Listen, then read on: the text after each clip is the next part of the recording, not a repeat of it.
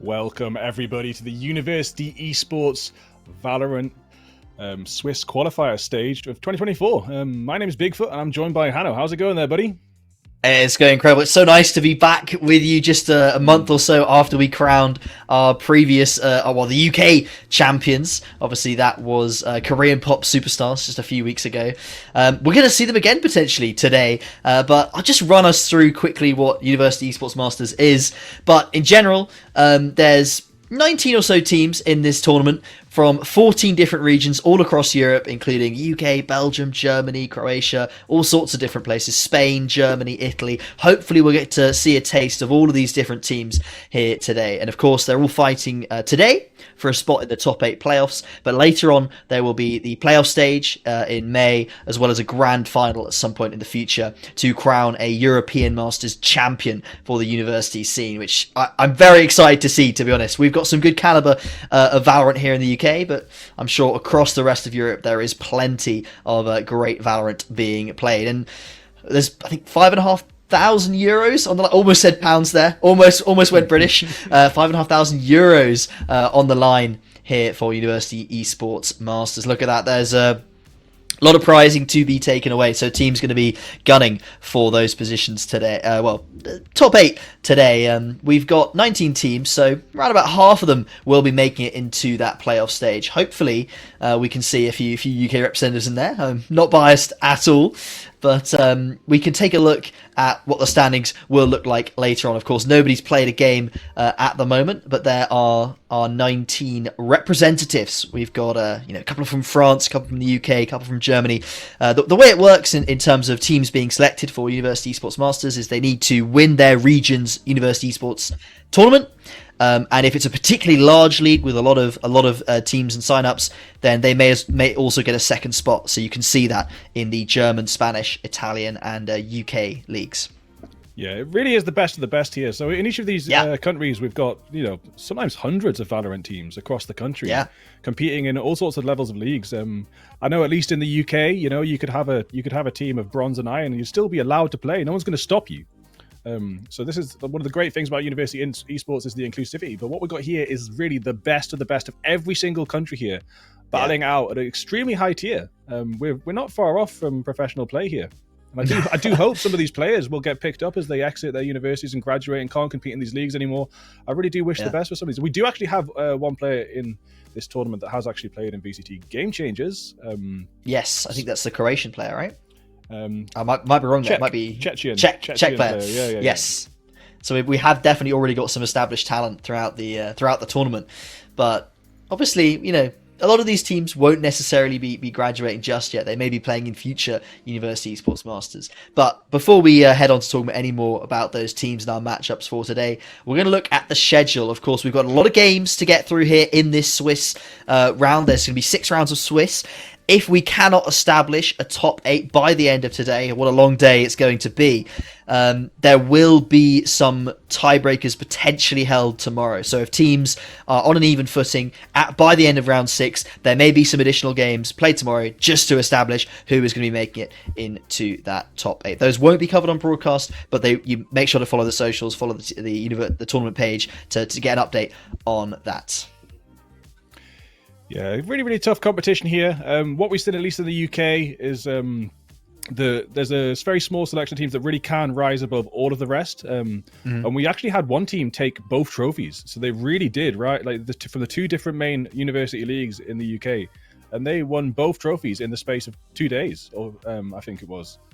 And that is Korean pop superstars. They are not top seed in this tournament, but they were the champion of University Esports Masters for the UK, and we're hoping to see them later. We know that quite a few of them are graduating, and this might be their last opportunity to show up at the European Esports Masters. Of course, they've actually represented, I think it was last year, they represented the UK, and they did make it to that top 8 in playoffs. I know that the UK's had a bit of a poor showing in the University Esports Masters. I know in the League of Legends we didn't do particularly well, but hopefully here in Valorant we can put up a good little fight, especially with having a team that's been here before, run through the whole bracket, played against these other very high caliber teams from across Europe.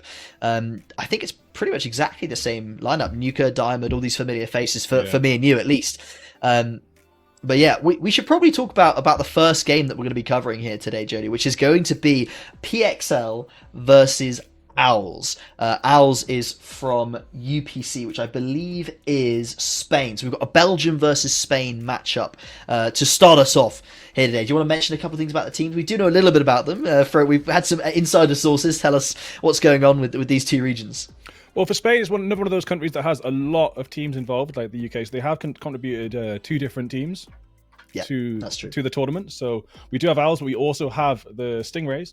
The Owls are the champion team of last year's edition of University Esports Spain, and who continue with the same block of players. They are a team that comes very high with their team and wins on a roll, and they also know how to face moments of pressure well. So we will be putting their team bio to the test in this first round, because it could be 2 completely different worlds, you see. You can be leaving the University Esports League of your country at the very top, but someone will be at the very bottom of University Esports Masters. So there will be teams that come in like from the top of their country to the bottom of the region, and that's going to be quite hard to overcome. And it'll be a great challenge for these teams that thought they were really strong and now come up against these teams that are indeed much stronger. So unfortunately, someone will be out at the bottom, but someone also will be out at the top with that huge prize pool. We can take a look already at the map bans for game 1. So if we head on over to that, Vito, of course, just need to flag up that Split is of course not present in the tournament due to the recent bug. It's been removed from rotation, so we do only have a 6 map veto. We had, I believe, Breeze has been banned out by, that's UPC, which is Owls. We then followed up with the Bind ban from PXL, Sunset ban, and we're left over, after the Icebox and Lotus bans as well, with Ascent, which should be Owls on the defense. So we'll have to see how Ascent plays out for us. We've seen a fair bit of Ascent, I think, in the UK tournament. It's definitely a fan favourite out there, I think, for a lot of teams. We've not been seeing as much of things like Icebox and Sunset, especially with Icebox being added back in only in the last real couple of months. I've not seen too many teams really gun for it. It's definitely not been anyone's favourites from what I've seen.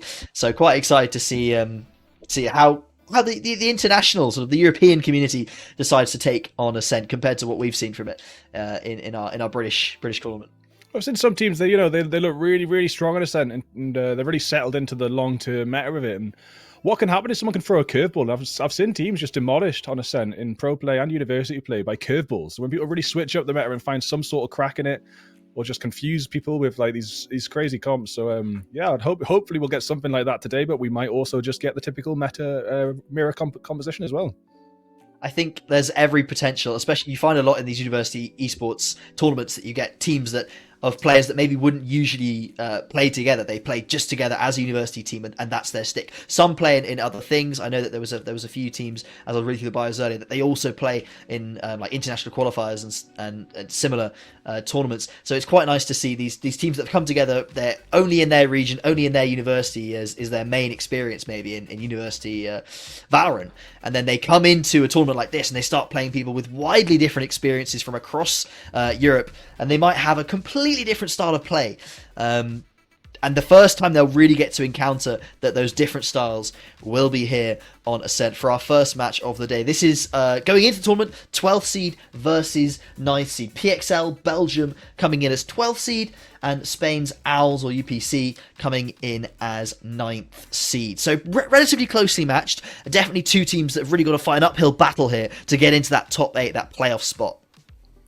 Yeah, and speaking of meta curveballs, there has been a couple recent changes that do affect Ascent, and we do have Clove. They're an agent that their advert was actually in Ascent, so all their release trailer, it was all in Ascent. It did show some good lineups, etc., and ways to use them. Could be added to the agent pool sometimes, but it does look like Shino, who was hovering Clove a second ago, has opted for KO.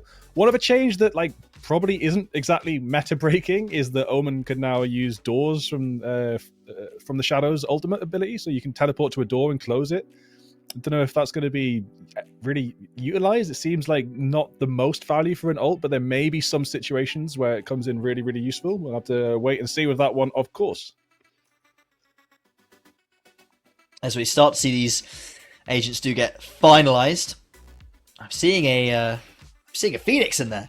That's interesting. Yeah, I do like it, especially going on towards well, A and B main can be very useful, less useful towards mid, but the wall really strong, especially getting out of A main. The ultimate very powerful for an entry. Excited to see how they decide to use that. There's a few other agents in there. There's usually standard. The KO is quite prominent, I think, on Ascent, especially for teams that are going to be organized like this. Maybe in your pug games you might not see as much of a KO on Ascent. People are less likely to pick it, but definitely in structured Valorant, especially University Valorant, we've seen a lot of KO ourselves. Very prominent pick because of that ability to get so close here on Ascent to these sites before you pop in. You can get that knife into some quite nasty spots. If you're playing against a Killjoy, which both teams have, landing that KO knife can be paramount in some of these rounds to delivering yourselves a win, because shutting down that utility, even if it's only for 8-9 seconds, can be absolutely crucial.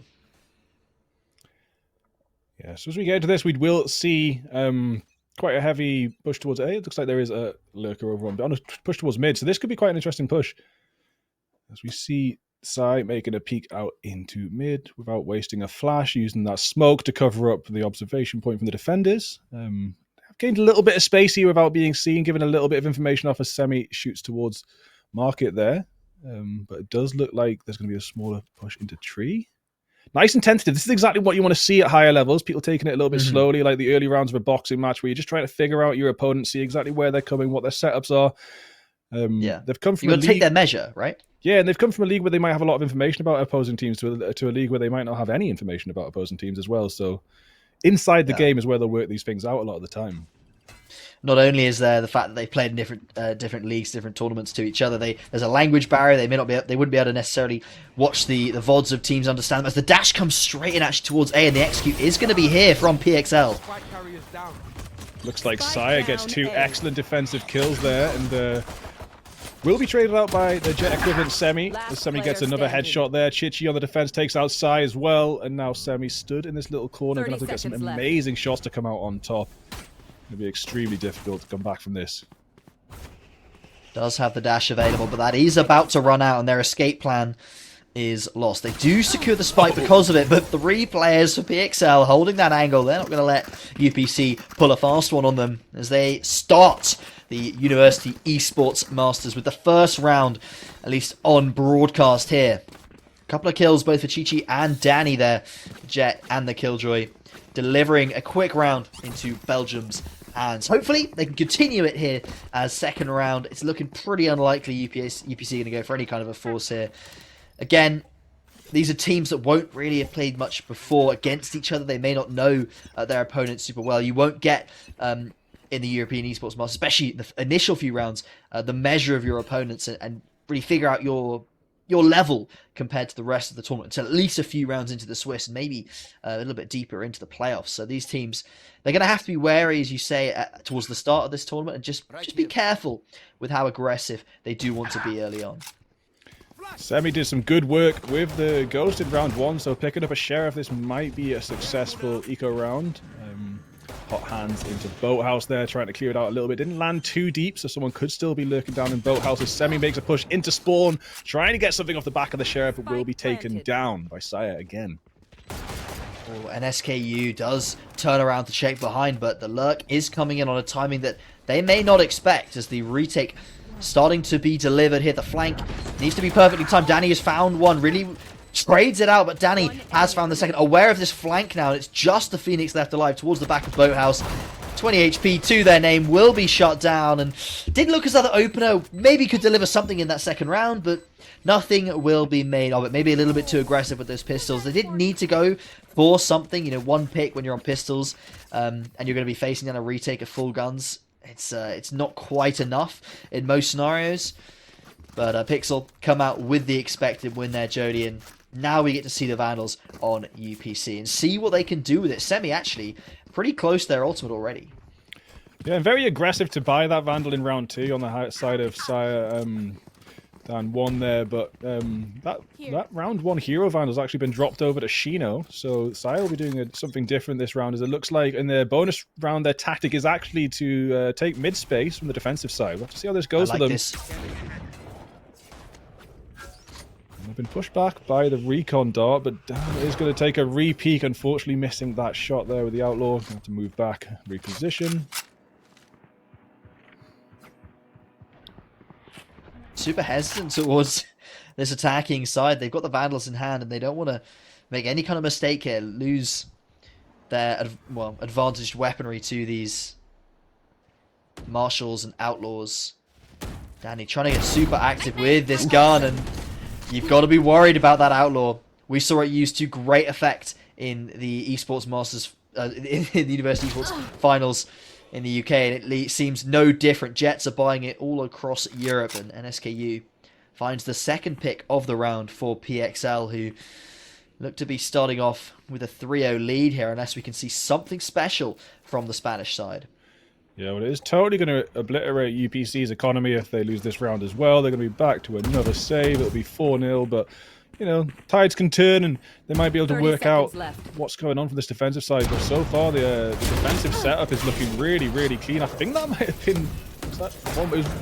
one body shot, and then it's finished off by NSKU's Guardian there. So did actually get a lot of that Outlaw. Both shots did connect, and now wall spanning. NSKU's trying to find something. And that'll be down one with a 3K yet again. Finishing out Bankai for a flawless victory, bringing it up to 3-0. PXL starting off strong. They got all the Vandals in hand. They won their bonus round. Danny already up 8-1 with the ultimate available. Their economy looking pretty comfortable for the foreseeable future. And if it does get into dire straits, Danny can just whip out those knives at any point in time. So the next 2 or 3 rounds, they're going to be pretty comfortable taking these aggressive fights. And when they know they're going to be mostly into sheriffs, or maybe even just pistols, and I mean, we are seeing a couple of stingers here, but that's not exactly something super threatening, especially if we're getting Shino if they get the early info here, they should be able to back out. Oh, the knife was destroyed. That is a good destruction. The knife, the aggression is coming in fast, but Shino is doing their best to defend. Semi makes his way onto site, will get burnt out by the hot hands on the hot feet. Does actually get a nice flank there, gets 2 kills, but Shino with the 3 off the back of the Vandal is going to look really good for PXL.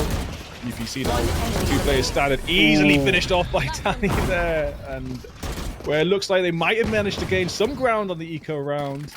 I think Shino's initial spray down with the Vandal, and then Danny's retake is just too much to deal with. Danny having a real nice start to this game already. 10-1 on the board right now. Only 4 rounds in. That is impressive stuff already from PXL's duelist. Sitting pretty on 5,500 credits as well. This game already looking pretty one-sided at the start here. UPC, they're going to be going for something towards B here, though. There are 3 players here to shut it down. I don't know if this is a read from PXL, and Danny just going aggressive shots down side. That's insane. Danny was peeking backwards to avoid the flash. Gets paranoid by the attacking team as well.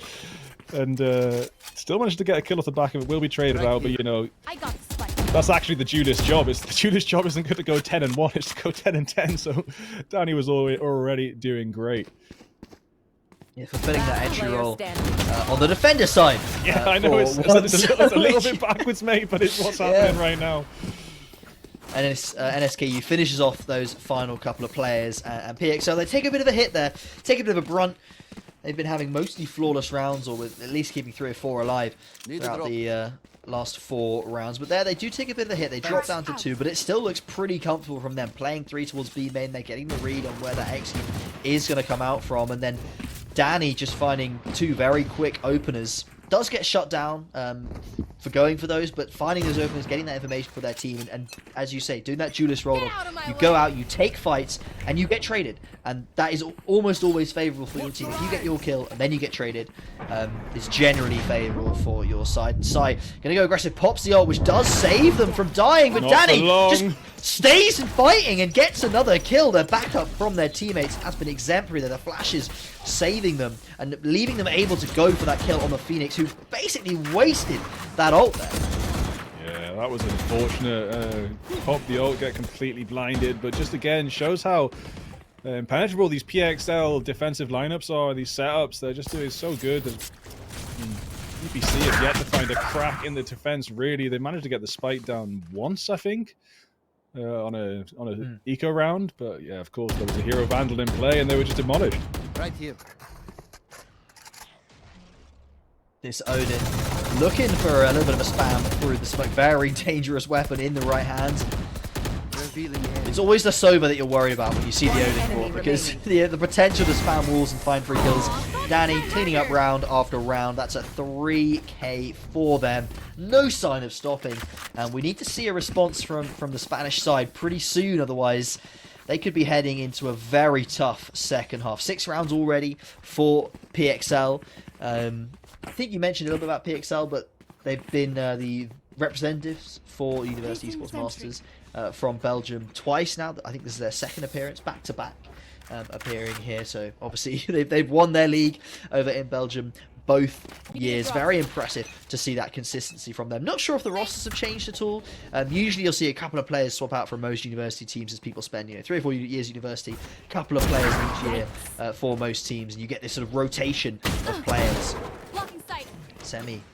Yeah, PXL are 3 times Red Bull Campus Clutch winners, 2 times UEM VALORANT Belgium representative back-to-back. They're a team with pedigree, and they might be one of the top forerunners of this competition. We have to see some more teams play before we make those kind of decisions and predictions, but so far they are looking fresh.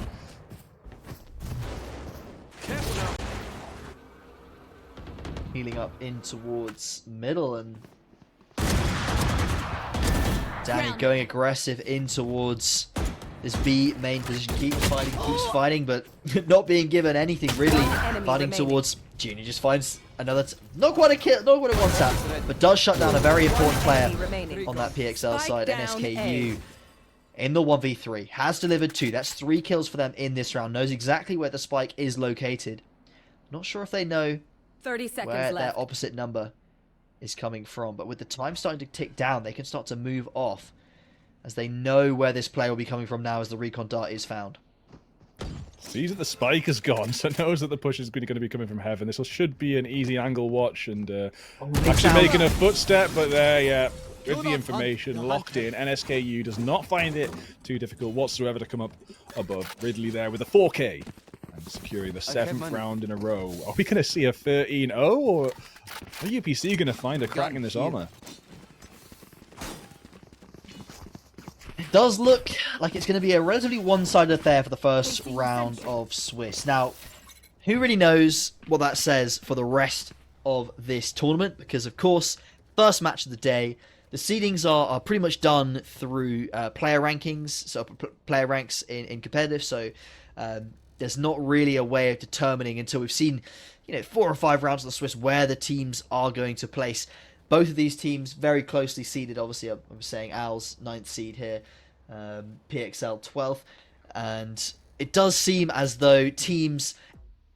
Well, actually, I think there may have been a slight issue with team names there. Actually, I do believe that Danny plays for the Owls, which is the Spanish side. So actually, PXL are the team that are currently 0-7 down right now. So 9th seed is winning. I think we may have been doing it backwards there. 9th seed is winning. I was about to talk about how the seeds are already being upset, but it's not true at all.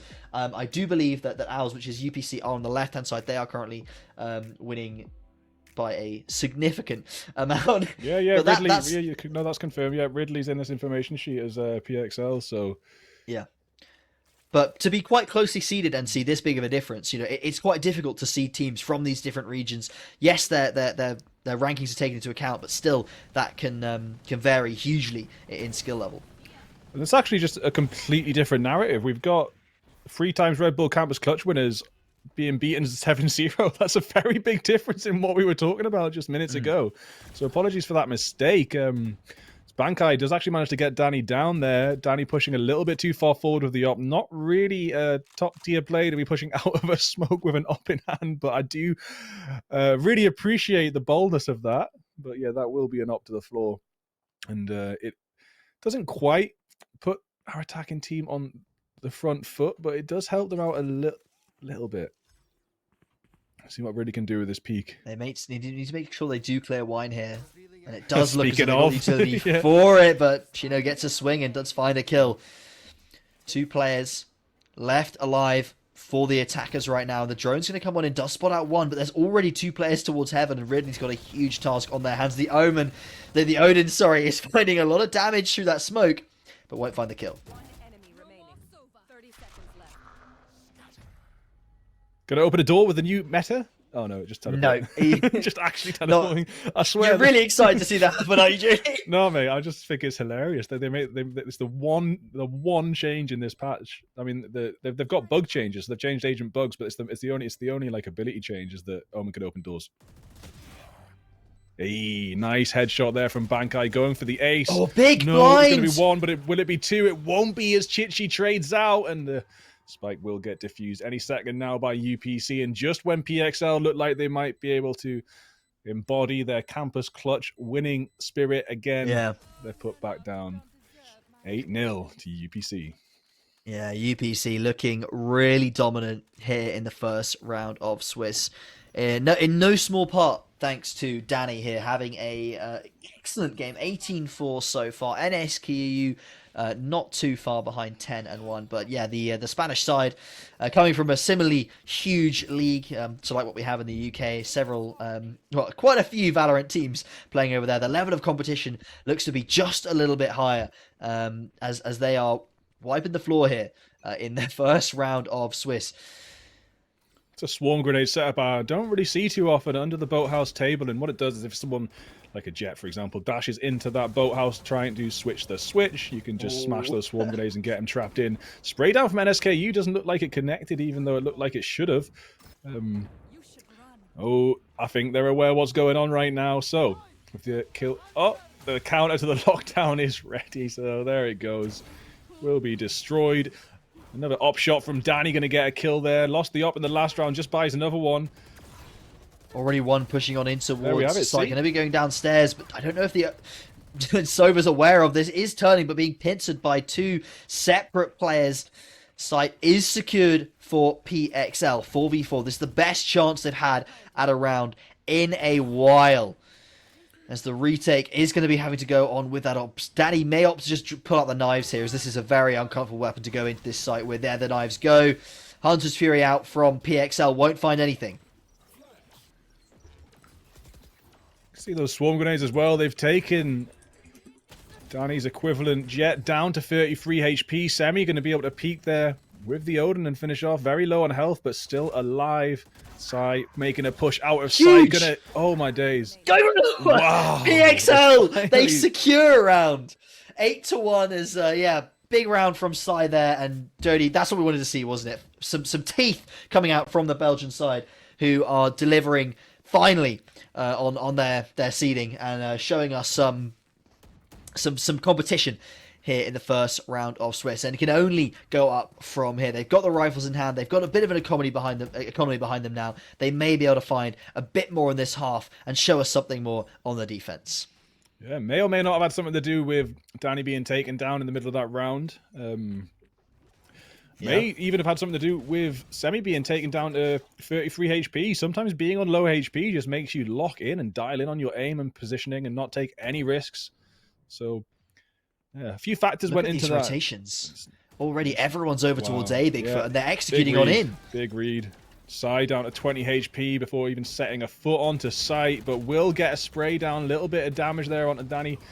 Sai does actually manage to respawn off the back of the ult there. Ridley gets two, moving on to site. Spike carry is killed though, as Semi's trying to peek into tree here and get some sort of trade going on. Two more kills for the defensive side through those smokes. Yes, looking still like an attacking advantage, but the defensive positioning is very, very good here. And there we have it. Chichi with a headshot. Semi gets one though. Now Bankai trying to move forward onto site. Meanwhile, Semi picks the spike up. They will go for a plant. Nice safe plant location where their teammate can cover them here. Bankai delivers on the kill. And PXL chain two together. Starting to see different sides to them now, and really nice as well to see that they can explode onto A there, into pretty much a full stack from UPC. They got the information that B was looking pretty empty. They heard some noise outside of A from like the Jet dropping off the wall. They respond to that correctly. They pull the stack over. Maybe I would like to see one left towards mid, but we haven't really seen too much in the way of fakes from PXL on the attacking side. So it's a decent read from UPC. They pull the defenders over, but it doesn't pan out for them at all. Side does a really good job going into that site, clearing out that utility, and even finding an entry, and then able to fight on out with the rest of their team when they come out of that ultimate again. So what this is really going to come down to is PXL's defensive ability once they switch sides, because they're looking like they're going to be able to close this out at 8-4. They might not be able to, but it's looking like they've got the ability to do so, and then it will really they're getting come more map down. control now, yeah. Yeah. So map control has gone heavily towards mid as they've marched into market. They've left one lurking in spawn, ready for the rotation, trying to catch someone off guard. A little bit of a trade as they move on to site, so we're in a 4v4 situation. Semi does get Chichi down, and Shino drops as well, so now they have control of this B site area, but going to be a little bit surrounded. The two singular players left from UPC will be making a retake from attacker side and defender side. Meanwhile, we do have Bankai walking through mid, trying to catch this rotation off guard, but it might be time for Bankai to get involved a little bit closer to B. Yeah, they're going to know that this player should be coming out of CT, especially with Bankai's lurk here. And it does look as though that turret is going to cause a problem for Rona. The blind does go out, but the turret's still going to target and has so many players to clear out here. Will not be able to find anything. And PXL take their third in a row. Suddenly, they've warmed up. We're seeing a different side to them. Belgium showing a real strong second half of this attacking side as they find 3 in a row. They get the operator out on Semi to see how that pans out for them. It's been working really well for Danny, currently 20-7. In no small part thanks to that operator they brought out earlier on in the half. But for the final round of their attacking side, I do need to see another chain win from PXL. If they were to go down 9-3 here, I'm still super favouring UPC here. PXL has shown a good side in the attackers, but defense, I think that's going to be even harder for them. I know you were saying that they look like they could maybe do something when they swap on over, but I think that UPC will have a little bit of a read onto what they're doing here, just based off this attacking side. Pretty slow, pretty methodical. Semi finds an important kill, but whiffs the second one. Does get away with their life. Yeah, Semi on 75 HP as well. I think that's a good thing in some ways, because some of the times that Semi switched up has been when he's been on low health. Really dialed in, positioning and aim, not taking any risks. Let's see what happens now. Nice little tight corner with the op. Does actually miss a peek there. Could have hung around a little bit longer, but does need to check the flank and make a rotation. Make sure no one is behind him. Sai, ready to push over onto A site, has been suppressed by the knife. And where this heavy rotation coming out again. Yeah, it was coming towards A, but that knife might make them retry. Yeah, somewhere else possibly. They only did see that Phoenix outside of A, and with no further information, no sound, the Killjoy has had to stick towards that B position. Can't gamble just yet. The info from the Sober drone will be huge. That delays that second player running up Cat. They cannot afford to get shot through the walls. Now there's 2 players set up here. Sai's got to be super careful. Finds 1. That may be enough for his team to deliver the round, as Rona will be calling them. The rest of these players are running through main. Will not be able to stop them unless they can find something through the smoke. Teleport onto site is huge, and the spike should be able to go down quite quickly here. I love that. Really, really fast decision just to quickly get onto A site. There wasn't many seconds left. UPC were left hanging a little bit in mid, and they did manage to control this into a retake situation. If UPC were a little bit faster, they might have been able to make it onto A site, but PXL just very, very good in their decision-making and rotation. Oh, a miss from Semi could be disastrous, but Junior has found a trade. Junior's found a second, and looking for the third. I think spots out the arm of Chi-Chi towards heaven, and the Killjoy doesn't really have an option here. It is the last round of the half. Needs to go for it. Bankai closes out the half for us. PXL find the latter 4 rounds. And 8-4 the scoreline. Yeah, I mean, the round where they started to take it back, this was actually exactly how I expected this half to finish. It just looked like something had changed in them. And they'd kind of been sleeping for the first 8 rounds, which is a bit of a shame because they're clearly good enough to win this entire game, let's say. Like, we've seen it. Like, those 4 rounds were amazing. Yeah. If they just had that energy a little bit earlier, they'd be in a much more comfortable position entering into the second half. But now we'll get to see how their defensive prowess really plays up against the UPC attacking side. It does look as though this pistol is going to be decided over on A. We have got Danny posturing towards that middle position, but the rest of these players are going to be going in through A main. It's going to be on Sai here to defend this with the Ghost in hand and a little bit of utility to boot. The blind is huge and gives a free kill over to Phoenix. Danny running up here, fighting towards Street, finds the dink and the kill. That's the second kill for them already. They killed the other player in mid before we even switched them. And Sai has to make the fight stand here because Danny is holding their rear. Danny's just going to keep on pushing. Ridley finally shuts them down. Crazy, and the spike will go down. A good start for UPC, but it's not over yet. PXL do have a chance to reclaim this round. They're just held back in heaven behind this smoke, which is quite an awkward position to be in. There's a swarm grenade on the spike. Does actually look like Chichi's playing this slow just in case the two other team players fall down, but they won't as Roda steps up to heaven and gets 2 easy kills. A very important round for UPC to pick up there after the momentum of PXL, the last 4, taking that pistol to reset and find a nice clean round, especially with some beautiful openers from Danny towards mid. Maybe a little bit over aggressive, pushing in towards Garden there. But still, they did enough for their team. They found the early kills that were being denied from them in A main, and because of that, they're able to then play out their rest of the round with those player advantages and favourable trades. And what Rona's done here is maybe assume that there's going to be an aggressive push out of A, or at least getting up on that awkward angle just in case there is. You can just see the push out of A from the defensive side if they make it, but doesn't look like it's going to happen. So leaving that high spot, making a rotation round to B site, ready for this entry. Danny's bought another rifle for the second round of this attacking half, and this is kind of one of the things that really claimed them that second round in the first half. So should Danny be able to stand on his feet for a little bit longer? Probably will get some kills with that Vandal to secure this, bringing it up to 10-4. Making a very awkward position for PXL. I like the confidence from them. Definitely need that kind of just bold punching decisions to give yourself some confidence here, and they're going to go charging on in with just these pistols to defend. It's not going to be an easy job for PXL as the first one does get shut down. Bankai has found a pick, but I don't think they're going to be finding any more from the grave. No Clove here today. Semi Spike planted. Going through smokes and desperate attempts at right-clicking with a classic.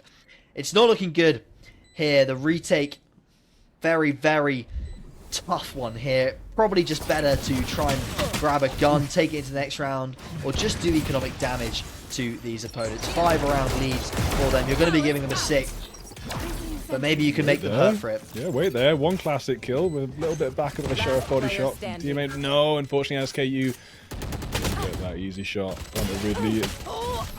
Oh. I mean, they did quite a bit of damage. It was possible.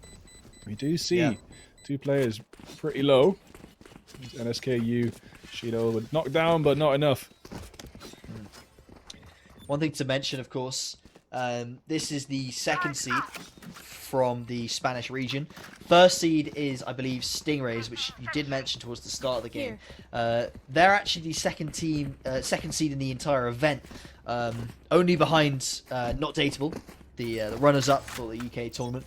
So Stingrays and UPC clearly in a very competitive region.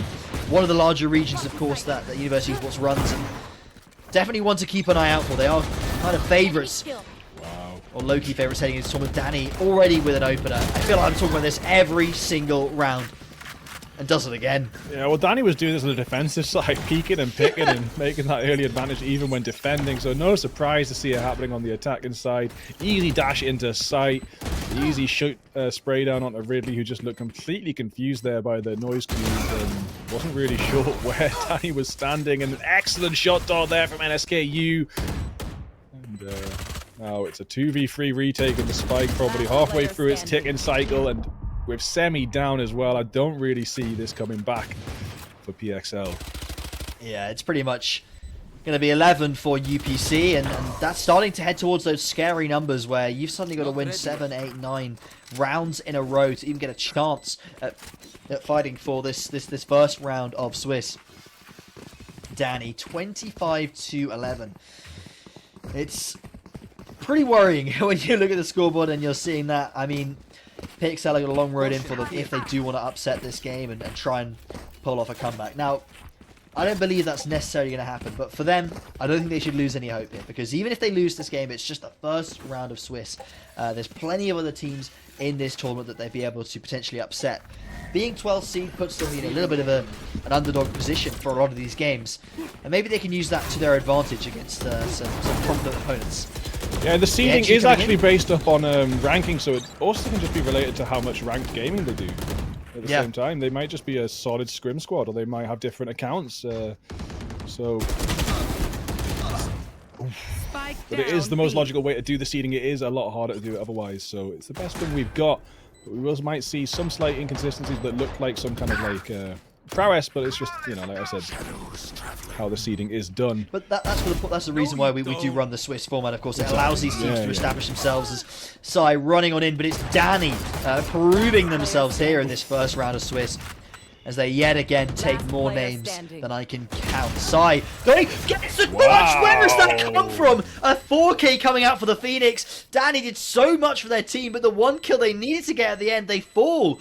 11-5 will be the score. PXL, they're not out of this. They're not, and I do have faith. I mean, they are really on the back foot because of throwing those first 8 rounds over the side of UPC, but with that round back in their hand, not necessarily the economy to follow up from it, but maybe we will see something else happen again. I mean, if Sai is capable of getting a 4K on the retake for a victory, it is possible that something else untoward might happen moving forward.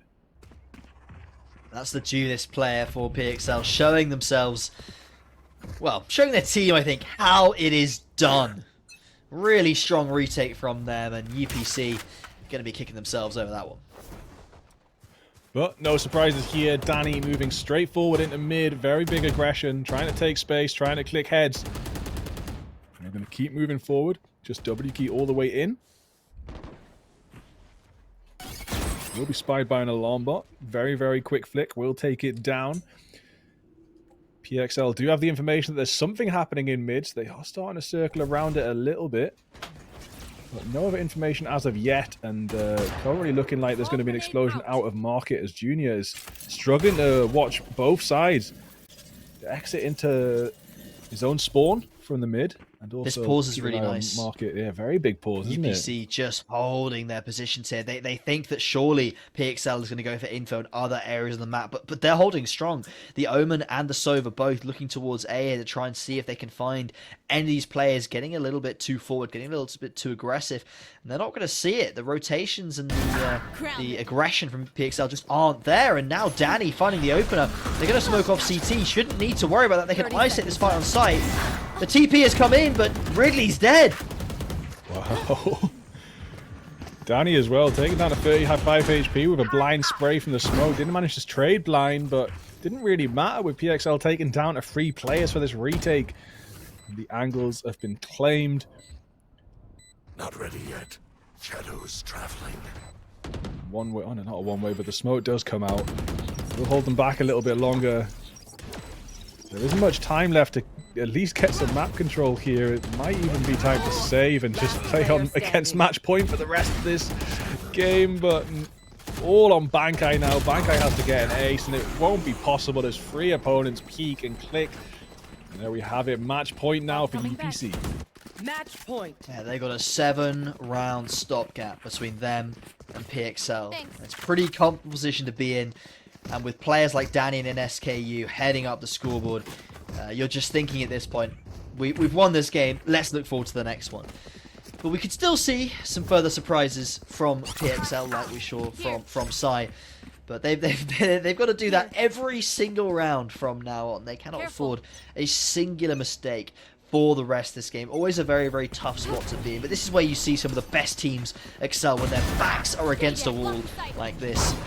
They can pull off some of the best moments, as the entry is already in for Danny though, and PXL, they've got to go for another retake. They need something big here, as they are man down, locked out of sight. The plant is going to go ahead, and Danny is still looking for kills. Oh no, he's found 2. This is all over. Surely there's nothing to be done now, as Danny looking for the ace in this round. Only 20 HP to their name. They might just play it safe.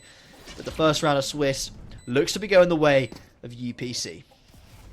Yeah, I think Danny is trying to get this 20 HP ace right now, and Be a nice way to finish off the day, start the day even. Hunter's Fury comes out, chits you with a quick flick onto Ridley, and now it's just Bankai standing yet again.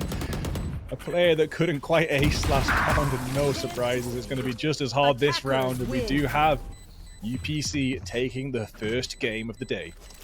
They certainly do, in pretty strong fashion as well. I mean, we had that little string of rounds towards the end of their defensive half from PXL, but other than that, we didn't see that much competition from them, and UPC looking definitely stronger than their seed might suggest. Need to keep an eye out for them later on in the tournament and see how they square up against the rest of our European University Esports Masters teams. Yeah, these are some of the most interesting types of games for me, is where like the team on the back foot, when they do get around, they take it as in just as dominating a fashion, if not more of a dominating fashion than the leaders. But somehow still they're like 8-9 rounds behind. It's sometimes quite hard to work out what's going on, because the teams, the rounds that they win, they show such an ability that just seems to disappear for the other 2/3 of the game. Yeah, I mean, we saw some moments of brilliance there, especially highlight there for me for different PXL. Sai 1v4. I don't think we really caught all of it. We were too busy talking, but obviously some excellent Valorant went into that. A couple of nice kills, and then finishing off with Danny. Excellent stuff from PXL. I hope to see them later on in the tournament. But yeah, they will be taking the loss there in the first game. And after the break, we'll be able to show you hopefully the standings from the rest of the Swiss tournament and let you know how your favourite teams may have done. But for now, I think we're going to go to a short break before we head back and give you Swiss round 2, hopefully in a few minutes.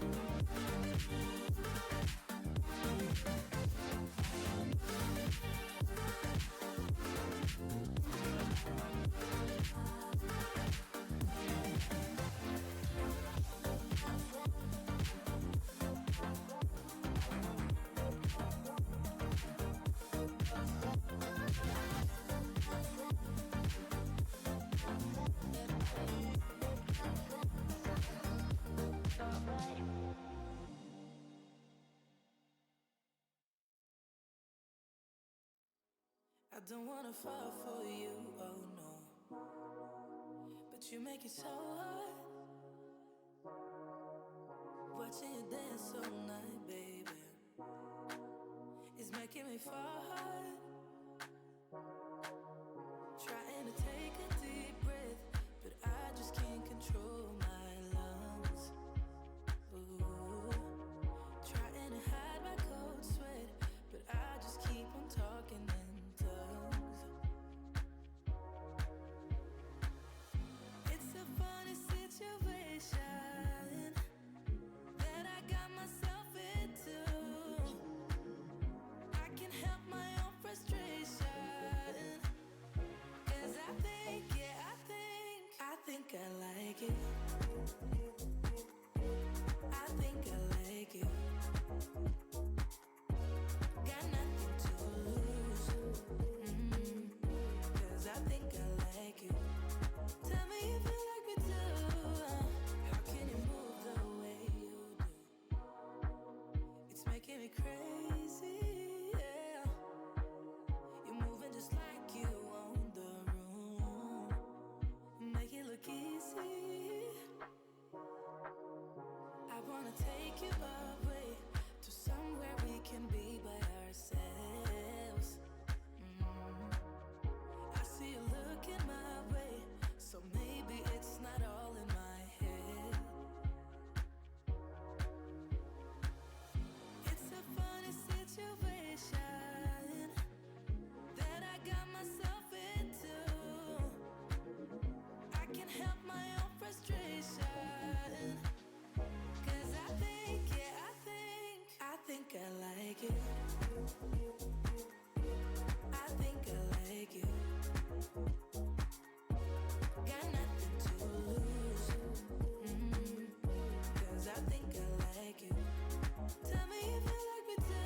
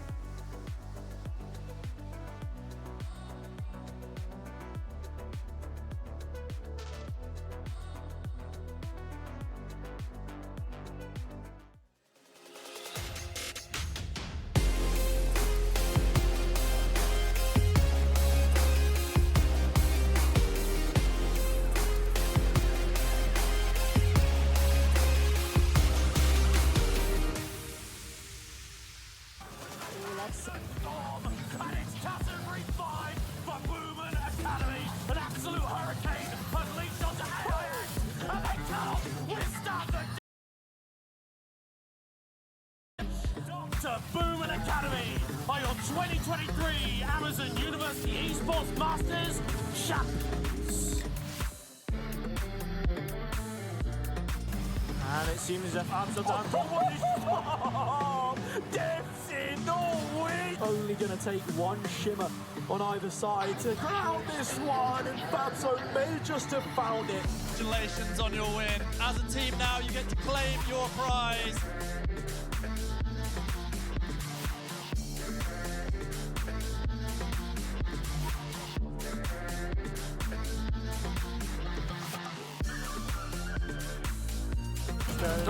Still manages to get it deep. The sentence has been wrong and second player, they're walking one by one into their graves. Wins Club finally, after a momentary pause. And to all of you watching at home or wherever you might be, we are all grateful that Amazon University Esports Masters exists.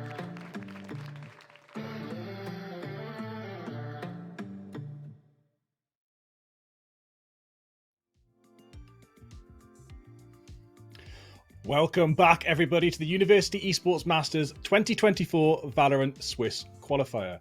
Sorry about my focus there. I will be back with you in just a second. You're back. You're back. You know, they do say whenever you try and take a photograph of Bigfoot, it will come out blurry. So exactly, it's just the natural aversion of the camera to try to take a photo of you. It's it's just a techie thing. I don't pretend to understand it. You're a mythical being of some description. But no. Welcome back, everyone. This is going to be the round 2 of the VALORANT University Esports Masters. We of course just saw Spain take on Belgium. We saw Spain come out victorious there, taking the win in the first round of Swiss. That was 9th v 12th seed. And we've got to show you the standings from the round 1 from the rest of the teams. I think we've got some good news for the UK fans at home. Both Not Dateable and Korean Pop Superstars did manage to take a win away from their matchups. I of course I think Not Dateable had the bye. They are top seed in the event, so they do get the bye in that first round. There are 19 teams, so slightly uneven. The rest of the teams taking those wins. France, both German teams taking their victories. Poland as well. I feel like that flag's Hungary. I might be missing the mark there, but Bezmez, I'm pretty sure that's Hungary, right? Ukraine and Ireland as well, taking those victories. So yeah, lots of teams finding the win there today. And I believe we can reveal that the matchup that we're going to be showing is position 5 v position 10, which is Korean Pop Superstars versus TUD Apes Azure, which is a bit of a local derby for us, Bigfoot. Yeah, I guess so. So we got the UK versus the Irish team, the Irish champions. Exactly. And I would assume where the UK has like hundreds of Valorant teams, that Ireland probably doesn't quite have as many. But a bigger league doesn't necessarily mean a better league. True. Quality doesn't always align with quantity, and I'll be interested to see like what sort of gameplay TUD are bringing out of Ireland to face these UK rivals. Yeah, well, I'm just taking a look at the seeding here, and I do believe that Ireland was seeded 6th with Korean Pop Superstars down in 7th. So pretty even Stevens on the seeding there. And clearly they must have some players of great caliber, because we saw Korean Pop Superstars deliver some pretty exemplary performances just last month in those University Esports finals, and they had an excellent series. I think it was 3-1 in the end. We saw 4 maps, I think. They just dropped the 1, and that was a pretty close one from what I remember. So we know the caliber of KPS, and I'm excited to see how they do in this matchup versus the first one we'll get to see of them today. Maybe we'll catch a bit more of them later, although I would like to see Not Dateable, because that's a team that we maybe haven't got to see as much coverage of from our end with their top seed. I'd quite like to see how they do. But yeah, so it should be a good matchup. The Irish v UK rivalry. I think there's got to be something in there, right? There's got to be some extra desire to win over some of these other European teams for the British teams. Yeah, there's a small rivalry, obviously, between K-pop Superstars and Not Dateables. They might take their own snaking paths through this Swish format, find themselves in a position where they've got to knock each other out to make it through to the finals or something. So that could be interesting moving forward too. Not Dateables were on the back foot behind K-pop Superstars a little bit in these leagues, but they're definitely a very, very capable team, and I don't put it past Not Dateable to be able to pass K-pop Superstars in this league at some point. So I'll just keep an eye on that as we move forward, of course. K-pop Superstars are a team, the team in this league that I know the most about. We followed them throughout so many of the UK leagues. Well, it's 2 of the UK leagues in and out. I was following them off stream as well, trying to do a little bit of extra research about these players. And I probably know a little bit more about some parts of these players' personalities than their parents even do, because I've been studying their gameplay just so closely. Like, I'm starting to feel a little bit close to them. But I'm still not allowed to post in their Discord. Yeah, great. Well, we've got the map bands up for you guys. We can talk about the Irish and the UK teams and how they've gone for the... Oh, we haven't got the bands just yet. Sorry, my bad. But we'll be having those up in just a second. Hopefully we see them at different percent. We just covered that in quite great detail. We saw really good, strong work from the Spanish side there to clean house. PXL had a good little row in the middle there. But the UK-Irish teams, maybe they go for some different flavouring here. Maybe we get to see that Sunset come out. We did see Korean Pop Superstars play a pretty excellent game on Sunset. That must have been almost 2 months ago now. That was a very, very dominant game, 13-1 or something in their favour, and that's been pretty quickly banned out by TUD there, as the map we will be playing on today will be Split. Exciting That's stuff. Interesting. So I think Ascent is definitely one of K-pop Superstar's best maps. So it might be that TUD have done their research here. It might also be that they just don't like Ascent. Lotus is a map that I do think KPS don't Wait, how really has Split been picked? favor too much. Split is not allowed to be picked. Yes, I'm confused. Someone might be hacking the internal code of Valorant right now if they're going to be able to somehow get us onto Split. We might have something going on there, so it would be there may have been an issue with map selection there. Yeah, obviously it's probably pretty widely known now that Split has some bugs on it right now. I think it's to do with jet updrafting, right? You can get a couple of positions on the map which are pretty game breaking to achieve on that jet as well. So maybe? yeah, I think there's a few agents that can do it, especially with if you combine with like Sage Walls and stuff. You can get some pretty nasty spots. That's been broken. I believe Riot has removed that from the competitive map pool for now while they try and fix it. I think it's going to be back next patch. It's not long. It should be only 2 or 3 weeks that it's out. But yeah, pretty game breaking stuff there for them to have to remove the map from the pool. That's pretty, last ditch efforts to fix something there. So that is banned in the event. I'm not sure if that was a player error or whatever, but we'll hopefully get back the map pool as soon as possible with regards to what that's going to be. Yeah, it's going to be good to get to know these Irish players moving forward. They're the reigning Esports Collegiate Series champions for the 23-24 winter and spring season, so they do have some consistency. That is what you want coming into these leagues, is consistency. If you've got you've had one big victory under your belt, and every other time you sort of fell by the wayside. We don't have as much trust in you as a team as if you've won like 3, 4, 5, 6 things in a row. That consistency is really important, but that consistency is also only displayed in your region. And we are moving forward to an international level now where, we might have a team that has won the Red Bull Campus Clutch 3 times in a row just get dismantled like we just saw. Yeah, I mean, to have that kind of pedigree and then fall in quite swift fashion is unfortunate for that PXL side, definitely. And but again, Red Bull Campus Clutches, a lot of teams have won that here. A lot of teams have played in that. A lot of teams have got very deep in those tournaments, and some of the teams here today have got very deep in the international level tournaments of those, of course. So while it is quite a definite good achievement for a university to have when it gets to sort of European into some more continental, maybe not international, continental, I don't know, level of tournament, that's definitely less impressive to the rest of the teams, because you're playing with people that have done the same thing as you, and you've got to sort of edge them out on other accolades, let's say, such as maybe a UEM title if you can grab one. I mean, I've got a question for you, Hanno, because you have recently played in finals yourself, and yes, what's it like stepping up each step? You might from the start of the season, you might be playing a team, you might get a victory or something, and then you step up again to another team. How does that feel?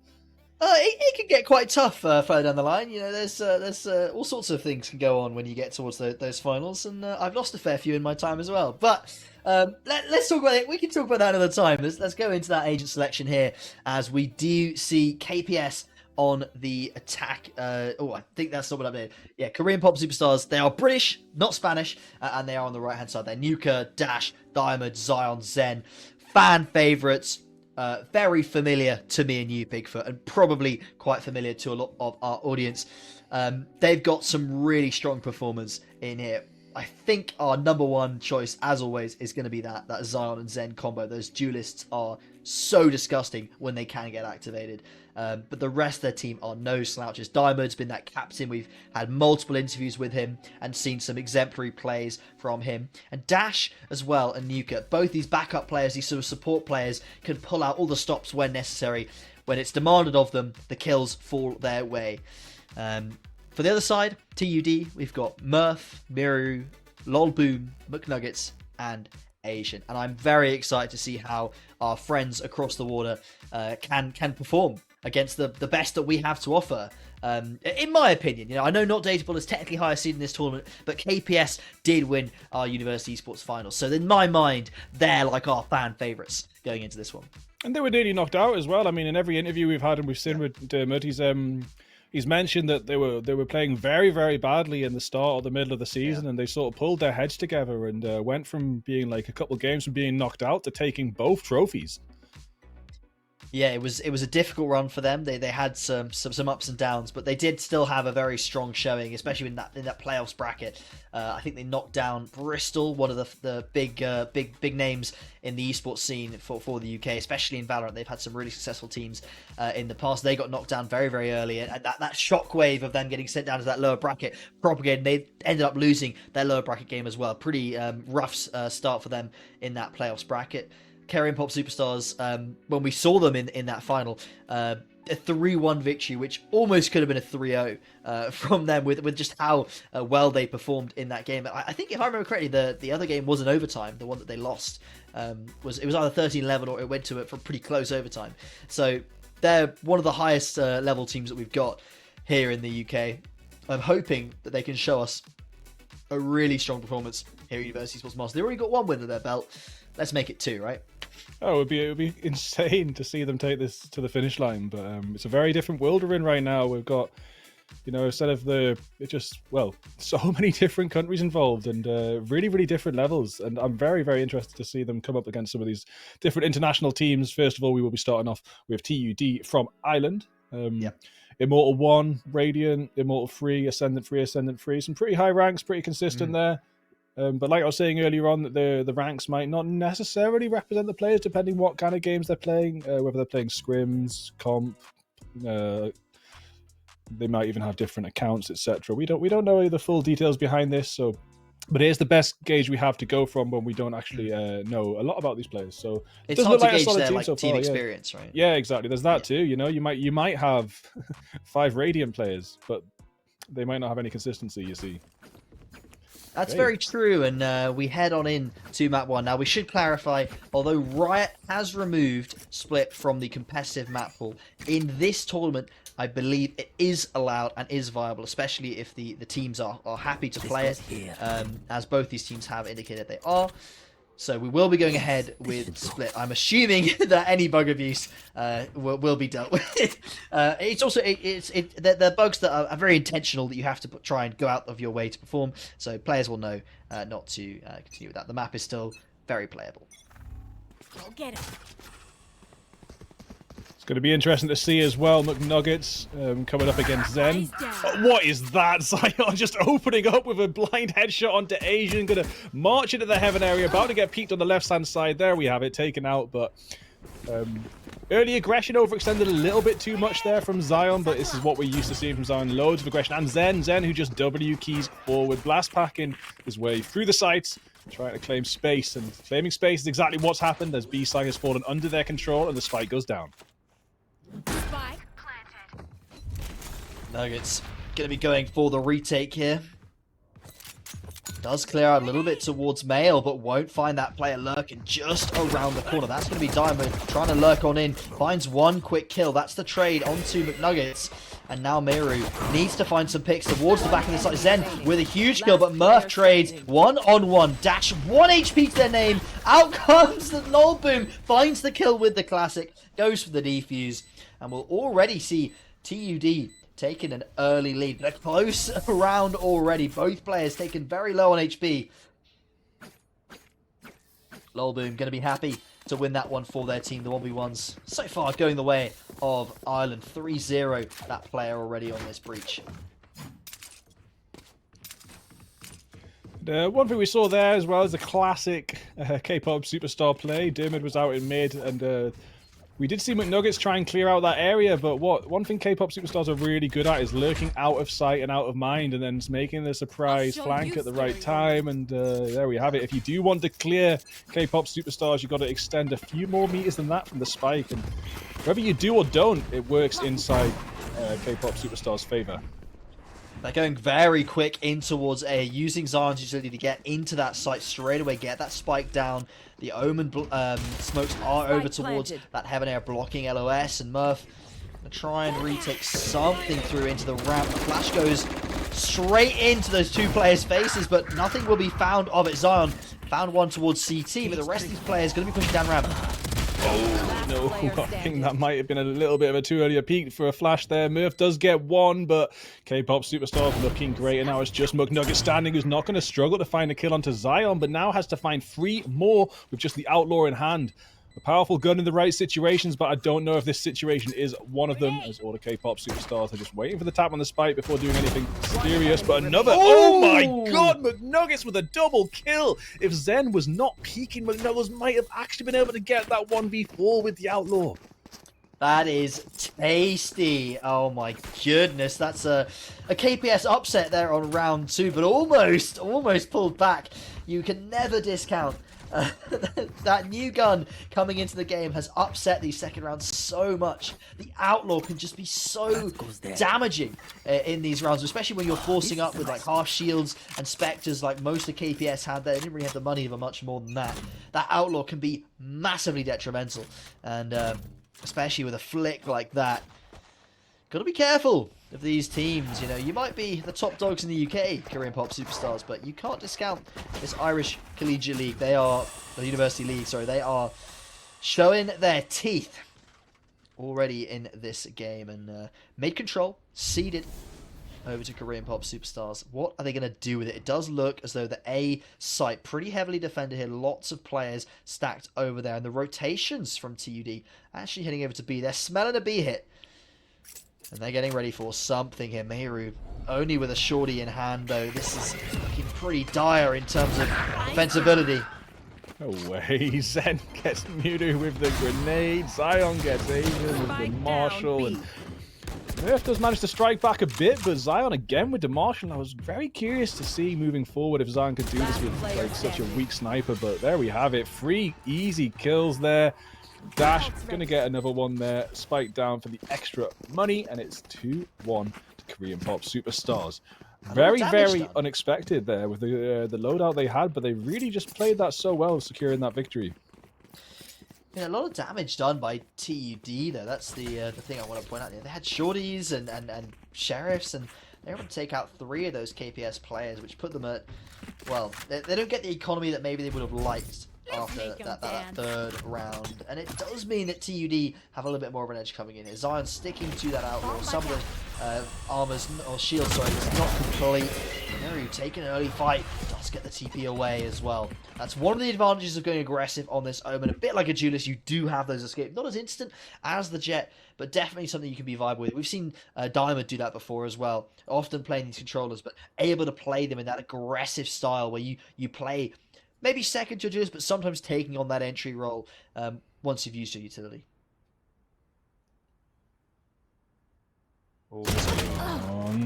No, will be counteracted by the rifle there, but 10 HP now for Lolboom, so slightly tricky situation to move forward. There is no heals on the side of TUD.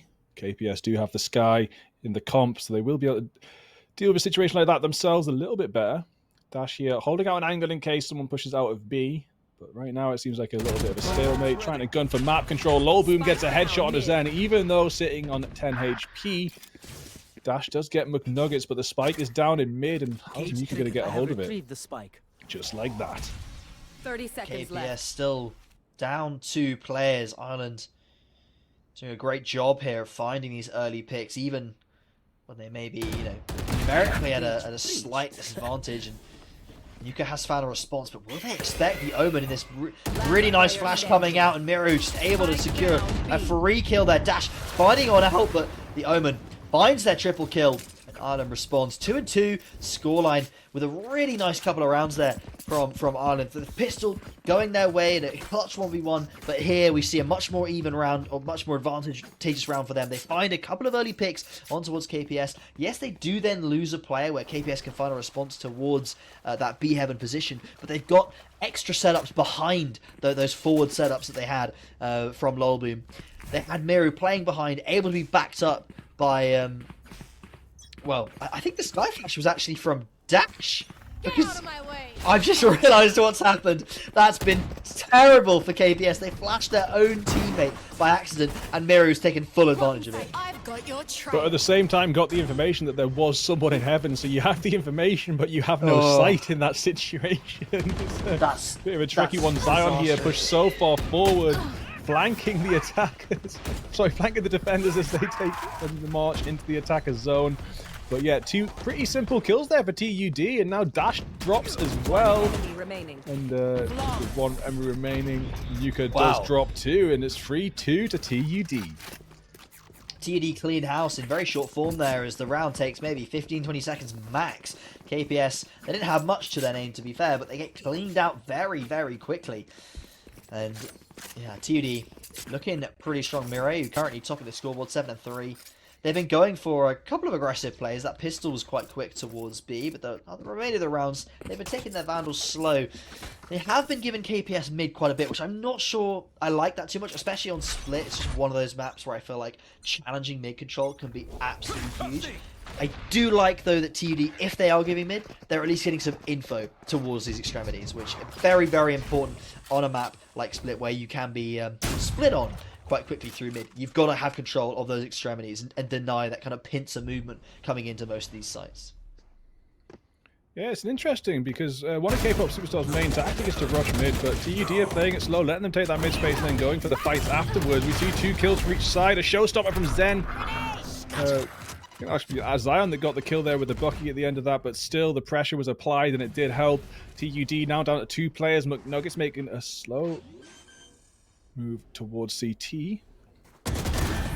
That peek is going to work out, getting Zen down. Dermot's going to spray back with the frenzy of all things, sweeping Ferrari peek for Dermot with the frenzy in hand, and Asian's going to drop.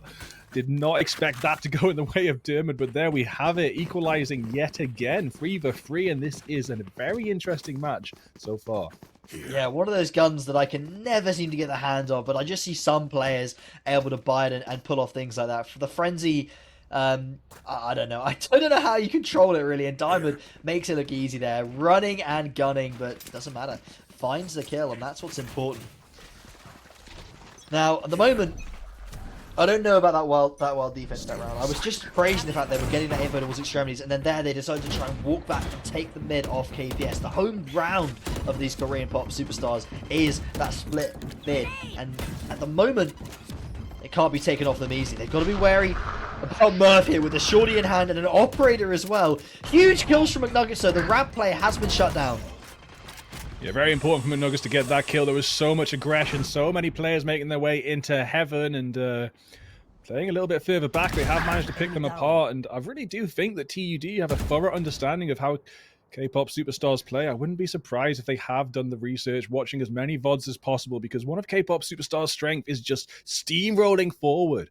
And if you can just stand back away from that steamroller till it starts to get confused, starts to lack information, and then start to pick them apart, it does work out in your favor, as we are seeing every couple of rounds when TUD do so.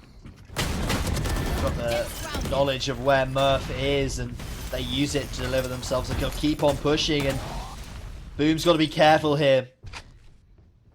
If this breach does fall, the B side is completely open. The flash goes big, shuts down Zen, and now in the 1v2, just keeps fighting, and LOL Boom finds 3, pushing Ireland into the lead. KPS not going to be happy with that one there. If they'd been a little bit faster, been a little bit swifter, they maybe could have made their way onto that B site, but they leave it a little bit too long, and LOL was able to work that extra time, use their utility to shut down that rotation. Really good free K there. Just as that rotation looked like it might have secured the victory, it was just picked apart by LOL Boom's aimbot, clicking on those heads, annihilating player after player in mid, and yet again reminding K-pop superstars they're not going to get away with a lot of their tricks. Go get it. Always getting this info towards B main with the boombot, but not really finding anything. No one really holding it as well from KPS. They're just so determined to take this mid presence.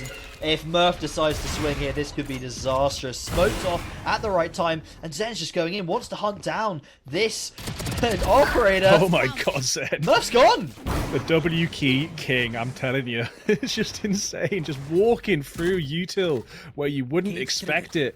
You saw it on the ropes in the last round as well, just like W keying past the breach utility. Was taken out afterwards, but still showed the confidence. We have Asian on site getting an excellent kill on the Nuka. Flicks on the Dermot as well. Flicks back onto Zion for the free K, but will be taken down by Dash. Sheriff in hand. Lovely little transfer there from Asian to find all three. KPS slacking there, not clearing the back of that site. They knew that the Cypher was around with the cages going off and the camera heard towards heaven, but they didn't actually clear that back wall. Very important that they remember that for the future. Currently, all of these players on the TUD sides are having big rounds.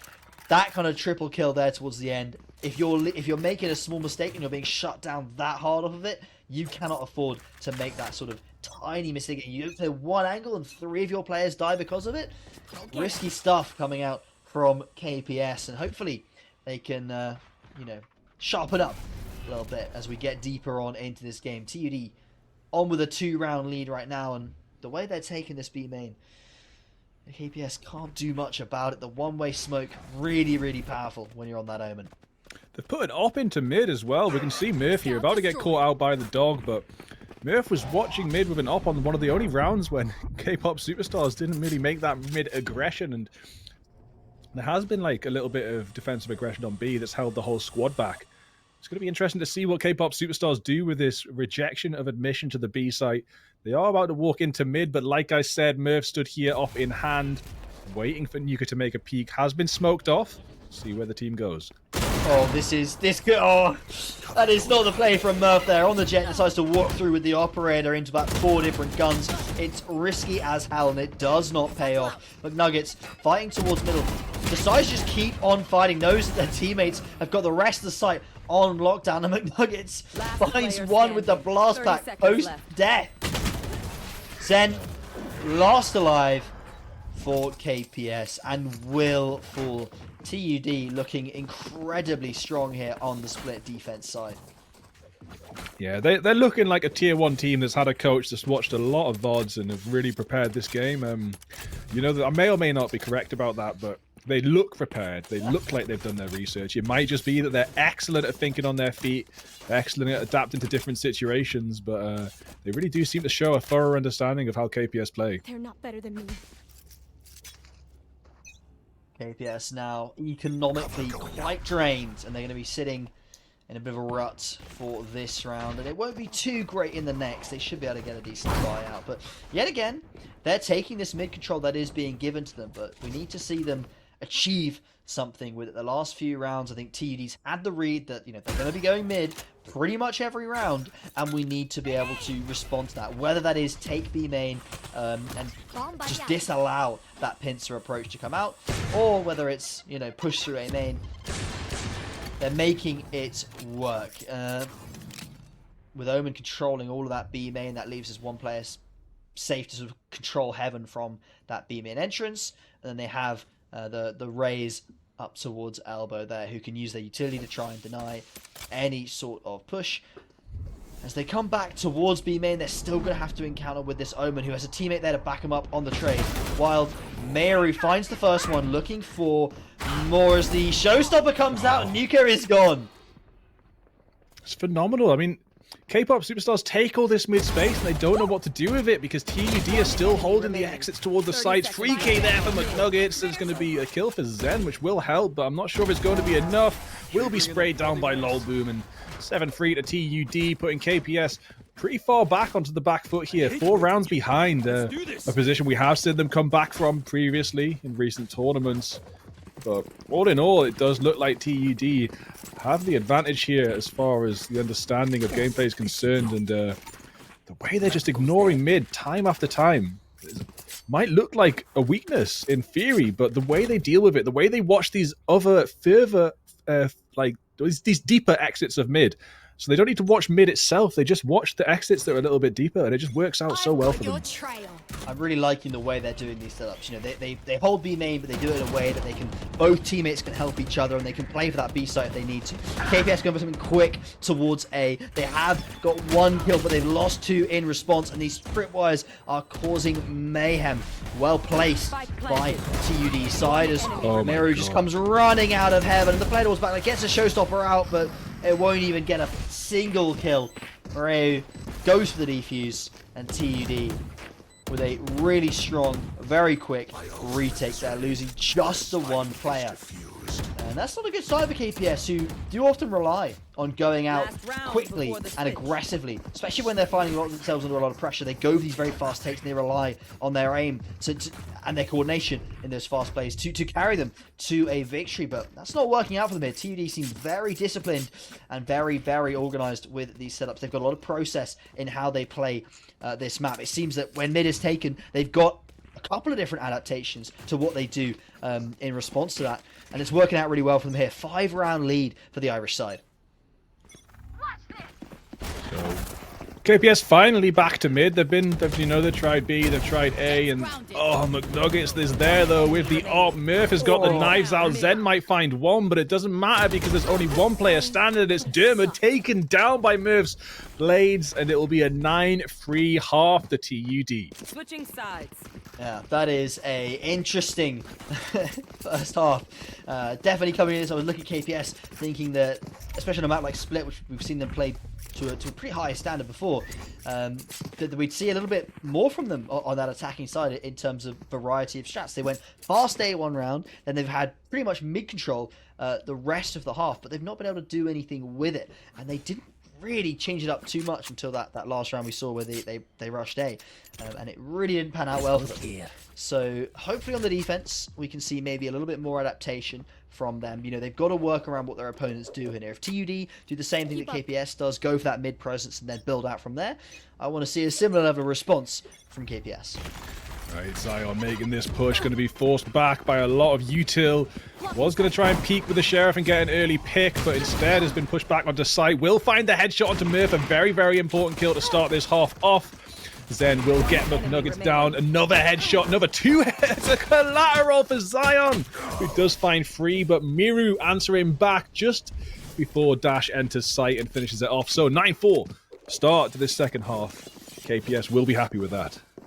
Yeah, they need it as well. You know, they can't afford to let TUD get to 10 before they even make it to 4. Very happy with themselves, but of course they can't let an upset happen here. The second round is going to be quite vital for them in terms of just trying to keep this scoreline relatively close. And obviously they were able to perform the upset at the start of this half.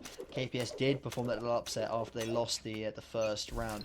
Don't really want to allow that to happen to themselves here, but anything is possible, especially with the caliber of the team here. McNuggets, they are an incredibly good player, and just as I praise them, Zion finds a lovely kill, finding their head. Not sure if it was through the wall, but the head nonetheless with that well, not the Marshal. I forget the name of the new gun. It's such a Outlaw. there we go. Dash finds Asian. Looking for more in towards that tag going on to Lol Boom, but the plant, they've got to deny this plant. They can't allow the credits to go their way. Diamond and Nuka, double swing. That is huge, and TUD pretty much all now down to Murph in the 1v5, but you can't Zen's count got anyone a out judge, and he's holding the tight angle. Judge versus Sheriff. I think I know who wins this, and I don't think it'll be a save from TUD, so any second now Murph is going to be peeking into this double stack. There's no way out of it whatsoever. So 5 points now in the second half. K-pop superstars, they're onto something. Can they keep it going?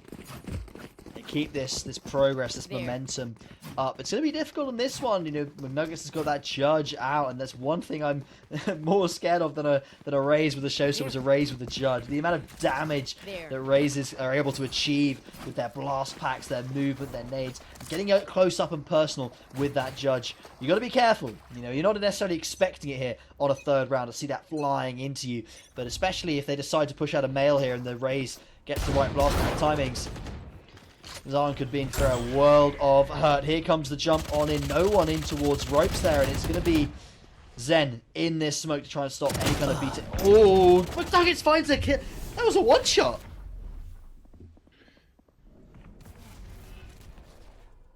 A little bit quiet. They do sort of stand back like, oh, maybe we can't push this. But McNuggets has got a judge in hand as well. Judge versus judge. They could clear this corner out with some util, but it does look like a bit of a scary push for them to make. Oh, and it's Zen on top. Zen versus McNuggets. McNuggets the one making the push. Zen has the advantage, of course. And we're going to blast back out of there. Full health. Still a grenade into a blast pack in hand. And now we'll see TUD make their way towards B. Going to be coming up across Dermot, holding down the site. Smoke is down. It will dissipate. Don't know if a repeat will be there. Dermot gets some information, and I think the util is going to confirm it. See, oh my days, what a beautiful, confusing teleport! And it's just going to confuse Myth so much that Zen can jump in with the headshot, that shrouded step. The timing of it was so clean. Spike down B. Diamond has found Lol Boom. Just Asian and Moreau left. Asian shut down, and Zen. I was talking about how scared I was of McNuggets with that judge, but in actual fact, it should have been Zen finding a triple kill there, including their opposite number in McNuggets with that judge. Very, very powerful gun in the right hands, and Zen is one of those players that I would trust hugely with that thing. They have made it work for them very well in that round. And also, you know, finding those entries towards mid is a new side to KPS. Previously, we saw them on the attacking side. They were finding mid pretty much for free. They weren't finding anything in terms of kills. But then we saw now TD goes to mid again, but KPS this time on the defense were able to find those initial picks. Good positioning from Dash. Murph swings on into that shot. Dash shuts them down. Not a great buy here from TD, of course. But they're still going to be looking to try and find a round win here. They have got a couple of sheriffs in hand, and they can do some real damage. Yeah, McNuggets is really looking to find a head here. Playing it careful, playing it safe. Not going to stand there spraying for a smoke where the counter spray is going to be a bit more powerful. Asian taking a couple of pot shots, but Zen will get a kill. But Lobel, actually with the ghost, is going to trade out. Taking down to 20 HP, that's still a worthy kill, but Dermot's going to make that peek and trade out yet again. Spike is down. 2 players standing for TUD. The angle is watched by Dash, who's been taken down to 4 HP, but it's just going to be an easy cleanup for Nuka there. As we see K-pop superstars really start to close the gap against their Irish counterparts. Yeah, and we do see the that momentum is still carrying on from that first pistol, from that second pistol. They've managed to chain 4 together, and in quite nice fashion as well. Their defense has seemed pretty fluid, which is something we didn't really see on the KPS offense. TUD definitely struggling a bit on the attack. They have only had a couple of rounds where they can really buy those, so I'm not going to read too much into it just yet. Rounds like this are we're going to start to see a little bit more competition from them and see if they can get those early entries and those early round leads that we were so used to seeing when they were on that defense. They've split up a healthy amount here. You know, they've got 3 players in mid, 2 on B. They've tried to clear out whoever might be playing B close up from the defensive side, but actually no one's playing B close up from the defensive side. They're actually hanging out in heaven, so it's going to be Murph's task to clear them out. Has spied the tripwire, does know exactly where Dash is. It's going to be an easy peek, and then we will see Nuka fall as well. Zen manages to find one amongst that chaos, but the push from TUD was just so well timed and executed. They've actually finally managed to put KPS on the back foot in this second half. Well, Diamond is starting to clear out. Will he go deep enough to find Asian? Does, and Asian preemptively shoots that shot and gives away his position. He may not have been able to check in if he hadn't done that, but shut down Zion, finds a kill onto Lol Boom, but will decide to back off here. KPS opting to keep that operator in the game and allow TUD to go to double digits. It's only a 3-round gap. KPS have managed to get themselves a little bit more comfortable in terms of that score, but they're still not going to be happy with how that round panned out for them. Diamond finding that kill towards that lurk was pretty much the only thing that went their way. Yeah, there might only be 3 rounds in it, but look at it this way. It's 3 rounds for KPS to close the gap, and it's 3 rounds for TUD to win the match. So with that one first round handed over to TUD on their attacking side, they will be feeling a little bit more confident. But they do still obviously have Zion with an operator, and the rest of KPS with full util, full shields. Might have dropped 1 round, but their economy is yet to be effective, and that will apply for the next round as well. So K-pop Superstars did an excellent job of building up their economy, but what are they going to do with it as we see this 4-man push towards B? Will it be fast or slow? It looks like it's going to be a little bit slower this time. Nugget slowly peeking instead of blasting forward. It looks like they're making the sounds, they're making the noise as if it's a default round, but the execute's very much towards B here, as in comes McNuggets with the showstopper in hand, trying desperately to find a player to send this rocket out before the fuse ends. Finds Zion with a lovely little position there. Diamond again finding this lurker in the form of Asian towards middle, and the scores, the player count even up. McNuggets, scary position here, is found by the boombot and takes a lot of damage, and a huge showstopper from Zen as McNuggets tries to flee up the rope. Murph tucked in towards this box here, does spot out Zen and finds the kill, but Diamond with a trade, 3-on-2. Lol Boom in this smoke, tucked. Myru's found one, and they need to be worried about Lol Boom finds two. And KPS fall at that last hurdle, that last player alive, who's been so clutch for this TUD side throughout this entire half, finding that first pistol, throughout this entire game, finding the first pistol, and at least 2 more clutches since then, having an excellent performance on this breach. McNuggets was so sneaky there underneath Heaven. I wasn't really sure which way that would go. Then the boom pot went right over his head, and I was like, oh, is it past him? But of course, it bounced off the wall, turned around, and scanned that position. That follow-up showstopper. Very, very good. Just actually didn't do full damage, but of course, McNuggets had been taken down by the boombot itself. He only needed a little tickle to be finished off. Zion now making this peek out with the operator. Needs to check the close left or will be traded out. Not even traded, will be abducted by McNuggets. Let's see. It does look like he's going to hold back, not push too hard. He's just going to hold the long-range angle, and it depends how McNuggets opts to clear this if they do start to walk in. It doesn't really make sense for the Rays to walk in here without their teammates with them, without any backup. So this might just be a bit of a stalemate until this A execute comes out, as we do see TUD back on off. Oh no, this could go terribly. Zion's found one, and the Rays isn't able to respond in time. Jumps on in, but Zion's set up. Doesn't find the shot, and McNuggets finds the headshot, jumps on in towards Heaven. Going to be running rampant as the rotate is going to take so long. KPS, they thought it was B, and they were miles and miles away. Yeah, big mistake there. Zen will be able to step into Heaven and get a trade, but 4v3 though, so if they can get this retake done together, not one by one walk into their depths, they should be able to do it, but splash there. Lolboom, and Lolboom will find Zen off the back of that, but Dash and Dermot are doing their job. Easily going to pick apart the team, pick the operator back up to hand back to Zion in the next round, and Dermot's going to get the defuse. Yeah, Zion and Zen have been the standout players for us in the British scene watching them play, but here it seems like Diamond and Dash are having some huge impact kills here, where they're finding picks on that lurker from Diamond, who always seems to be the one clearing out those angles, finding Asian, who's always lurking towards that mid position, and then Dash on those retakes is just able to clear consistently and find those duels and win them, which is something that, you know, it's not that easy to do, especially in these positions where you're clearing out in a 1v2. Doesn't matter to Dash, just walks on in, finds the first, follows up, just walks through a smoke, finds the second on top of that. And this game suddenly a little bit closer. 11-8, the scoreline 3 apart. TUD very, very close to match point and taking the victory here in the Swiss round 2, but KPS not so far behind that they can't make something of it. And yet again, they want that mid control, and they establish it. Only one of them seen taking it, but I'm sure TUD will suspect there's a couple more players there as well. That Seeker hurtling towards Miru does give another location away.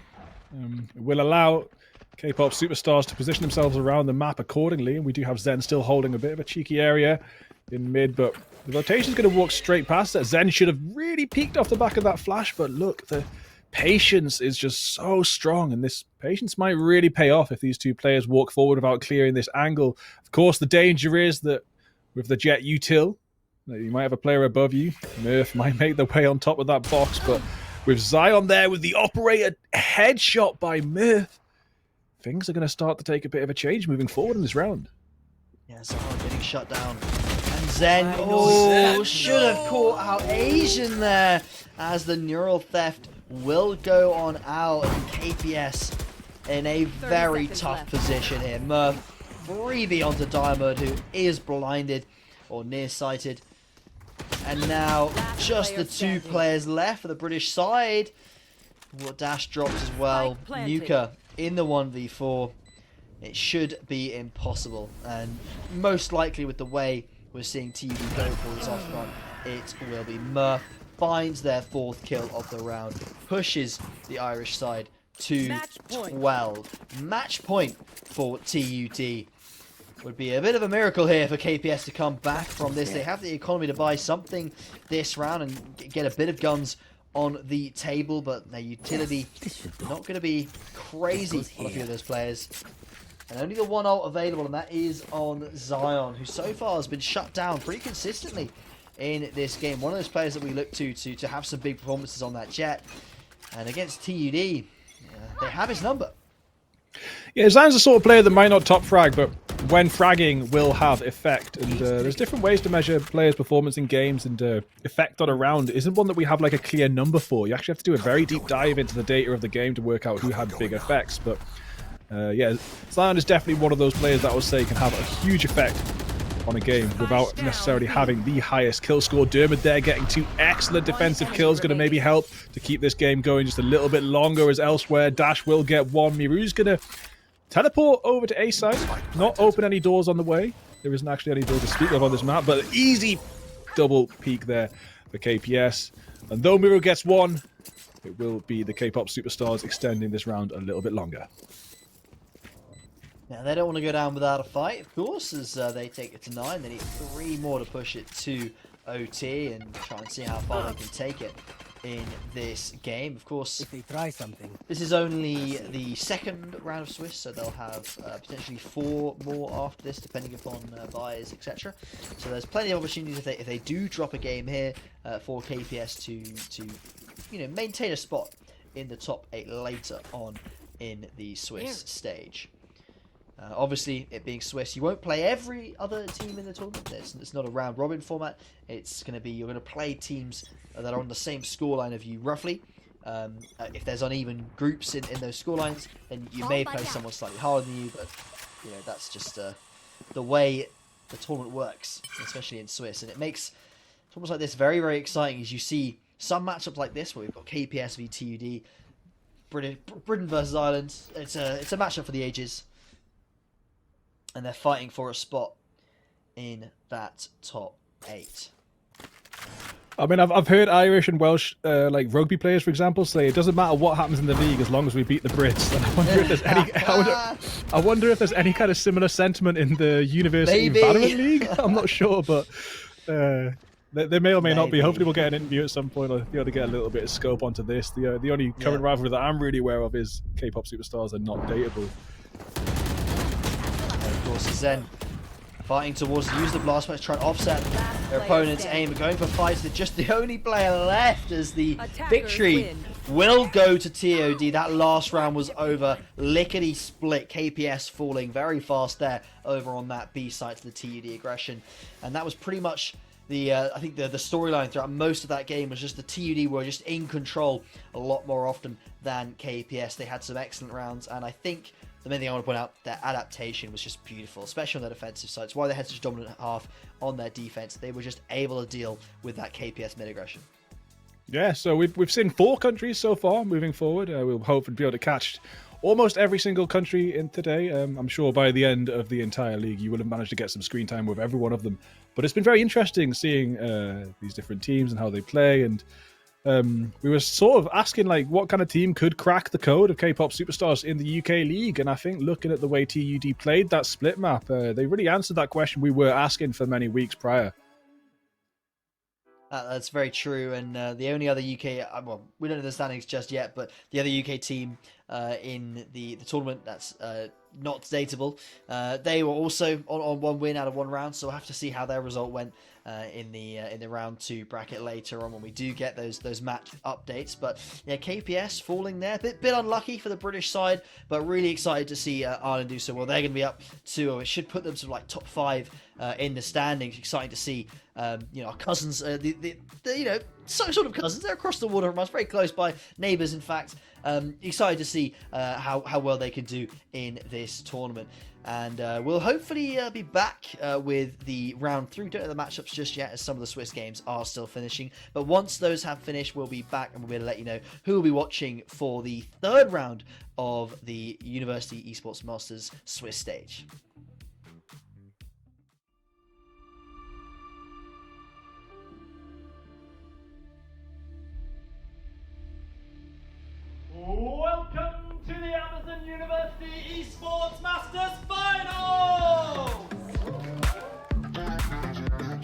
It's a wonderful thing. I feel privileged about this situation because we were able to achieve something and we are traveling the country, visiting the country and playing the live final. Our experience, I met a lot of new people that come from so many different places. Just being with the team and having fun together and actually trying our best to win the competition.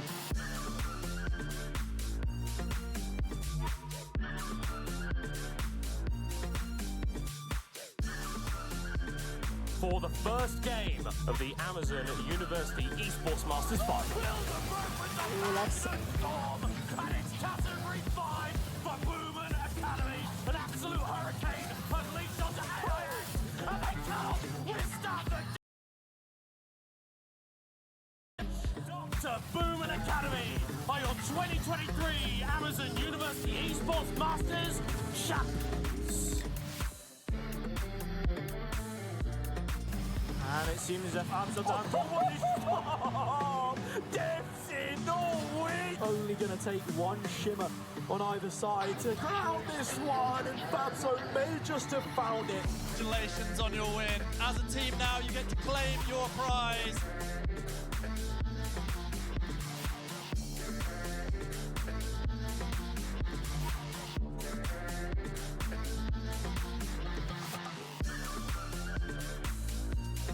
Still manages to get it deep. The objective has been wrong and second player, they're walking one by one into their graves. Wins Club finally, after a momentary pause. And to all of you watching at home or wherever you might be, we are all grateful that Amazon University Esports Masters exists.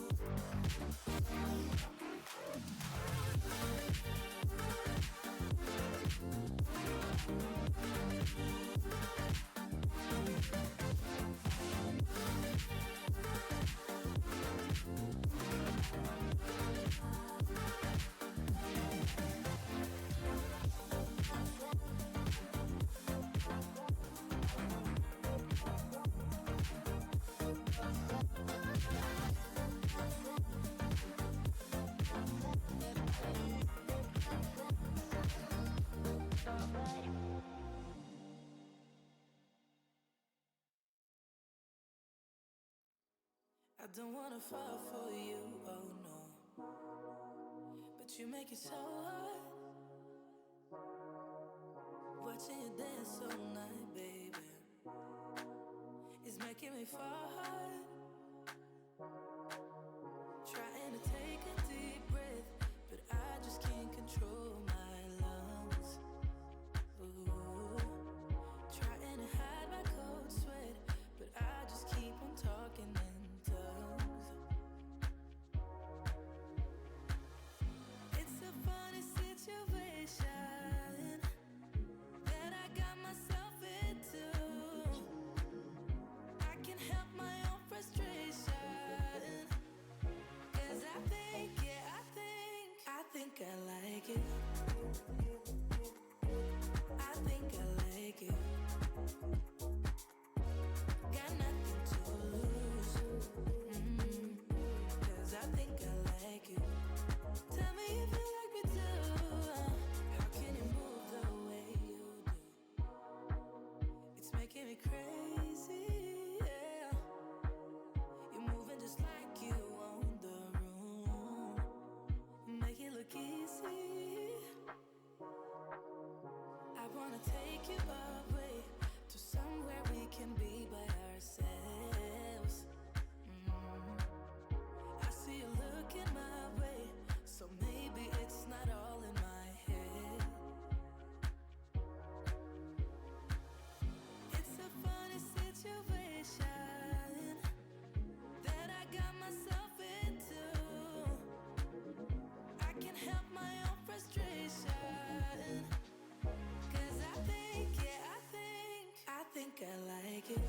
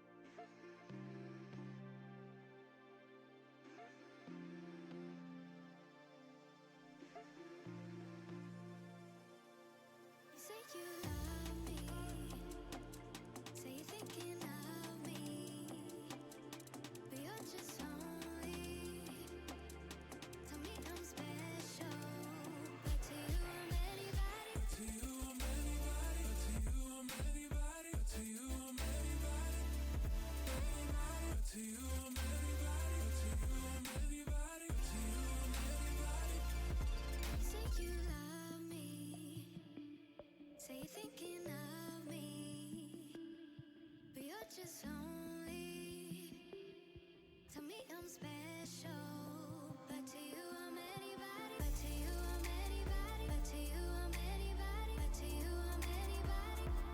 Anybody. But to you I'm anybody. But to you I'm anybody. But to you I'm anybody. Anybody. But to you. But to you.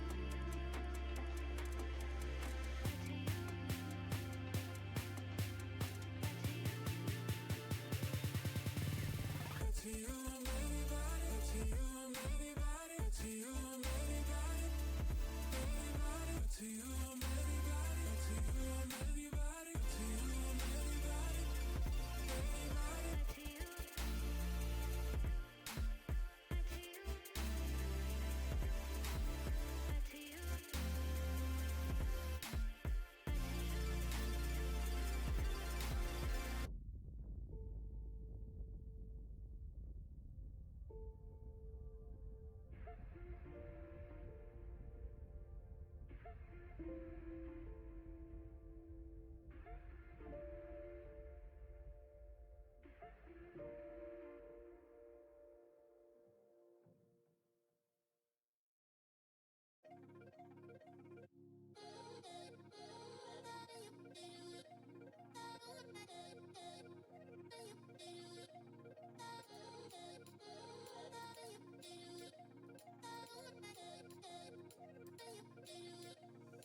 you.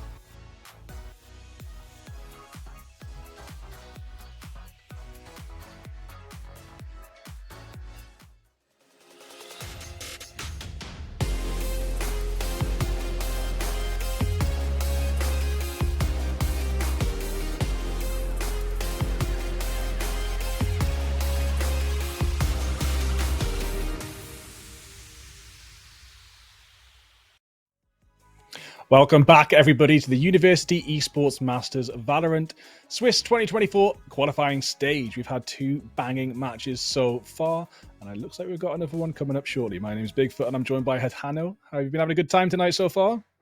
Yeah, well, it's not tonight. Yeah, it's only sort of 20 to 3 in the afternoon here, Bigfoot. I don't know what time you think it is. Yeah, no, I've been having a great time. Yeah, I mean, we're going to be up here with round 3 in a second, round about halfway through, if we can get this game done. And we've got an interesting one coming up here. I think we are looking at sort of about middle of the pack for our seeding here. If I can just grab the round, it's going to be.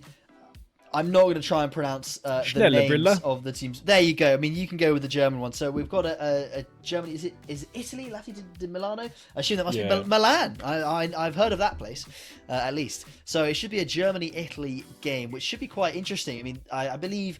Can you repeat the name of the German team for me again? Schnelle Brille. It translates as fast glasses, like glasses you wear on your face. Fast ones. I'm not.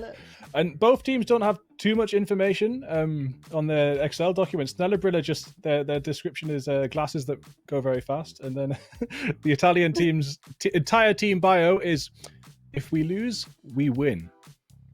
Interesting. Some kind of philosophical, isn't it? Yeah, there's something going on there. If we lose, really, we won. There's some kind of, mental advantage in there. I don't know, but should be a good game. Back middle of the pack, so they're still. I think these two teams are sort of fighting for that top 8 spot here. There's 8 teams above them in the standings roughly. So both these teams kind of on the borderline right now, trying to see if they can scrape their way with a win into this point. I think we can take a look at the leaderboard and see where these teams are at in just a second.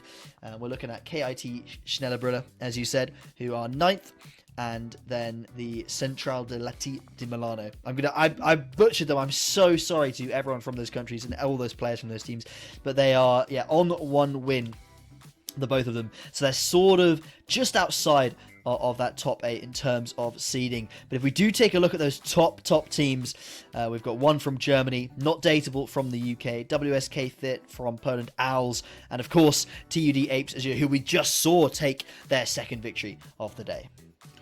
Yeah, and looking at the UK standings, we've got Not Dateable up there at the top. We've only for the 5 top teams, and then Korean Pop Superstars 1 step behind. So.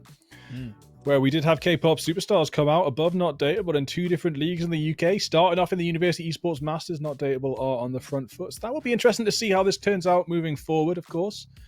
We will luckily be able to get into another lobby with another 2 different teams and get to know them as well.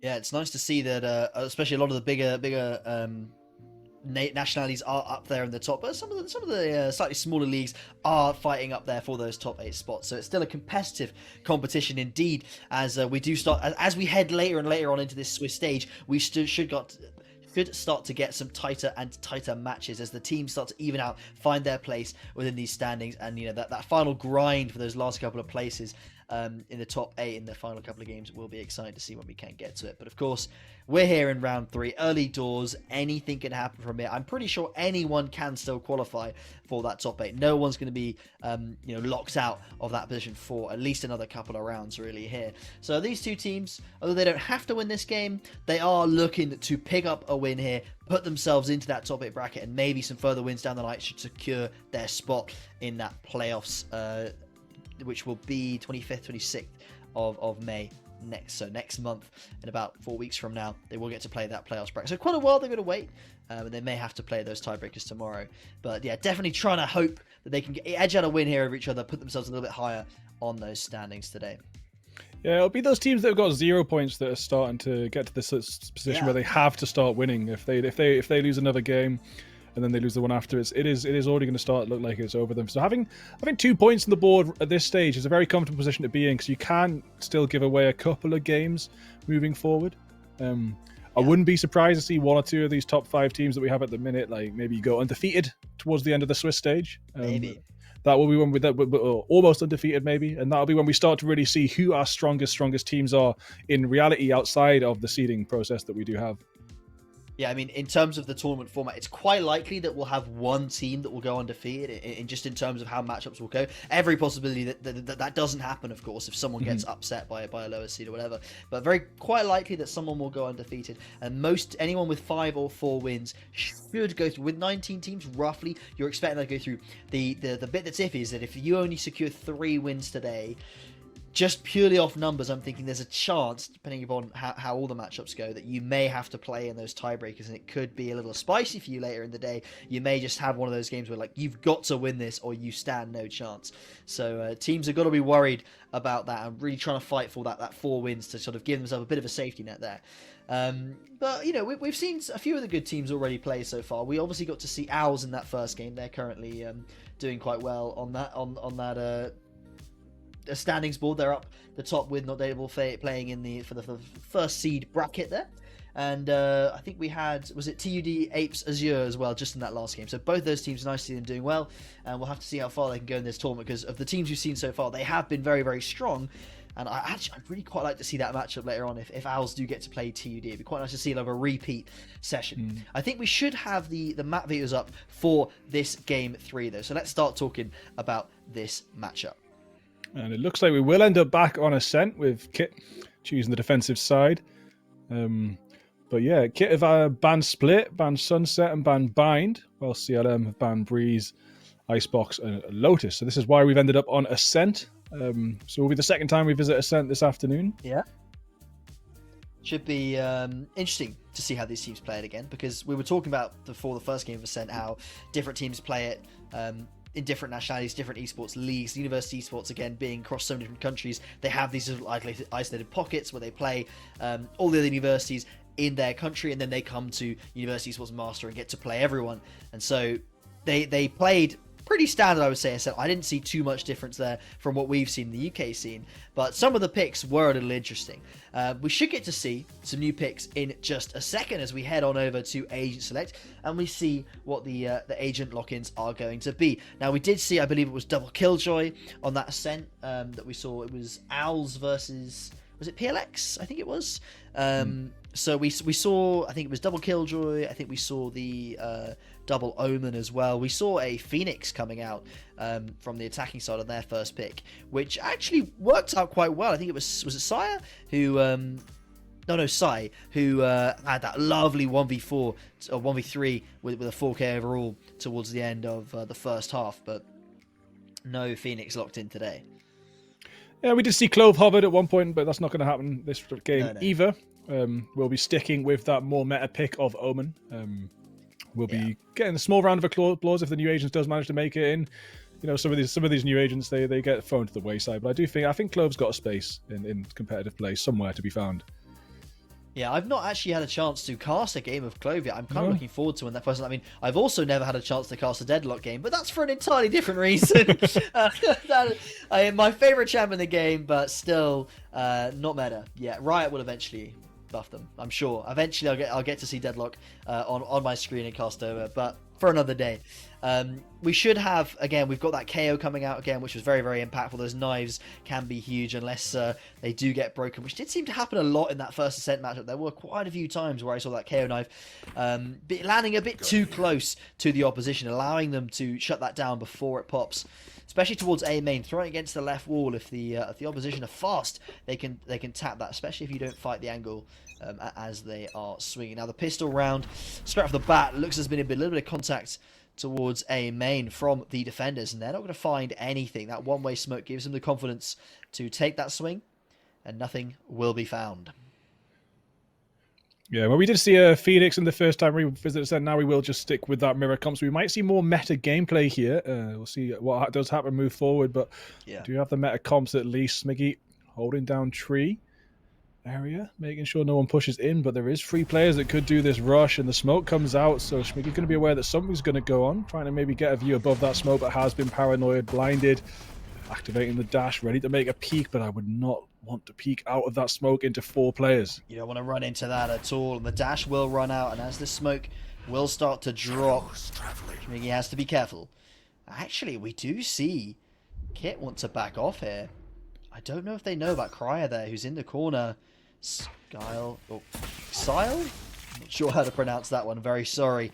Will be in towards that B main as the execute comes in towards B, but Cymox has got a pick on A. This lurk in that wide position is so slow. Meanwhile, we see the attackers just roaming over towards this B site. We do see Killjoy still, but I don't know, they're not going to clear them? My God. Oh my goodness, JNK just finds a kill and actually gets away, lives for a couple more seconds as the retake's going to come on in now, 2-on-2. Yeah, you really do have to clear Boathouse on this map. You'll end up in some pretty silly situations like that. Smiggy has managed to find a third. Just waiting for the teammate to turn up for this 2v1 retake, so it should be fairly simple. But Sile gonna take a peek out of Boathouse, take down Smiggy with one shot, and now it's all gonna be on to Cryer. Moving forward, has smoked off half of Boathouse, so it's gonna be pretty obvious where the peek's gonna come through, and Cryer comes out on top of that aim duel and will get the defuse. Bit of a chaotic round there. I don't know if I liked Cryer staying so slow in towards that A main position, allowing, not baiting the teammate, but allowing that KO just walk out A on contact and find that player in towards heaven. Bit of a weird round as well in that they leave that KO over towards A. It didn't feel like it was a fake at all. They didn't dump that utility. They just used that as a very late flank, which had to go all the way through the vendor spawn, and that actually ended up being one of the reasons why that retake was successful. They're able to find a free pick in towards defender spawn. The KO had no info on where these players were, just had to start swinging angles wildly. And it does look as though CLM want to fight back pretty quickly here, as they're going to be all five towards B main, smoking towards the front of site to allow them to run on through past the Killjoy utility. The dash in, the right click! Salmon and Chino making such an aggressive push with just the classic in hand, and does manage to get a right click on her head, but it won't be enough when the armor's there. And Atom might have been taken down at very low health, but is still standing on site. Will finally be traded out there, but Schmiggy with two, with DeMarshall, KIT, Schnellerbriller quickly moving forward to 2-0 to start off this map. Yeah, it's a bold play, to be fair, to CLM there, going 5 pistols towards B main, but you don't really have that many options when you've got the classics and not much else to boot.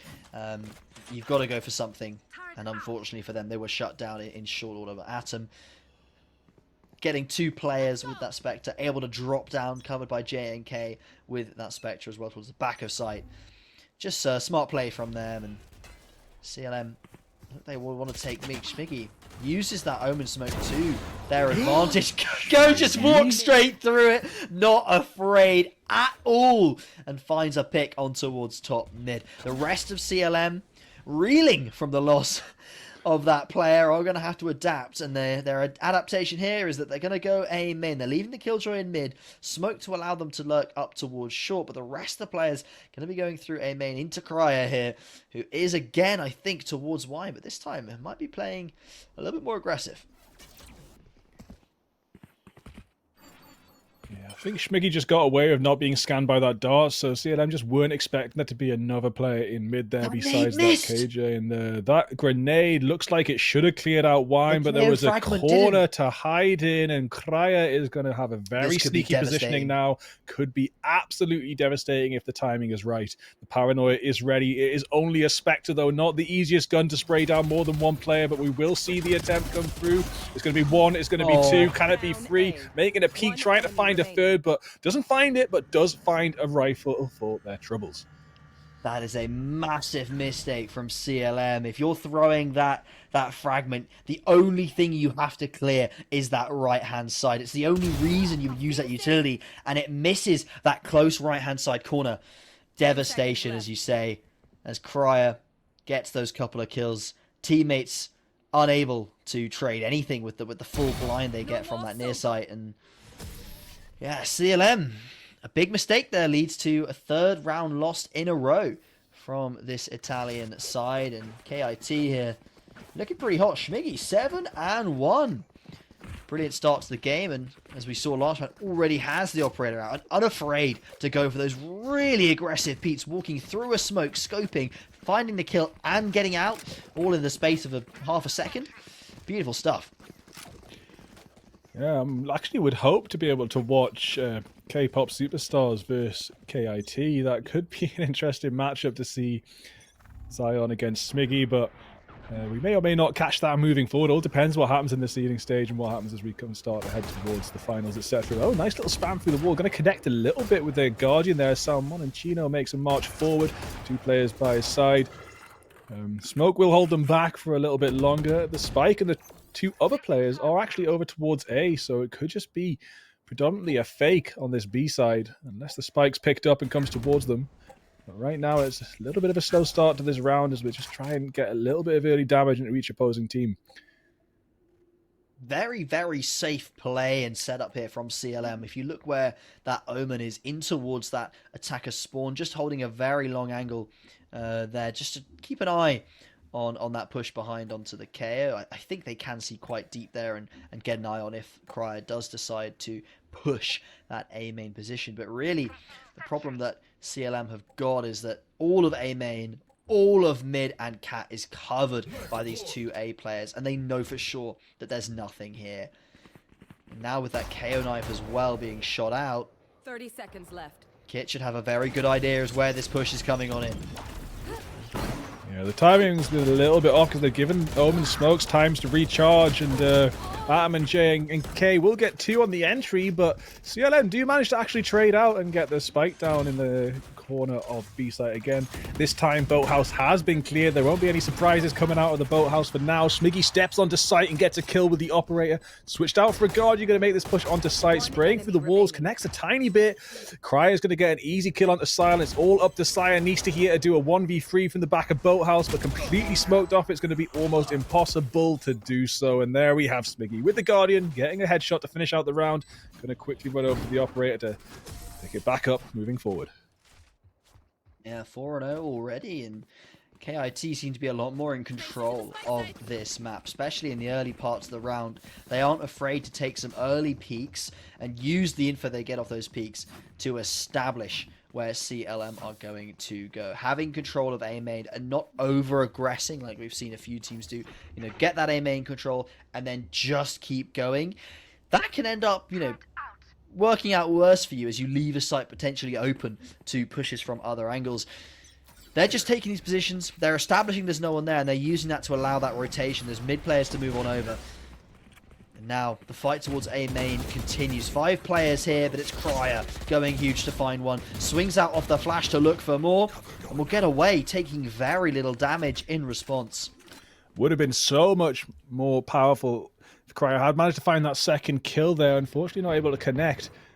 It's still a good start for Kit in this round, but you see actually we do have one player on extremely low health, so not too far off from having only 3 players standing in this round, and Smiggy is quite likely going to be able to connect an op shot here. Sile does fall. Salmon and Chino, Sheriff in hand, no shield to speak of. Going to try and get something going here, but so far just taking pot shots into the smoke. It'd be amazing to see Salmon and Chino manage to take down the op with that Sheriff, but right now it's looking like a bit of a tricky situation to dig CLM's way out of. Adam has a lot of information here. I understand why they've got 2 players towards B main holding both these angles, but I don't know if it's necessary. You probably just do rotate one off over towards mid here. 3 players lurking out A main. The nade is huge from Zyke. Zero gets a trade, but on 5 HP and walking out of a smoke into 2-3 players. And with 12 seconds left on the clock, nothing to be done by CLM and Kit. Start off with a 5-0 lead here on Ascent. Real strong performance from them to start off this map. And round 3 of the Swiss, again, just seems like CLM not able to find a grip, find an edge on this map. The map control from Kid is just excellent. And CLM haven't got anything to respond to that so far. Yeah, well, they've won 1 round by the timer, and they nearly won that round by the timer, which just shows how much control they have and how hard it is for CLM to push through. Oh my days! Another early op push from Smiggy, and it's going to just be an easy kill, getting out of there with that pick, putting CLM on the back foot yet again at the very start of the round, leaving them confused as to what they can do to get out of this situation that they're in for the 6th time. Another slow round from CLM. I think they're a little bit afraid of walking into some of these stacks that they have managed to before, and especially being a player down, that just puts you in a little bit of a back seat in terms of the control of the round. Schmiggy, with that op, getting a lot of info towards mid, but unaware at the moment of how far up short these players may be. With the smoke to help them cross, they may be able to split this site, but there is a turret up and killed utility here. But A site has mostly been given over. JNK might decide to go through this, but it would be a risky play. Oh, Cryer, take it out. CLM's duelist. At him now with the Hunter's Fury. Laser through those walls. Doesn't get too much off the back of that, just a little bit of info maybe. And JNK gets hit by a swarm grenade. Going to still be peeking though. Tanking that damage, trying to find a kill. Unfortunately won't find it, but will get damaged in the process. There is a lurk coming out potentially through that short. Zykes has cleared one. Zero's already dropped. It's all on this lurk player coming through short. The one way actually working against them at this moment as Atta backs off right to the back and should be able to see the legs before Sile can. Not a great omen smoke to drop when you know you've got a lurk coming through there, unless the lurk activates a little bit faster. So maybe the team coordination for CLM taking a bit of a brunt here, especially in those tight rounds where you're in a 3v4. You do get the site, but it's still very stressful to try and pull off that after plant position. 6-0. We've seen this quite a lot so far in this Swiss stage. One team starting out with a really dominant half, and whilst most teams have managed to pull off a little bit of a response, so far we're not seeing anything of that similar nature from CLM. So the flash is big. Salmonico holds the line, but won't find the kill. It's Cyanista who delivers and saves his teammate. Yeah, and just when it might have looked like it's equal, JNK takes out Zero, and back to the advantage for KIT. There is a lockdown. It might detain a player, but Salmon and Chino taken down to 33 HP, and Simox dropped. There's actually been nothing gained off the back of that Killjoy ultimate. The lockdown just go to the waysides. The rotation's now forced through, but whilst we have CLM rotating, have a look at the mini-map, and it looks like KIT are going to get there first anyway. So they're going to be in much of the same situation, trying to get onto this A site. Cryer is actually the only player that's rotating just to maintain that feed of information. Doing some pretty fast jiggle peeking, trying to catch just a pixel. Drop the smoke eventually, surely, but trying to save it at the it. right time. If they drop it too slow, then look at that. Love it. Very good discipline. Oh, I love that. Dropping it a little bit high gives him a huge advantage on finding the feet of these opponents who try and walk through that aiming position. Doesn't matter. Yeah, the Omen Smoke, it seems to be faster. I remember that. As I was watching, I was going, oh, Cryer, surely if you drop that there, they're going to have pushed through straight away. And maybe that would have been true if Salmoncino, maybe, had the dash up and available. But the Jet, unfortunately, had used that earlier and being low HP, doesn't want to charge into the unknown. Couple of kills going their way. A little bit of economic damage, but with the scoreline how it is, it doesn't matter too much unless they can maybe take down an op or two. As Cryer finishes off that last Italian player, 7-0. Germany, or KIT, sorry, one of the German sides for this tournament. I think they are the lower seed coming out of the German bracket. But they're putting on a really strong performance here, and Cryer's had an excellent game so far. Definitely one to point out. 11-1. I really like his patience in some of these rounds. I think in the pistol, maybe it went a bit too far, how long he did sit in A main, but certainly on was it the second round where they tried to clear out that corner, it worked out a lot better. Yeah, and that was the second round that they won by timer. It's probably about the fourth round where Smicky's got an immediate pick as well, or almost immediate. So we're starting to see some patterns emerge here. Patterns that CLM are finding very hard to work out, find cracks, find chinks in the armor moving forward. Back down to a save round, up against full armor, up against an operator, up against full buys. It's going to be very tricky to come forward. Someone, Gino, does have the blades out moving forward. Very, very strong weapon when used in the right way, but you have to find that advantage. Sometimes the distance, if you've got the distance and you're moving and you've got good aim, very, very good advantage. But sometimes in these closer quarter battles against the judge or a really good aim vandal. The knives just don't quite cut it, but it's pretty much all that CLM have to work with in this round. It's the best thing they've got, considering all the other players are playing with extremely simple weapons. And there comes the movement, the dash in, but the clicks don't quite connect, and it's just going to be decimation for CLM. They fall apart the second they step out of that smoke. Atom rock solid over on this B site. That's now 2 rounds where within the couple of seconds of that execute coming on in, Adam has shut down the first 2 players they see, and it's worked out really well. Of course, Ian, if you start off a site defense with a 2-kill lead just because Adam's on the site and shutting them both down, you can't really go much wrong after that, right? And 8-0 the score. We should specify, of course, KIT, I believe they forfeited their second round game. Not sure as to the reason why, but it was not played. And so they may potentially be indicated lower in the seeding because of that. And CLM could be getting pretty unlucky with who they have to play as KIT look on par with some of the better teams we've seen play today. They look organized. They look, their teamwork is exemplary. And their map control has no issues. This is an execute and a half. Yeah, no, the lockdown's active with so many attackers in the area. Adam's still alive. It's going to be one player 3. detained. Spike down B. Might have had 3 if he hadn't Oh killed my 2 goodness. beforehand. But yeah, Atom with a 4K, almost an ace. A Cyanista drops. And yeah, this map is anything if it's not one-sided. So 3 Adam more has rounds had until an we switch excellent over. game, yeah. Sorry? Adam's just saying it, 2 rounds in a row there where they charged into B and Adam is just there to shutting it down. As you say, 3 rounds left. It's if they can't crack B at all, they don't have a lot of other options here. A has been really difficult for them to get onto. They've got the plant on there a couple of times, but the retakes from KIT are just perfect. They go in at the same time. They organize their utility in such a way to build off their teammates and time it as well. We saw those rounds where they were dropping smokes and playing for those late the delay on the timer so they can win the round, put the pressure on their opponents just through timing. And Schmiggy getting a bit sneaky there, ducking under the drone and trying to lurk out for a kill. Sykes very aggressive, but there are 2 players there to shut him down. One enemy remaining. Oh, Sal gets Jane in case. This is the first time that we see CLM on the front foot.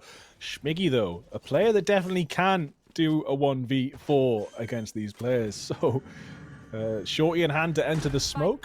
Unfortunately, it would have been beautiful if Schmiggy managed to make it through that door just in time, but what is this lurk?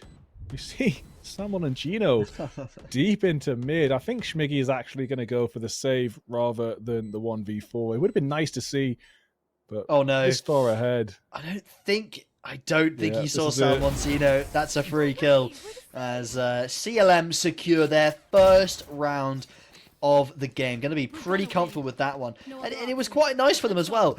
Kit ended up swinging basically every angle on the map, and they lost the gunfights for once. It's in a it's almost a completely new game when that happens, because Kit has been winning almost everything I've seen so far. Especially with players like Krya and Schmiggy, they've looked really on point hitting these shots, and CLM have had a hard time shutting those 2 down. But when you get some swings out on a main like that, where I think probably we're just seeing KIT get a little bit too confident in these rounds, they're handing over a couple of easy entries to CLM, and CLM's not a bad team at all. They've one of the top teams from the Italian league. They haven't made it here through some sheer luck or chance. They fought their way through plenty of other Italian rosters to make their way to Esports University Masters, so KIT shouldn't discount them just yet. Yeah, for me, not aggressive enough. I would have loved to have seen a 1v4 attempt. You're this far ahead. Why not try? Maybe. Why not try it for the clip? But it's also just great discipline. Keep that up. Well, try to keep that up in hand. But of course, taken out by Salmoncino. Sneaky lurking in mid.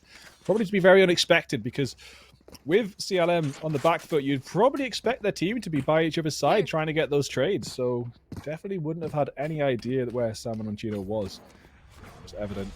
when Salmon and Gino sprayed Smiggy down. But look at Smiggy, up back in hand. Doesn't matter. You can lose one. Just buy another when you're this far ahead in the economy.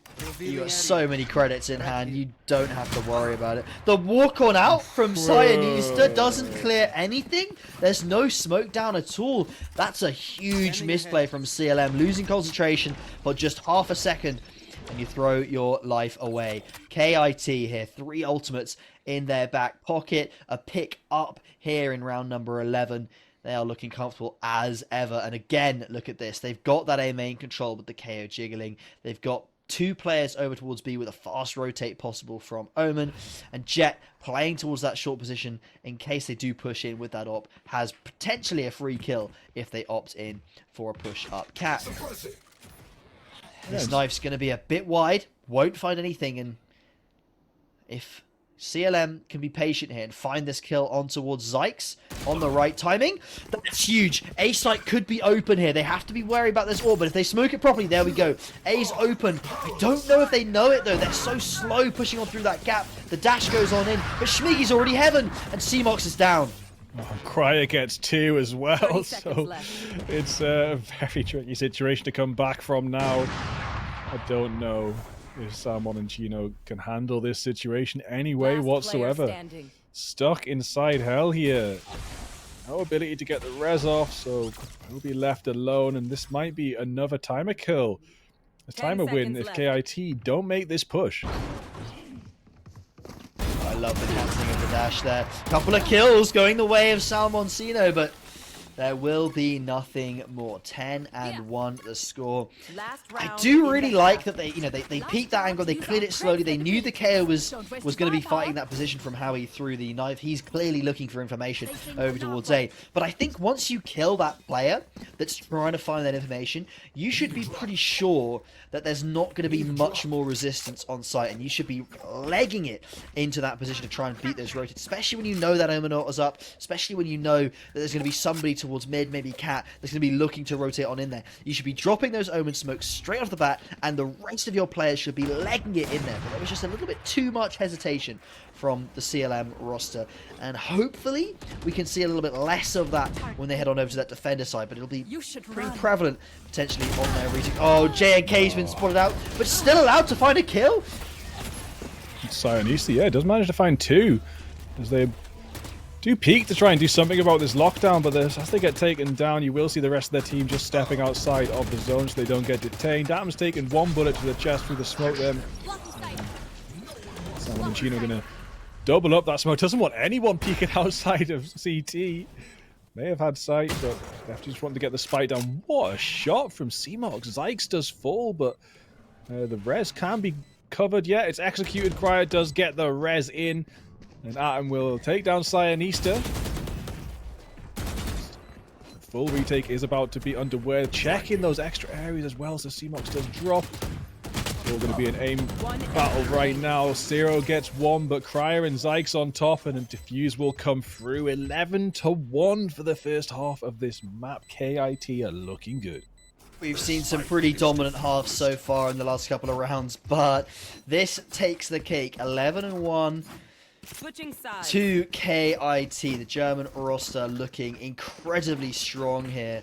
Cryer with just 3 deaths in that entire half. The rest of his team not far behind, although Atom's managed to die a fair few times. I don't know how that's happened. He's been such a rock on B. I suppose finding the first couple of kills and then dying is absolutely fine. You're doing your service to your team. And CLM, pretty rough spot to be in.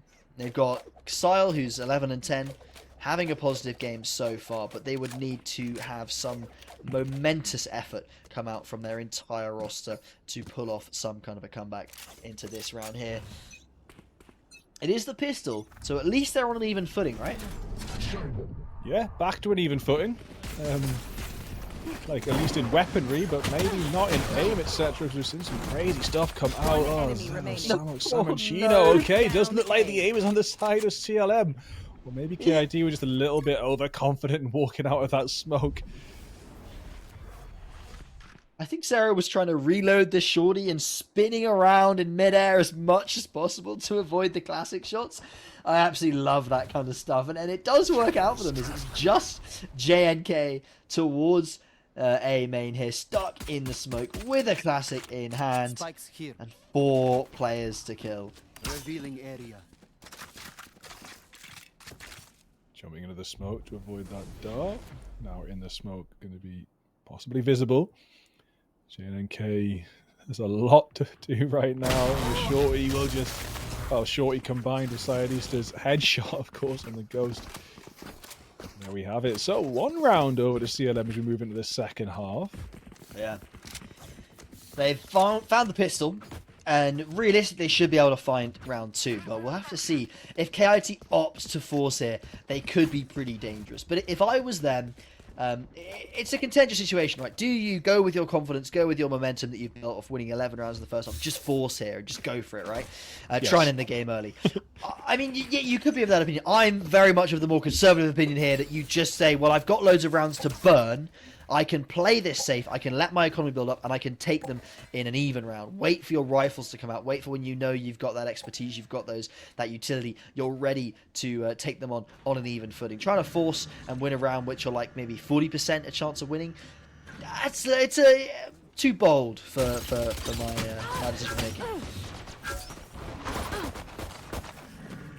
Schmiggy going aggressive here, needs to find Xyle here in short order, and does, but reloads before finding the kill onto the second player. But Adam has found his opposite number in Sayanista already. CLM on the rocks. Yeah, this is what KIT can do without forcing. I think if they had forced, it might have been a very, very easy round for them. But look at the damage they're doing without taking anything away from their own economy. Bringing it down to a 3v3 situation here. The spikes ticking away. You got 3 full health, fully armed players of CLM trying to make their way in. Held back by the recon dot just for a second. But the utilities coming down for the entry as Smiggy sprays down. They are stuck inside the swarm grenade, but it's all on Schmiggy now. 1v2, Sheriff in hand. It's going to be a miss there. Samonchino dashes past with the Bulldog. And though they've caused a lot of damage, KIT will fall. I love that confidence from CLM's Jet there, Samonchino. Just not afraid to just dash straight in. It's a confident move, I would say. Every chance that Schmiggy in the back there just deals with that dashing Jet, because you've got to pull out that gun. It's not like back in the beta when the Jet used to be able to pull out that gun super fast. Now you do have a little bit of pull out time. You are vulnerable for a second half, and a quick enough player, which 9 times out of 10, I reckon Schmiggy just kills you there. But Sandwich, having a bit of fun there, secures their team the 3rd round. And a peek coming out from short will be countered by the KO knife as well as a smoke, and CLM should be able to read a little bit into that the investment from these defenders Kit should be able to read that the investment from the defenders has been towards short, and that mid should be a little less defended here. Sometimes you play 2 towards mid to cover that short angle, sometimes you play... JNK finding an opening on an over-aggressive B-main player could spell doom for this CLM defense. Cyanista's got to somehow defend this site with just a Bucky. Miggy finds the kill, and it's over for B. Just in time for that alarm bot push, so made that mid push a little bit less expected than it would have been had the Killjoy still been standing. Simon and Chino, Marshall in hand, gonna have a very, very tough time doing anything about this site. Retake. Location has been given away. Simox drops as well. Can Zero find anything? One enemy remaining. Chino, recon darted, will be taken down easily by Atom and the Phantom. We're stuck in this smoke, getting pushed so fast, trying to do some sort of sneaky omen play, but there's just not enough time. And it is a flawless for KIT in their first rifle round. And that's why you wait, right? That's why you don't force there, which is what they did. Of course, they waited till they had the economy. They trusted themselves in these rifle rounds. They've already won a significant number of rounds against the CLM side with the rifles. They're more than happy to wait it out, get those rifles up, get their economy going, and then they can start challenging CLM in these rounds. And a really nice round it was as well from them, opening couple of picks on towards B. The fact that Sionistas stuck there with only a Bucky in hand to defend site should never be left alone like that. Pushing on in there, maybe a little bit too adventurous from the CLM side. Speaking of being adventurous, we got Swiggy on another adventure into mid, alongside a couple of players. Will be completely spied out by Sionista there. Gonna get pushed very fast, but an excellent headshot to start off for Sionista, but Zax is quick on the tail, easy to trade out. Cryer will find one. Cymox trades that kill. Now it's on to Salmonchino having a look into market. Will be taken down by Zykes, and it's falling apart pretty quickly for CLM again. But we do see KIT, they've got one player on extremely low health. It is possible if CLM can just find one more kill. Possibly or hopefully against the higher health players. Atom gets the spike down. There is a lot to clear. Xyle needs to check the areas that aren't sight. And now going to be Hunter's Fury as well. Trying to get that final kill. Simox drops. There's a swarm grenade to take down Xyle. And that is the fastest game we've seen in the first 3 so far. Very one-sided as KRT just take that victory easily out of the hands of CLM. Yeah, CLM really struggling there to find their footing there on Ascent, and KIT, as you say, an 11-1 half to start it off. After that point, you know it's over, and CLM, they did put up a little bit of a fight. They got a nice couple of rounds, but that's all it's going to be for them, really. Unfortunate the first time we see them on broadcast for them to fall in that fashion, but KIT claim their second win of the series and will progress hopefully up towards the the higher end of the standings and start to face some tougher opponents the further they go. Honestly, I'm trying to gauge the levels of these teams that we've seen so far, Bigfoot, and I'd put KIT right up there. I reckon they'll be challenging for those top 2, top 3 spots towards the end of the day. Other names I might put in there, maybe not Datables. I don't know. We haven't seen them yet, and they did lose in the University Esports UK tournament. So I'm not sure where to. I'm trying to place these teams. What are you thinking right now about where these teams are going to be ending up? It's going to be quite hard to make full judgments without watching every single match, which of course we don't have time to do. But yeah, I think you're right. Schnellerbrille are one of the teams that have started to stand out for us. But would need to see CLM up against another good team to see. You know, we do know that some of the best teams in the world in any sport can have bad games. Yeah. So bad maps as well, and bad maps as well. Especially, could be the Ascent. Ascent can be such a nightmare for some squads. It's like almost so done. Like the meta and the repetition of it is so done that it can actually be a bit of a headache. And like I was saying, the curveballs often really upset that anyway.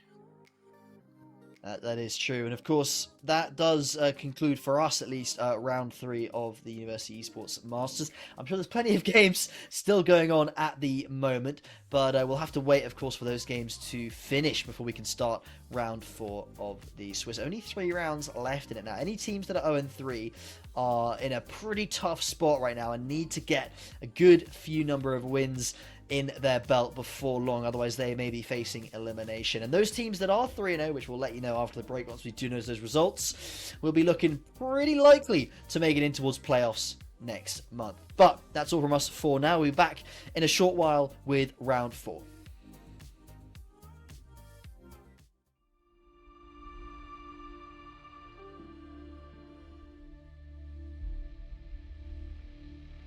Welcome to the Amazon University Esports Masters Finals!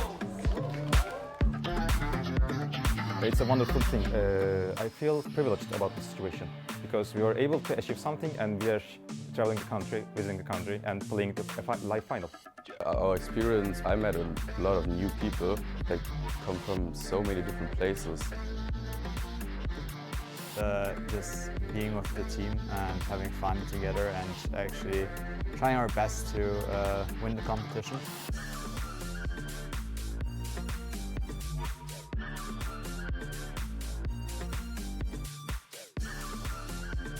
For the first game of the Amazon University Esports Masters Final. And it's category 5 for Booman Academy. An absolute hurricane unleashed onto AIX. And they cannot withstand the damage. to Boomin Academy are your 2023 Amazon University Esports Masters champions. And it seems as if Amsterdam dips in Norway. Only going to take one shimmer on either side to crown this one, and Fabso may just have found it. Congratulations on your win. As a team now, you get to claim your prize.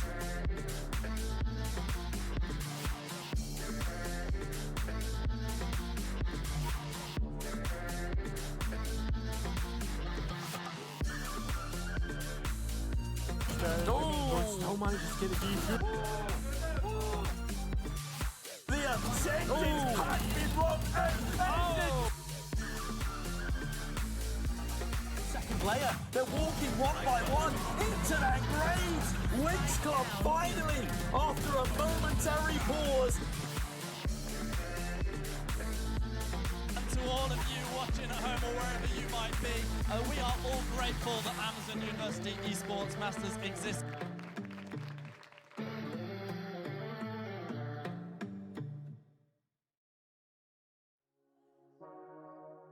Watching you dance all night, baby, is making me fall hard.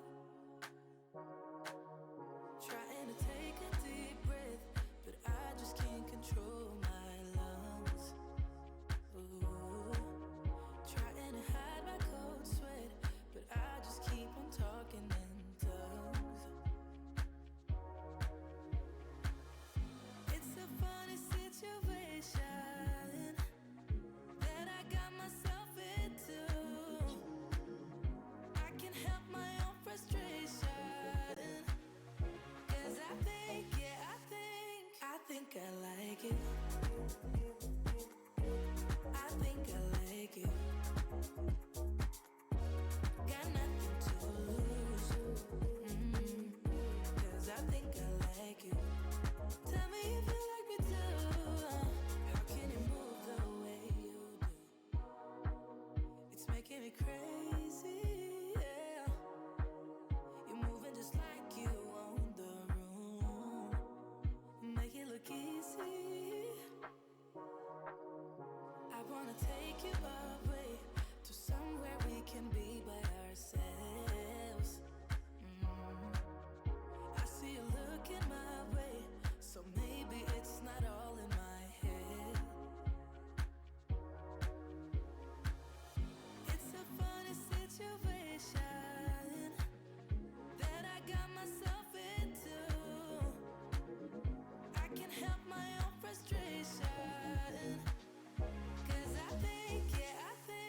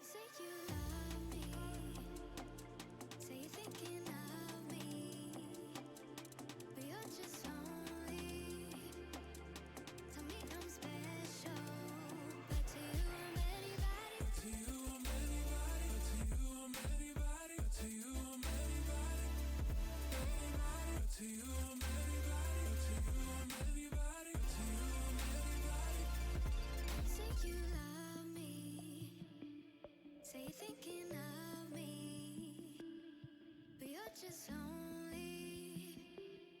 Tell me I'm special, but to you I'm anybody. But to you I'm anybody. But to you I'm anybody. But to you I'm anybody.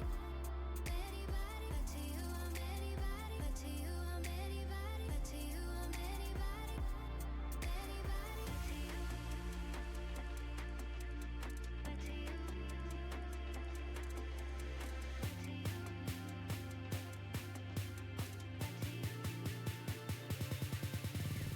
To you I'm anybody, to you I'm anybody, to you I'm anybody, anybody, to you I'm anybody, to you I'm anybody, to you I'm anybody, anybody.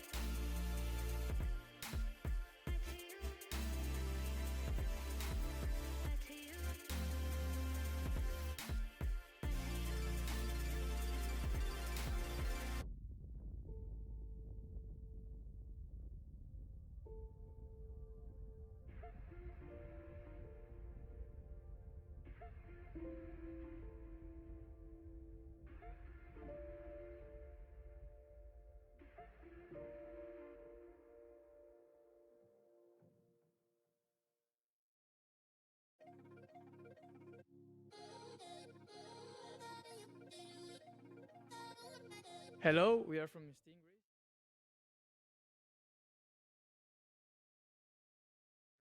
No en Pepecho. Eso es Vine, bro. I think that's Vine.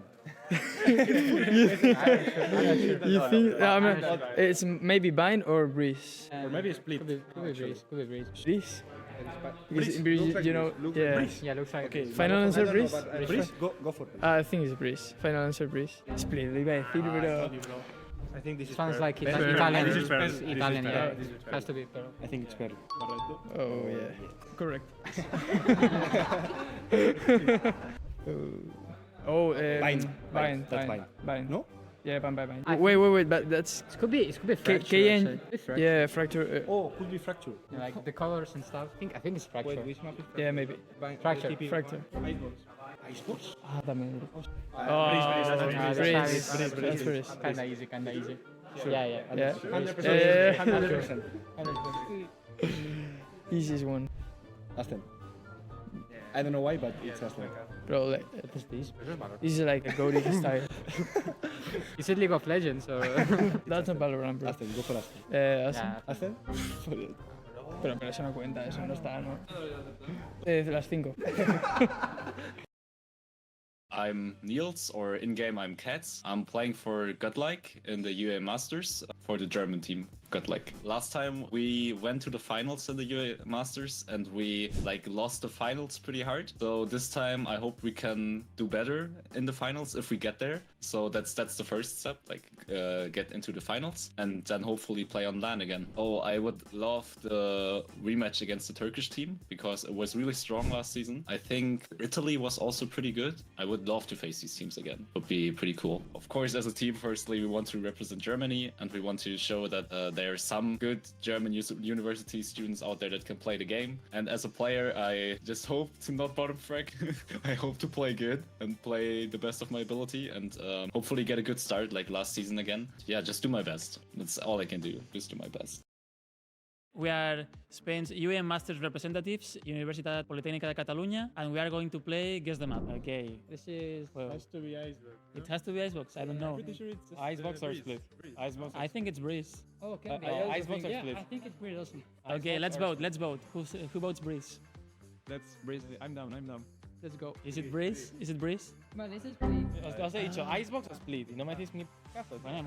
Okay, this has to be Pearl. Yeah. No? Yeah. Oh, yeah. Pearl, 100%. 100% I Pearl. have a lineup on this. I think it's A-side. Pearl's I A-side? have also a lineup on... Pearl. Nice. Let's go. Ole! Icebox. No, Vine. That's Vine? Are you sure? Oh, KNG, Icebox. Icebox. Icebox. freaky. Icebox. Nice. KNG, ¿ves? Breeze. 100% Breeze. A-side, maybe? No, what do you mean? Who cares? It's Breeze. It's Breeze. Oh, yeah. Oh, Nice. esa es tu casa, está colado. Wait. It's Haven. Haven. Haven. It has to be Haven Seaside, yes? Yeah. No. Probably Sunset. No. Haven. Haven? Vamos. Let's go. Es un poco de content porque han dicho rápido esto. Ya está. I actually have no idea where maybe a marketplace on a map. Is it bind? That would be my guess because there's like a little market between the bomb sites when you go from the attack side. Oh wow, okay. I would have never guessed that. But yeah, makes sense. There's like this little market there between as well. Oh no, that should be. It's not bind. Is it Pearl? I would say it's Pearl. I think they have these windows. Pearl. Oh, 1 point for me. How am I supposed to get these right? I just guess it's bind again. I don't know. I have like bind has these metal plates everywhere where these would fit. So I just go with bind again. Has to be bind at 1 point, right? Oh, okay. I hate this map so much. Oh yeah, that's breeze. That's breeze. Yeah. I actually don't remember, I have no idea which map this could be. I only know that Ascent is like destroyed city, kind of, floating on an island, so maybe that's... I'll go with Ascent, let's hope it's not bind, I'm sad. Okay, I've never seen that. Aspirations, I mean, if I go into a tournament, it's to win the tournament. Is it a realistic goal? Maybe not, but at the back of my mind, I want to win everything. So I want to win, but realistically, I just want to make it as far as possible. I want to win a few games. Played last year, we played against, I think, one of the finalists. First matchup was difficult, we got stoned, but I think we have a way better team this year. I want to get further than last year, let's put it that way. Last year we played the Netherlands. I think the Lowlands derby is always nice. We won last year, would love to face them this year. I think they also have a better team this year. Yeah, the Netherlands. I would say the Netherlands. I prepare myself, so I play Valorant every day now. We practice a little bit with the team. I think about the game every day, like every moment. Not every moment, but I think a lot about the game. How I want to play, how I can improve, what am I bad at, how can I help my teammates. I want to prove that we can be competitive. I think we we lost games we shouldn't have lost. I don't want to have any regrets looking back. Let's put it that way. For me, it's just, I want to set up my teammates as best as I can. Because you're not gonna get 25, 30 frags from me. It's not gonna happen. But I can help maybe I can help my teammates to achieve 25, 30 frags and make life for the team easier. I am a content creator. I mean, not as active anymore, but I used to be for Czech Republic, and I'm representing Prague University of Economics and Business from Czech Republic. We aim to win for sure. Well, why else would we be playing it, right? If not to win. I mean, probably like people from Poland, because those are our brothers, kind of. I would like to play against them. Oh my god. Since I have a lot of stuff to do for school and so on, I was quite busy with that, to be fair. But I tried to play a little bit of Valorant to be ready and sure. I bet I could have played more to be ready more, but what else we can do? Well, especially that our university has quite a lot of players, because I feel like people are not outgoing there as much. We can show people that there are people from my university that actually play games as well, so we can make kind of a bigger group and include more people in the future. A Fnatic player, great guy, played in Gambit before. I gotta put him in somewhere in the middle. 3. A 3 would be good. 10s. The prime 10s or the 10s that play smokes now? Okay, I'll put 10s at this point when he's on smokes on a number 2. I'll put him on number 2. Oh, I feel bad now. Leo's the GOAT. Oh my god. Why all the Fnatic players, man? I'll have to put him on number 4. Kesnit's a good duelist, but I'll go with 5. I know that you're gonna put Aspas here. You have to. So Kesnit 5. Zoms? Oh, he's benched, man. He's number 1. He's my number 1. No way.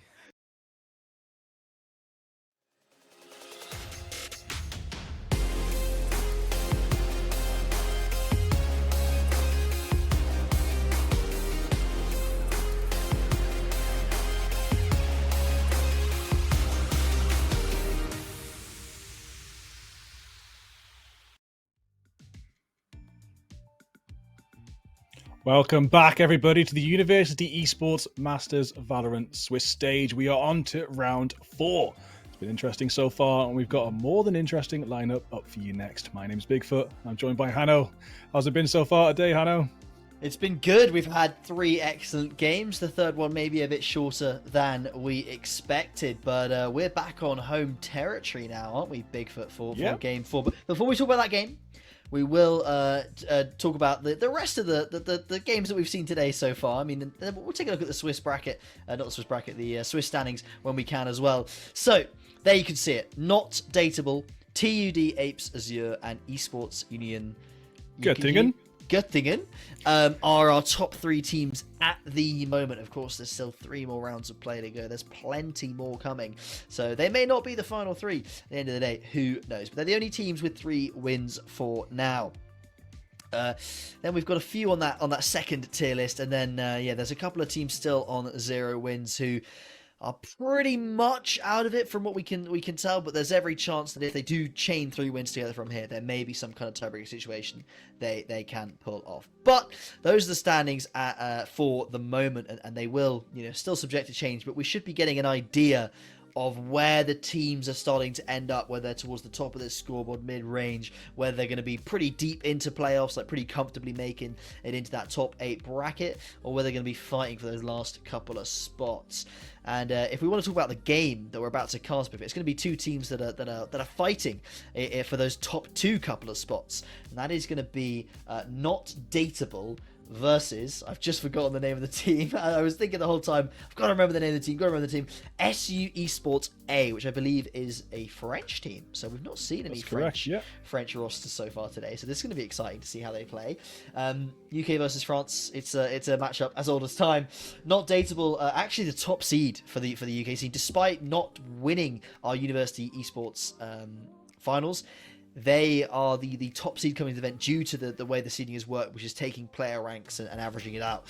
So potentially they're also our favourites. We looked at Korean Pop Superstars as like, oh, they're the team that we're gunning for. But they had an unfortunate match earlier on today. So they are not in our top 4 at the moment fighting for those top spots. So Not Dateable versus SU Esports A, who we don't know that much about, Bigfoot. What are we thinking coming to this game? It is a top 4 team matchup sort of here. They're, I think, the 3rd and 4th seed at the moment. Yeah, some very, very top tier teams here. And having a look, trying to do a little bit of research about SU Esports, and their team bio literally says, I don't know. So I think they're mysterious dark horses. Yeah. Every single one of their Valorant trackers is private. So all I've got to go by is their IGNs, their pronouns, and their rank. Ranks are pretty high. Immortal 2, Immortal 1, Immortal 1, Immortal 3, Immortal 2. So that's a pretty powerful rank incoming forward. So a very, very high seeded team looking at the rankings. But where we see Not Dateables are actually unbeaten so far today. SU have dropped 1 game themselves. So from the data we have thus far, Not Dateables are a stronger team coming into this. Yes, so my mistake there. I said they're 3rd and 4th seed. So the way this has worked is SU Esports A are currently the bottom team of that 2-win bracket, of that 2-win group. And so when you're the 1st seed of like the top group, and it's an uneven number of teams, you will play the bottom of the 2nd group. So Not looks incredibly favoured here in this matchup, Not Dateable. And of course, we shouldn't be too biased on the stream, but we are, of course, rooting for the Nottingham side from the UK League. They are going to be playing against this SU Esports A side, who potentially have a chance to perform a bit of an upset here and knock Not Dateable down a peg and put themselves in a position to try and claim a top spot in going in towards playoffs, because they're, of course, at the moment down in 10th. So a win here would solidify them into that top 8, at least for the moment.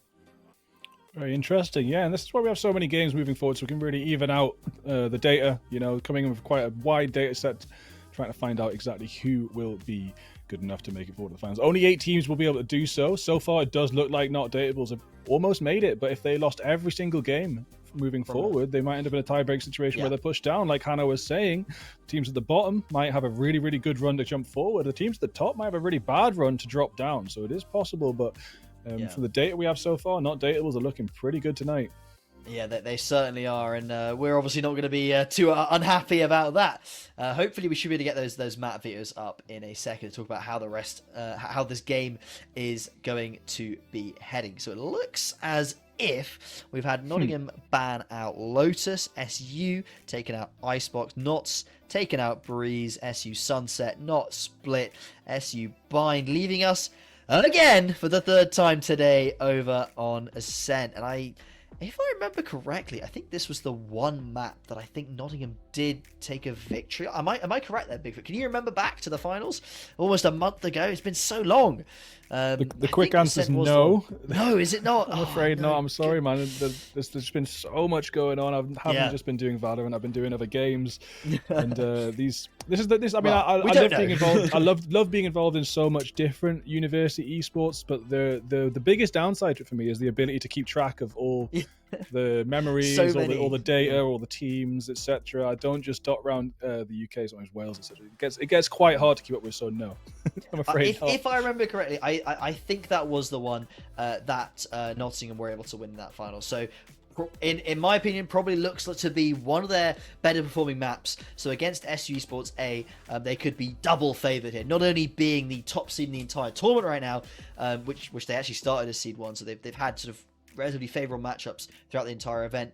They also should look at a pretty good map for themselves. As we're going to head over into Agent Select now and start to get an idea of what these teams are going to be bringing with them over to Ascent. Now, much the same, it seems. Yeah.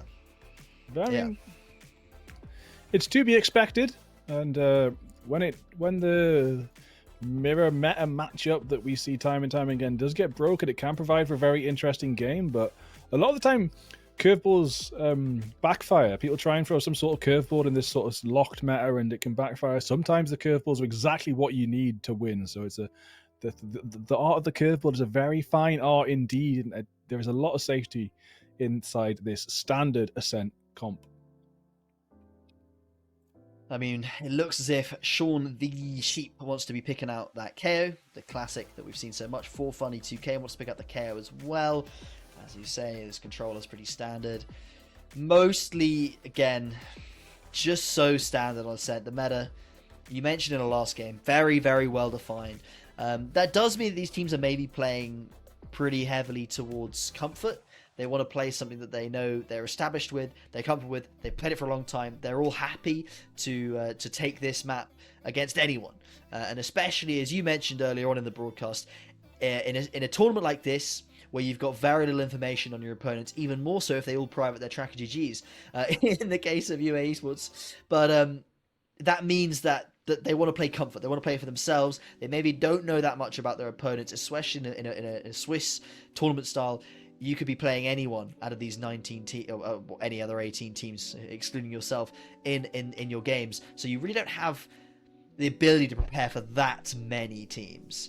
So yeah, maybe going for this comfort pick, the Ascent. Both teams are going to be happy with it. Yeah, Jet's been picked nearly every time as well, and we've seen a lot of extremely good Jets so far. I'm going to get to see Zendo, see what one of these top 3 teams has on behind their Jet player. But of course, SU will be looking to counteract that themselves. So yeah, some of these players, the teams are not dateable. We are very used to. We've seen them quite a lot in the UK, but the French team, all new players to us. So excited to see what they present coming forward. They will be on the attacking side, SU, for the first half. See if Nayroy can get anything on the back of this mid-peak. Tibbet lining something up there. Not sure where that's going to land. Hopefully towards Garden to help his teammates clear it on out. Yeah, very good. Yeah, good lineup. Nice one indeed as Nayro dashing on in. A site's been given over pretty much for free here, Bigfoot. This is going to be a retake scenario. I do believe Nottingham has saved quite a bit of their util here, so it shouldn't be too difficult for them to get that out on this route. They're not going to be lacking anything here in this pistol round. Stevens, probably going to be caught off guard to the left. Oh, there's the one kind of clearing his arm. He's the timing, the sprays, the whiffs, back and forth until Stevens comes out on top. Nayroy hiding down there in heaven with only 4 HP. Kendo moving onto site, takes down a player in Wine. And they're going to keep W keying forward. And yep, only 4 HP left on Nayroy. It won't be hard for not dateables to clean up. They make it look easy. 4 players left alive at the end of that pistol round. 6.5 seconds on the clock. That's plenty of time. As, yeah, the British side does take the lead here in the very first round. Only 1 kill for the French. Nayroy there. The Jet that expected Usually when I see a Jet, especially in tournaments such as this, you're expecting the Jet to be the best aimer on the team. You know, it's not usual for you to give over that agent to someone that's not necessarily going to be able to find all of those entry frags and maximize that agent's kit, because it's one of those agents that I find needs to not only find that entry kill, but then look for more with their kit to be able to actually make full use of it. You know, you're not using both smokes just to find the first kill.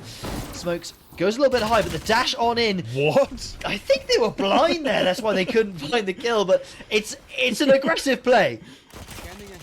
Yeah, very aggressive. Yeah, really bad timing with the blind, like you pointed out. You might manage to get on site, but if you ain't got your sight, no pun intended, then you ain't going to be able to get much off the back of it. Sure, the Sheet with the Spectre going to easily get one as LP0 secures a headshot with that Sheriff. And yeah, flawless round there for not dateables, but of course SU will get their rifles on board. A little bit of half buy in previous rounds. They're not actually going to be able to get full shields, which might be somewhat of a mistake. But, you know, against things like Sheriffs, Marshals, Outlaws, you know, that full shield can come in pretty useful. Let's see what they do with it. It's 4 half shields. It's not the nicest situation to be. Ideally, on your first rifle round, you want to be coming in with full util and full shields. Gotta say, it's very obviously a UK team when you see Sean the Sheep playing on one of the rosters. You know, it's lovely to see the the Sheep represented. Yeah, shout out Oddman Animations. Yeah, if only. Yeah, I mean, oh my goodness, Nayroy's getting mighty aggressive here, taking a little bit of chip damage there. And that's again. Yep, 2 of the Nottingham players are pushed towards that B main entrance. Needs some backup here. Someone needs to eliminate Nayroy before they execute on this pincer. 4 players for the French team coming in through B main. They've got to fight against these 2 players with the Spectres. Stevens knocked down from behind. Yeah, not great positioning from Nottingham there as they do get outfoxed. No way, Zero with the quick reposition. Shrouded step onto site for the back of CT. Does find 1 kill, but Scopeless is going to try and get a little bit more than that one after securing a very, very crucial kill, but Dipsy's just too fast with the Spectre, and with the spike down, it's going to be Dipsy. He's managed to pick up a Phantom, full health, full shield, up against Guess Who's Toxic. Oh, good position from Dipsy. Just gets him through the wall and not dateable. With a triple kill from the KO, wins the clutch 1v2 at the end there to put themselves up 3-0. Really strong performance from the French side, opening up mid, finding that gap, pushing on in, but maybe they took a little bit too long before executing there onto that B site, and then playing that 2-man after plant, giving away the information that was a player in B main, maybe a little bit too much given as an opportunity for Dipsy there, who, you know, pulls it off in incredible fashion, and a 3-0 lead. Now, SU Esports will be able to force something out here. It's not the 5 Vandals that you might want to see, but they do have a Bulldog, Vandal, maybe a couple of Sheriffs. They can do some damage for sure in this round. They can pull it close. Maybe a bit of an upset here. Kendo trying to take this mid space. Doesn't spy anyone coming from the Cat, but easy headshot. Big and swing. Gonna find 2, gonna find 3. Excellent opening here from Kendo. We've been talking about the Jets inside this league. And there we have it. Another phenomenal performance here from our friend. Sorry, from our English Jet here. Yeah, SU Esports getting shut down very quickly towards the middle of the map, and Dipsy has the information now on where these last 2 players are going to be. Can call in the flank. Kendo finds their 4th kill of the round. Beautiful plays towards middle, backed up by the utility of his teammate throwing those flashes. Really excellent stuff from the not dateables, who yeah, starting off really, really strong. And SU Esports A did opt to force in that 4th round, which does mean that here in round 5, they're not going to have much of economy at all. A little bit rough for them. Probably going to go down 5-0 unless they decide to force again, which I don't think is advisable here. Here on Ascent, you need to get a few cheeky rounds in of those rifles on the attacking side to give yourself the best opportunity to make some headway in that half. Yeah, we're going to hopefully see a little bit of an answer to that amazing early aggression from Kendo. Maybe France has something to say. Maybe their Jet can pull something out the bag. This is a I mean, one pick at the start of the round is going to be very, very good with securing that round for you. But you just get free like that, just so fast. It's basically guaranteed from that point, isn't it? Yeah, lovely headshots from Kendo as well. Not wasting a bullet there as they chain together those 3 kills and then find the 4th at the end of the round. I think that timeout was called by SU Esports. They obviously realizing they've lost the first rifle round and that they've had the force buy fail the round after that. They need to just take a second to adjust what they're going to do. And in fact, I think a couple of those players did have Sheriff's last round, so they do actually have the cash to buy again. Nayroy going to be a little bit low on the Guardian there. Probably going to look to try and get those knives out towards the end of this round. That might be something that they can angle towards. But yeah, they really are being radical with their economic decisions here. Well, it shows that they've got confidence that they can do this, that they can get around back on the board when required. But even just the utility from Nottingham so far is holding them back. Tibbet manages to clear Sim. What happens when you don't clear Wine previously? So there's a chance that that drone might not have actually caught a player in the corner there, but there is not a player in that corner. So consider Wine cleared for now. Spike is on that A side. It would be where you'd expect to see the push, but it's been a lot of space claimed in mid. Yeah, Nayro's just being given this every round. Allows to just walk up here. They do know that this jet is there, but just allowed to occupy this space for free is an interesting decision from Notdables. It's working out for them, so I can't complain. But Kendo getting high progressive in mid, just turns around, taps one, puts the smoke down. But guess who's toxic? Does find that double kill. Little bit hectic there with how the smoke came down from the jet. Tibbet has had this opportunity as well to walk out A. This does mean A pretty much. Dipsy shut it down. I was about to say Tibbet probably going to get a drop on this KO, but it doesn't matter. Nottingham, they know where this final push is going to be, and they have a player advantage right now. Dipsy making their way out of heaven, trying to get something, but the back and forward peaks from Toxic and Scotland were a little bit much to deal with for a second until Sean the Sheep swung and just cleaned them out. Still 3 players standing in that round. 5 rounds, 2-0. Does look like SU might have to be on a scrappy buy yet again. See if they can pull anything off the back of this. They managed to get a couple of kills here and there in each of these rounds, but they haven't really managed to secure any kind of control or made Nottingham confused or scared in any way whatsoever. So they might have to try and switch up how they are attacking these sites. Let's go. Yeah, they've got to be thinking up some new approaches right now.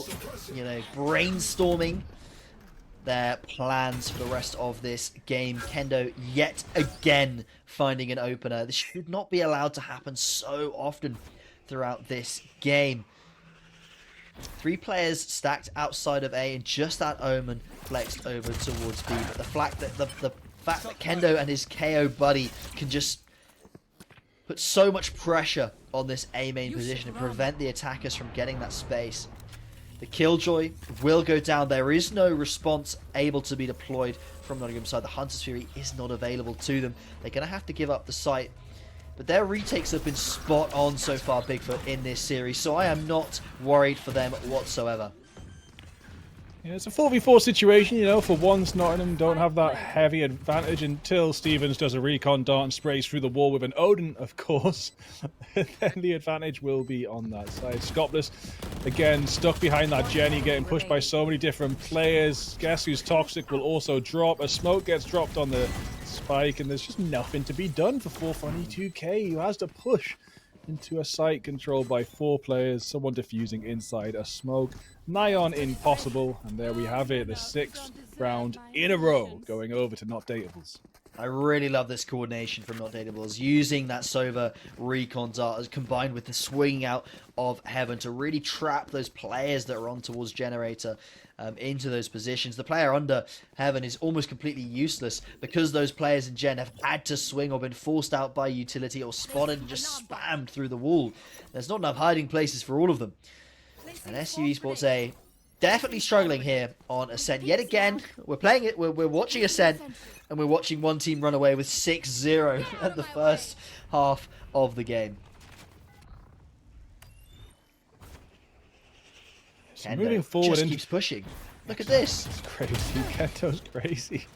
but it's going to pay off. 422k just gets dropped with about three bullets spent. Another couple of bullets spent just to hold them back. But yeah, Nayroy pushing onto site now with the Blade Storm. But no one's there to be found, so now Nayroy's got to do this jump up. Zero's going to make this peak. Who's going to come out on top? And it will be Nayroy with a headshot there. Very, very good. Jumping onto Jenny, but only 28 HP left. Still going to try and catch someone off guard as they make this push out of heaven. People don't always expect someone to be on top of Jenny, and if there's, you know, someone down by the boxes, they might be distracted as they make that push. Dipsy getting an excellent kill with the Ghost. Kendo finds one with Vandal, but Toxic and Tibbet managed to trade out. Stevens stabilized KO. The Killjoy! They knew it! Oh, Toxic's completely messed that up. I don't know if he didn't realize the Killjoy was still going off, or he just moved into the edge of it at the wrong time, but that is disastrous as Not Dateables, not only do they kill the Omen, but they managed to get the KO back up. A big advantage for their economy. Not that they necessarily need it, I suppose, being 7 up. They've probably got credits to boot. Yeah, all of them are on max credits. That is huge mistake. That's the second huge mistake we've seen towards that A long area. I don't know what's going on with that area at the moment, but everyone seems to be messing up in that area of the map. At least with the lockdown, it's the frames thing. It's like something people maybe want to take out of the fighting games community. People in the fighting games community are obsessed with the frames it takes to do something, and sometimes people forget with the lockdown hits 0, there's a certain amount of frames of animation that goes from the center of the lockdown to the edge of the lockdown. It's a pulse, and if people think it hits 0, they can walk into it, and I've seen it in all levels of Valorant. People walking in and getting seized and forgetting about the animation there. And whilst we're waffling on about the deeper side of Valorant meta, we have lost another player for the side of SU. With Not Dateables back on the front foot for the 8th round in a row. Nayroy trying to get active in mid. Usually is giving it for free. The dash almost works out for them, but Kendo proving themselves superior in that duel at least. Just 2 players left for the French side. The blind tells them exactly where Omen is. They both spam it. And Not Dateables go up 8-0. And the top seed for the UK University Esports Tournament is looking really, really strong right now. Not Dateable, despite, you know, not actually winning the University Esports Finals themselves, are proving to be an incredibly strong side here in the European Masters. Yeah, they're looking so good. They're looking like they're going to get their 4th unbeaten match in a row. And there's only other two other teams unbeaten at the minute. And if they lose these rounds, it could even put Not Dateable into a position where they're the only unbeatable team in 4 games. Let's see what happens moving forward and check out the results they come through. But Kendo just marches forward with a 3k. And Dipsy gets 2 just as fast. And it's a flawless round for Not Dateables. That is an impressive play yet again from the star Kendo. This Jet player has been fragging hard all game, and I imagine it's probably been fragging hard all tournament. We just haven't seen it yet. 15-4 right now. Ultimate ready to boot. Credits in the bank. Only 3 rounds left of this first half. And no signs of slowing down. Nayroy has been given so much space in towards mid, but somehow Not Dateables have just they don't mind giving up mid. They're able to do so much with the extremities of the map that mid doesn't matter. And that's a common theme amongst today's games, to be fair. B found to be completely clear as the entire of SU Esports A has left that site open. Stacking towards A and mid, gambling that the play is going to come through there. It does not. All it took was the null command, and it held back all of Not Dateables, but now, especially with Scopless dropping, they are pinned into a corner. There are 5 players trying to take this site back. They have only 3 players left as Nayroy also drops to the headshot from 0. Stevens yet again with the Odin, going to send this recon dart in. Wouldn't be surprised if we find something off the back of that, but the assist comes in at the very least. Sober versus Sober. Stevens versus Tibbet, and Tibbet is going to get the kill, getting the first round for SU with only 8 HP remaining. Huge stuff from SU. That gamble from Not Dateable plus the null command is... I don't know how much I like that, really. I understand going for that retake because their retakes have been really, really strong, but completely leaving that site, not leaving anyone towards the back, or just to run some interference by flanking towards B main. They did come out from LP0, but it was quite slow, and it did get shut down pretty soon afterwards. Tibbet doing a huge job there at the end to win that 1v1, put their team on the board. As usual, say going again in front of the fast play. It's what worked out for them just last round. Maybe they can do it again. Confidence. I love the confidence peeking out of that smoke, but it looks like it actually possibly paid off. I was about to say backfire, but just catching up with the kill feed there, it did pay off, and they managed to get an advantage for a second, but then Kendo just swings and takes the advantage back. And now Paranoia is enough to get Shaun the Sheep, and it's enough, the classic's enough to get Kendo, but Stevens with the Odin running around the side of the Jenny. Oh, I was hoping you could maybe display. Nice little spray down though. And yeah, Not Dateable celebrating the fact that they're 9 rounds ahead. Looking so good in this unbeaten streak. Toxic had a small chance there at maybe finding something, but ran out of bullets trying to shut down Kendo. Does find that kill with that classic. But yeah, I think SU needs to stick to this aggressive strategy. Last round, or it didn't quite pan out for them, but the fact that they've got the last 2 rounds into a 1v1 and even won the previous one, shows that that's maybe what they need to keep on doing. Play fast and loose. Just go for these kills. Take these angels because you are strong players. You can go for this. You're just letting yourself get peaked on in the early rounds where Not Dateable have just been having huge advantages, mainly based off of allowing Kendo to dictate how the early phases of these rounds goes. Yeah, and as you were talking about being brave and taking Angels, Nayroy did peek out mid with only a Bulldog in hand, no armor at all to be spoken of. Managed to find a kill, but that lack of armor did end up with that kill being a trade.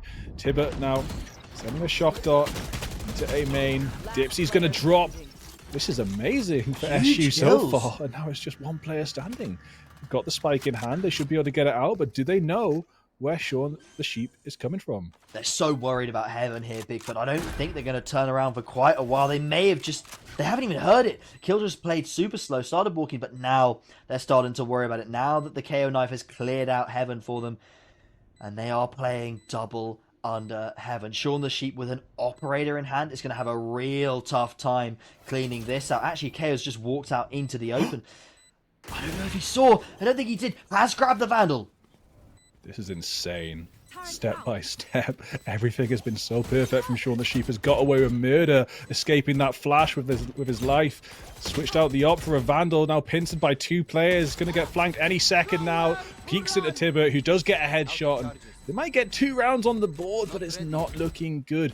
Moving into this second half for SU, now on the defensive side. Yeah, I mean, it's good to see that they can find some way of challenging this Not Dateable side, and the fact they found 2 towards the end of that half means that maybe they're feeling a little bit more confident going into the second one. They're on the defense now, where Nottingham were able to claim so many rounds. Maybe they can pull off a similar feat, and especially if they play in a similar style to what we saw from Nottingham, where they going fast, aggressive on those early peaks, getting the information, putting their best players out there to take these duels, because I don't think you want to let Nottingham decide who's taking those early angels. If Kendo's being the one to peak you every round, I think 90% of the time he's finding that kill and you're now a player down. If you decide to take those early fights, you go in. Nayroy is Nayroy blinded headshots Kendo. What a start to the second half. Kendo's not going to be happy about that one, but SU Esports A maybe being given a little bit of a lucky break in this round. We'll have to see if they can capitalize on it. It's an early advantage. It's a lot to be asked, though, as they're 8 rounds behind, of course. And I mean, they might not just be 8 rounds behind. They might be a sort of a skill set behind, it looks like. Because Not Dateables have just picked them apart round after round. Fragment comes out, doesn't connect. Stevens has to downgrade from an Odin to a Frenzy for the pistol round, but still managing to find those kills. All of Not Dateables here, just sort of waltzing across the map, trying to find an angle that they can make something work here. All of A main has been given to SU Esports A, and they've just left Killjoy over towards that side to hold it. They're not even worried about the walk-up cap because they've got all that Killjoy utility. They will know well in advance when that turret gets contact what's happening here. 3 of them going to be coming towards A main. There's 23 seconds on the clock. Nobody from the B site has looked for information, so they're only going to find out now as Killjoy gets contact what's going on. Do they clear out wine? It's the question of the day, isn't it, mate? On this Ascent map that we've been in so many times, it really is the question. Do you clear out wine? And if you think you've cleared out wine, have you really cleared out wine? Well, they certainly have done it there, as they found that Killjoy who was hiding towards that position. And that's making this retake all the harder, as Funny2k, the only player to find a kill in that retake. And you start to think, when you've got that much information, you know that all of A main is clear, you've got 3 gambling towards B, maybe you do start to worry about it. And if you do start to worry about it, you should either get your Killjoy to take a fight and try and go, because most good teams, in my opinion, are going to send someone wine, especially when they've got 3 players alive. If it's only 2 players alive, they probably can't spare that player with that amount of time left on the clock to go and clear out that angle. But with 15, 16 seconds on the clock and 4 players alive running in towards A, you probably send at least one guy just to go and check that there's not going to be a crazy flank come out from it. As a fast push from Not wants to come in towards A, the dash in goes on out, but Kendo shut down instantly.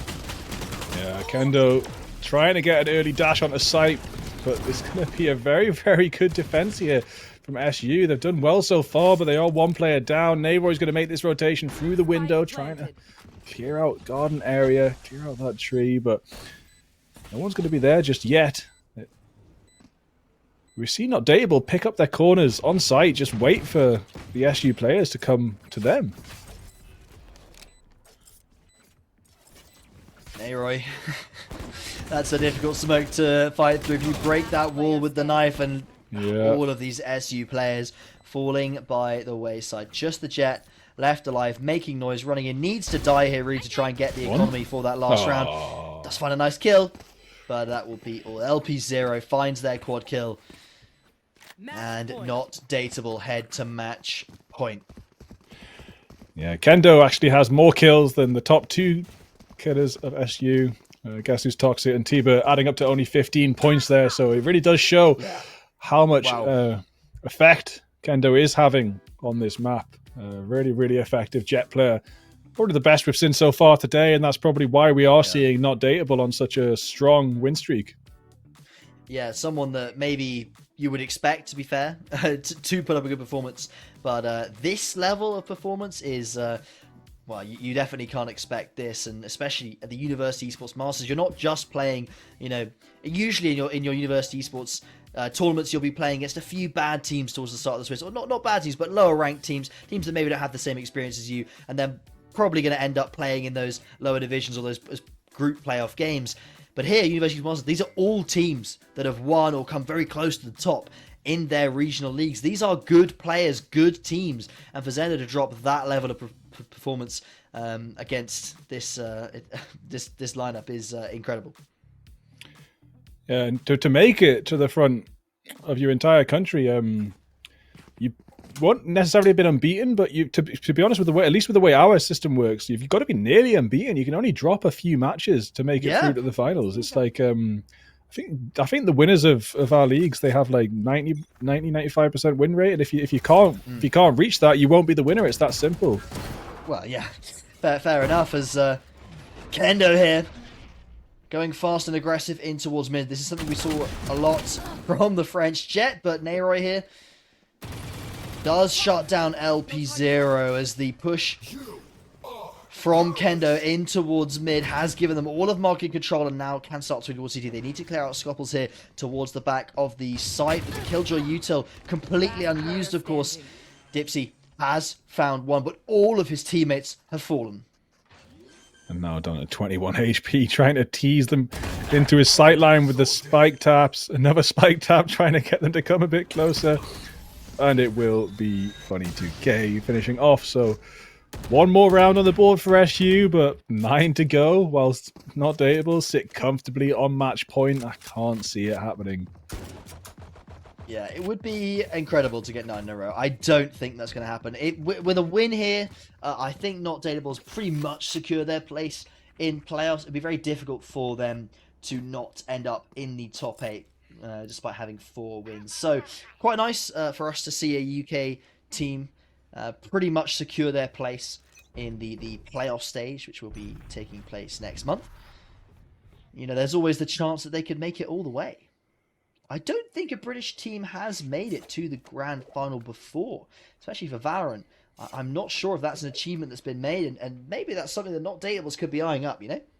Yeah, and if the finals are held at Confetti X or anything, they'll have that lack of travel buff against any team that comes to them. It's just... I believe they're currently playing from that location, right, at the moment. Yeah, They're in yeah. a LAN room together, which is potentially a buff.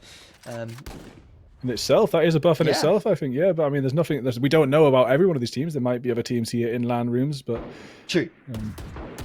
But certainly for the UK side, we know that they're all currently sitting together. The LAN fist bumps are probably going out. Yeah. Always nice to see. Just want to say, Steven's crosshair here. It's an interesting one. It's not one I can say I've seen much before. That looks absolutely massive. yeah, it's the opposite of mine. Mine's literally just a dot. It's crazy. I mean, yeah. I'm not a big fan of the dot crosshair, but Tibbet finds a quick kill, and SU Esports A have a 2-man advantage, lowered down to 1, and this could actually spell out the end of their game, as Stevens has found 3, and suddenly a round that should always have gone towards SU Esports A has fallen apart. Tibbet back again, put in the 1-on-1 to keep his team in the game. 12 seconds on the clock. The spike needs to go down at some point. It's going to be Dipsy to do that, the last player alive on this Nottingham side. Instead of pushing, Tibbet will actually opt for the drone here, but Dipsy's going to make this peak, and now down at such low HP, a shock dart's going to not quite finish it off. Dipsy jumps out the way of the shock dart, and Tibbet will finish off with the sheriff, keeping SU in the fight for 1 round longer.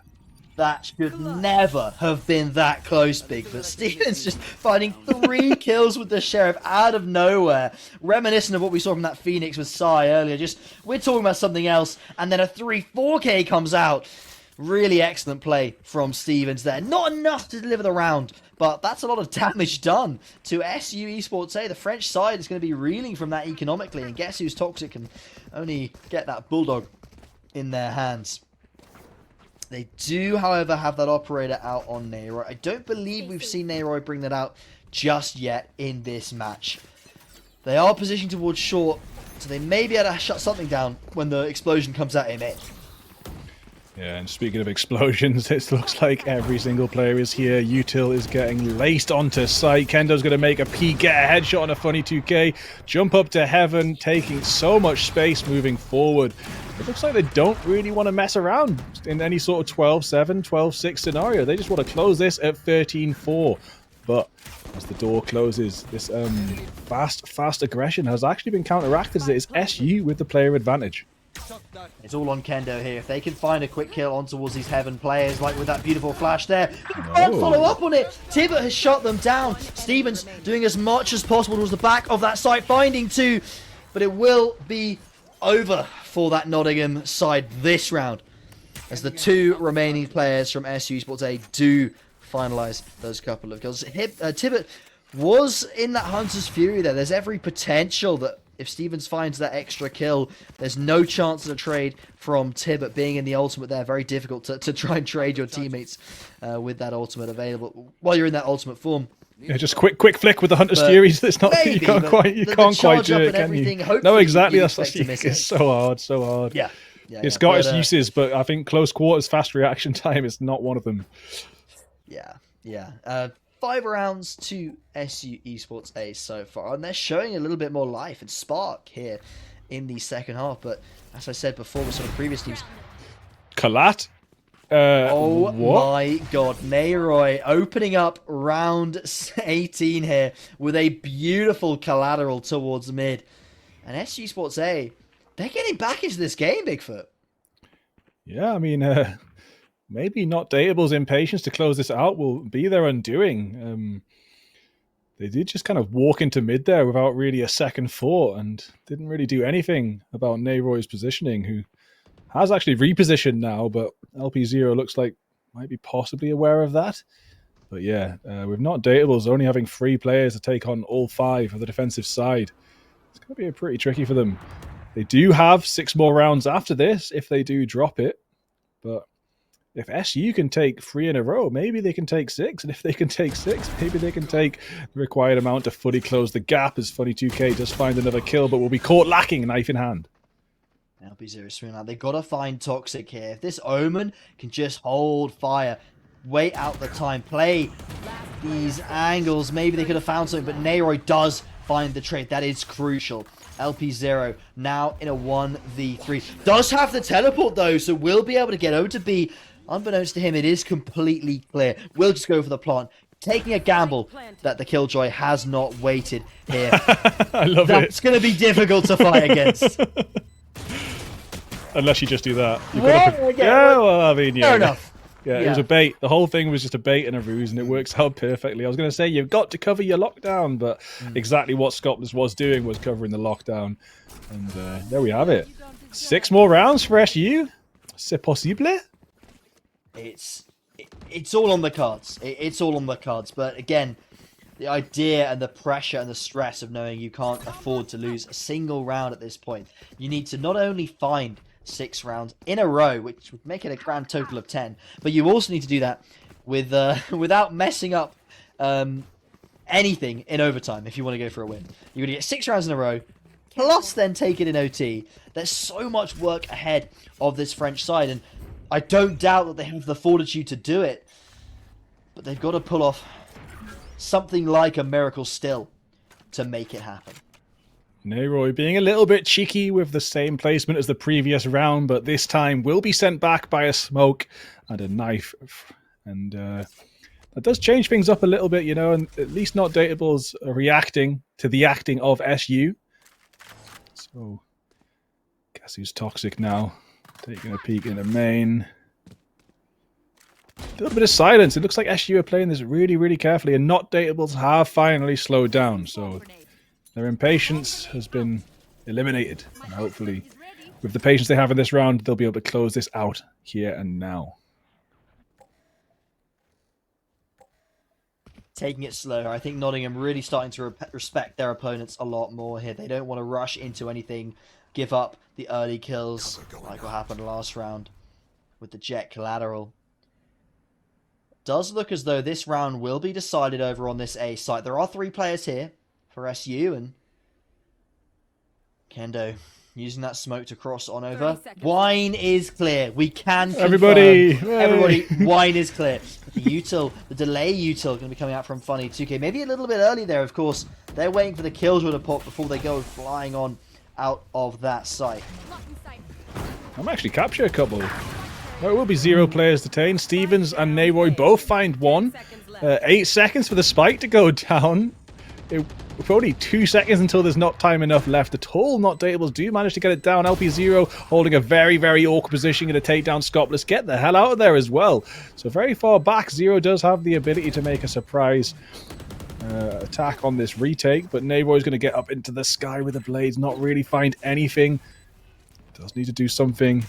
Clock is ticking. Zero being sneaky does get guess who's toxic, but Nayroy will find a headshot with the knives for now.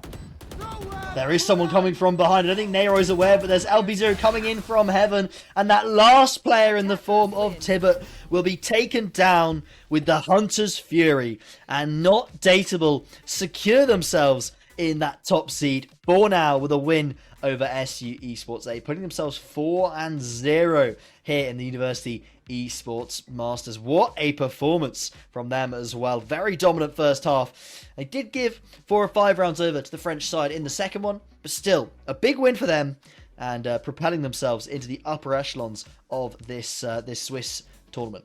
Yeah, I think it was Zero with that lurk that really closed that round off just then.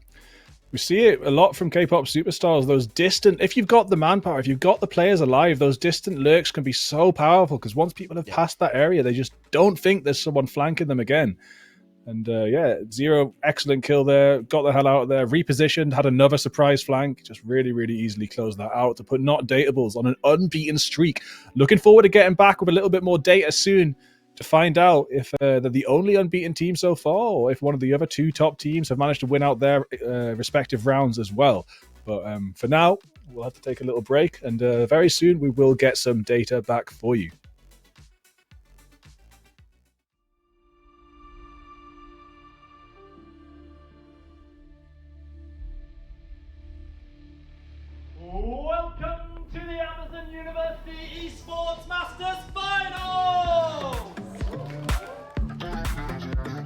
It's a wonderful thing. I feel privileged about the situation because we were able to achieve something and we are traveling the country, visiting the country and playing the live final. Our experience, I met a lot of new people that come from so many different places. Just being with the team and having fun together and actually trying our best to win the competition.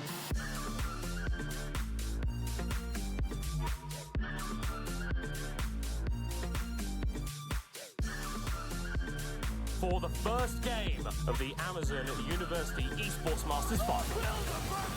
Let's And it's category 5 for Boomin Academy. An absolute hurricane unleashed onto AIX, and they cannot withstand the damage. To Boomin Academy are your 2023 Amazon University Esports Masters champions.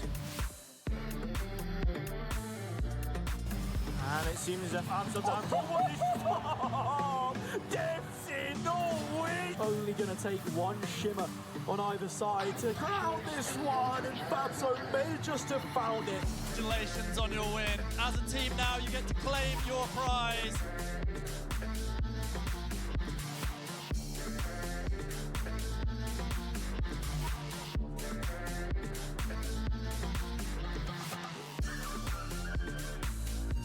Still manages to get it through.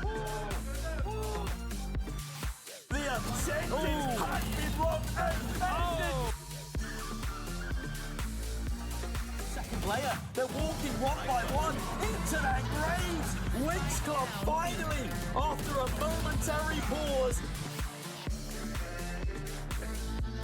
And to all of you watching at home or wherever you might be, we are all grateful that Amazon University Esports Masters exists.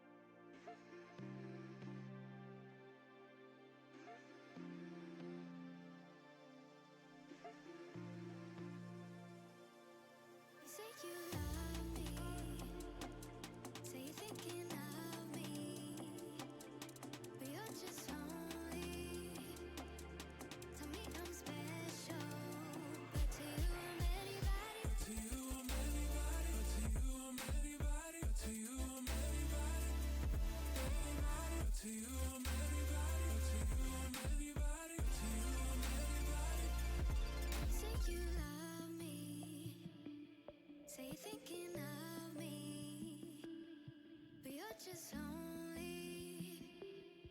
Tell me I'm special, but to you I'm anybody. But to you I'm anybody. But to you I'm anybody. But to you I'm anybody. Anybody. But to you I'm anybody. But to you I'm anybody. But to you I'm anybody. Anybody. But to you. But to you.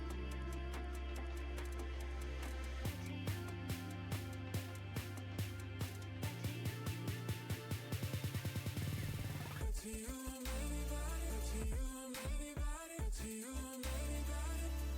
Anybody. To you, I'm anybody. To you, I'm anybody. To you, I'm anybody. Anybody. To you. To you.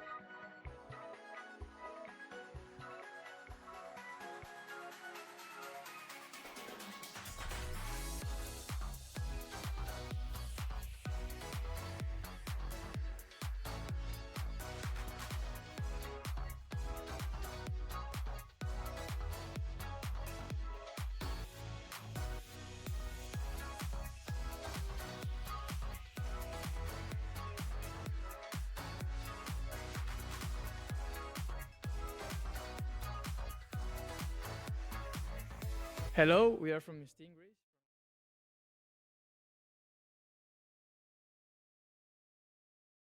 Eso es Vine, bro.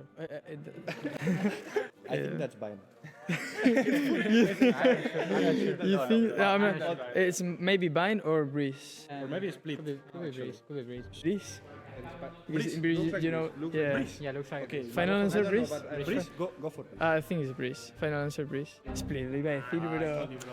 I think this is Sounds Pearl. like Pearl. Italian. This is Pearl. It's Italian, This is yeah. Pearl. This is Pearl. Has to be Pearl. I think it's Pearl. Oh, yeah. Correct.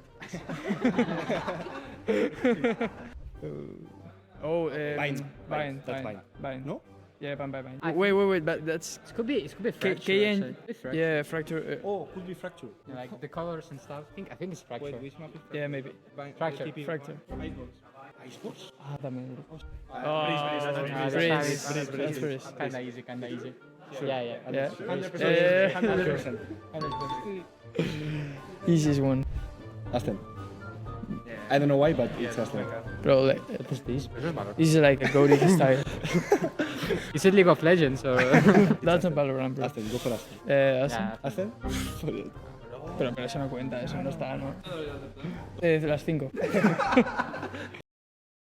I'm Niels, or in-game I'm Cats. I'm playing for Godlike in the UA Masters for the German team, Godlike. Last time we went to the finals in the UA Masters and we lost the finals pretty hard. So this time I hope we can do better in the finals if we get there. So that's the first step, get into the finals and then hopefully play on LAN again. Oh, I would love the rematch against the Turkish team because it was really strong last season. I think Italy was also pretty good. I would love to face these teams again. Would be pretty cool. Of course, as a team, firstly, we want to represent Germany and we want to show that there are some good German university students out there that can play the game. And as a player, I just hope to not bottom frag. I hope to play good and play the best of my ability and hopefully get a good start like last season again. Yeah, just do my best. That's all I can do. Just do my best. We are Spain's UN Masters representatives, Universitat Politécnica de Catalunya, and we are going to play Guess the Map. Okay. This is... It has to be Iceberg. It has to be Icebox. I don't know. I'm pretty sure it's Icebox or Breeze. Split? Breeze. Icebox. I think it's Breeze. Oh, okay. Icebox or yeah, Split? I think it's Breeze also. Okay, let's vote. Who votes Breeze? Let's Breeze. I'm down. Let's go. Is it Breeze? Well, this is Breeze. Os he dicho Icebox o Split y no me hacéis ni caso. Okay, this has to be Pearl. Yeah. No? Yeah. Oh yeah. Pearl, 100%. 100% I Pearl. have a lineup on this. I think it's A side. Pearl's A I side? have a sofa lineup on... Pearl. Nice. Let's go. Ole! Icebox. No, Vine. That's Vine? Are you sure? Oh, KNG, Icebox. Icebox. I think Icebox. Icebox. I think it's Yeah. Icebox. Icebox. Nice. KNG, ¿ves? Breeze. 100% Breeze. A side, maybe? No, what do you mean? Who cares? It's Breeze. It's Breeze. Oh, yeah. Oh, Nice. esa es tu casa, está colado. Wait. It's Haven. Haven. It has to be Haven seaside, yes? Yeah. No. Probably load Sunset. No. Haven. Haven. Vamos. Let's go. Un poco de content porque han dicho rápido esto. Ya está. I actually have no idea where maybe a marketplace on a map. Is it Bind? That would be my guess because there's like a little market between the bomb sites when you go from the attack side. Oh wow, okay. I would have never guessed that. But yeah, makes sense. There's like this little market there between as well. Oh no, that should be. It's not Bind. Is it Pearl? I would say Pearl. I think they have these windows. Pearl? Oh, 1 point for me. How am I supposed to get these right? I just guess it's Bind again. I don't know. I have like Bind has these metal plates everywhere where these would fit. So I just go with Bind again. Has to be Bind at 1 point, right? No, okay. I hate this map so much. Yeah, that's Breeze. Yeah. I actually don't remember, I have no idea which map this could be. I only know that Ascent is like destroyed city, kind of, floating on an island, so maybe that's... I go with Ascent, let's hope it's not Bind, I'm sad. Okay, I've never seen that. aspirations. I mean, if I go into a tournament, it's to win the tournament. Is it a realistic goal? Maybe not, but at the back of my mind, I want to win everything. So I want to win, but realistically, I just want to make it as far as possible. I want to win a few games. Played last year, we played against, I think, one of the finalists. First matchup was difficult. We got stoned, but I think we have a way better team this year. I want to get further than last year. Let's put it that way. Last year we played the Netherlands. I think the Lowlands derby is always nice. We won last year. Would love to face them this year. I think they also have a better team this year. Yeah, the Netherlands. I would say the Netherlands. I prepare myself, so I play Valorant every day now. We practice a little bit with the team. I think about the game every day, like every moment. Not every moment, but I think a lot about the game. How I want to play, how I can improve, what am I bad at, how can I help my teammates. I want to prove that we can be competitive. I think we lost games we shouldn't have lost. I don't want to have any regrets looking back. Let's put it that way. For me, it's just I want to set up my teammates as best as I can, because you're not gonna get 25, 30 frags from me. It's not gonna happen. But I can help maybe I can help my teammates to achieve 25, 30 frags and make life for the team easier. I am a content creator. I mean, not as active anymore, but I used to be for Czech Republic, and I'm representing Prague University of Economics and Business from Czech Republic. We aim to win for sure.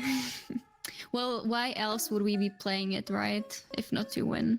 I mean, probably like people from Poland, because those are our brothers, kind of. I would like to play against them. Oh my god. Since I have a lot of stuff to do for school and so on, I was quite busy with that, to be fair. But I tried to play a little bit of Valorant to be ready and sure. I bet I could have played more to be ready more, but what else we can do? Well, especially that our university has quite a lot of players, because I feel like people are not outgoing there as much. We can show people that there are people from my university that actually play games as well, so we can make kind of a bigger group and include more people in the future. A Fnatic player, great guy, played in Gambit before. I gotta put him in somewhere in the middle. 3. A 3 would be good. 10s. The prime 10s or the 10s that play smokes now? Okay, I'll put 10s at this point when he's on smokes on a number 2. I'll put him on number 2. Oh, I feel bad now. Leo's the GOAT. Oh my god. Why all the Fnatic players, man? I'll have to put him on number 4. Kesnit's a good duelist, but I'll go with 5. I know that you're gonna put Aspas here. You have to. So Kesnit 5. Zoms? Oh, he's benched, man. He's number 1. He's my number 1. No way.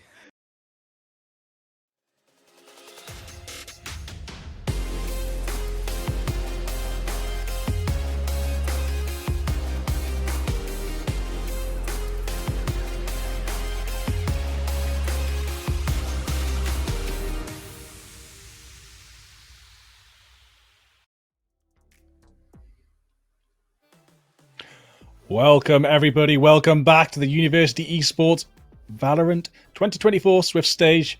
It's been pretty insane so far. My name's Bigfoot, joined by Hanno. He's going to explain what we got up next. Well, first I'll talk about what's just happened today. Of course, we're heading into round number 5 of this Swiss stage of this tournament. There's one more round to go after the one we're going to see now. So we've got round 5, then round 6. But we've just had 4 rounds of incredible Valorant, including a couple of teams we've watched that we're going to be seeing again in just a moment. In round 1, I think we had PXL versus I can't remember their name now, but we had PXL lose that first game. Round 2, we saw the TUD side beat over the Great British side of Korean Pop Superstars, and that TUD side we're going to be seeing again in this following game against the people that we just saw in our previous game, round 4. We just saw, of course, Knots take the win and put themselves, I think it's 4-0 now, unbeaten in the Swiss stage. So we're going to be seeing, in this Swiss stage, you can see the standings just in a second here, we're going to be watching a game between TUD, Apes Azure, and Not Dateable. The 2 unbeaten teams. Whoever wins this matchup here will be going 5-0, and in all honesty, should be taking that first seed at the end of the day. Well, they should hopefully claim a 6-0 victory. If they've gone 5-0 and then lose again, that would be very unfortunate. So it's a bit of a local rivalry. Great Britain versus Ireland yet again. The second time today. Quite nice to see that matchup again. But this time it's not Korean Pop Superstars that will be facing off against TUD. It's Not Dateable. So 2 high caliber teams that we've seen earlier today, and they're going to be facing off for, well, probably one of the most important games of their day, I think, here in this Swiss qualifier, right, Bigfoot? Yeah, for sure. And one of the big questions outside of who's going to win this unbeaten matchup that we got so far is: are Esports Union Göttingen, Nupesu, WSK Fit, Owls, are those teams going to win these games or not? Because they're on 3 points right now, 3 wins. Yeah. If they can boost that up to 4, they've pretty much guaranteed the finals. But if they stay on 3, it actually provides a chance for these teams that are on 2 wins to jump forward into the top 8 to finish out. There will be some tiebreakers tomorrow. They will be happening behind the scenes off stream. But if anyone is down there at the bottom with the same amount of wins, we'll find out what happens after the end of tomorrow, moving forward. But yeah, I think a lot of pressure lies on this 1st to 6th place in this leaderboard right now. They need to win out these games to guarantee their place in the finals. And if they do lose them, they'll really, really want to win the next one. Yeah, I mean, with 19 teams, but only 8 spots in that playoffs, it's going to be really competitive towards that sort of like 5th to 12th bracket there for which teams can slot in to those 3 slots. Obviously, if tiebreakers are needed, they will happen tomorrow, but there is a chance that it won't be needed, and we will be able to say by the end of the day what the final standings and results will be for that for the Swiss stage of the tournament. Of course, there's still the playoffs to come then afterwards, the top 8, and then a grand final after those playoffs at another time. But yeah, I mean, just to talk a little bit about these teams a little bit, TUD beat the second seed from the UK, from GB, sorry, earlier today. So they're probably feeling quite confident in that. But that was actually the closest game that we've seen on the stream, 13-9 to TUD over KPS.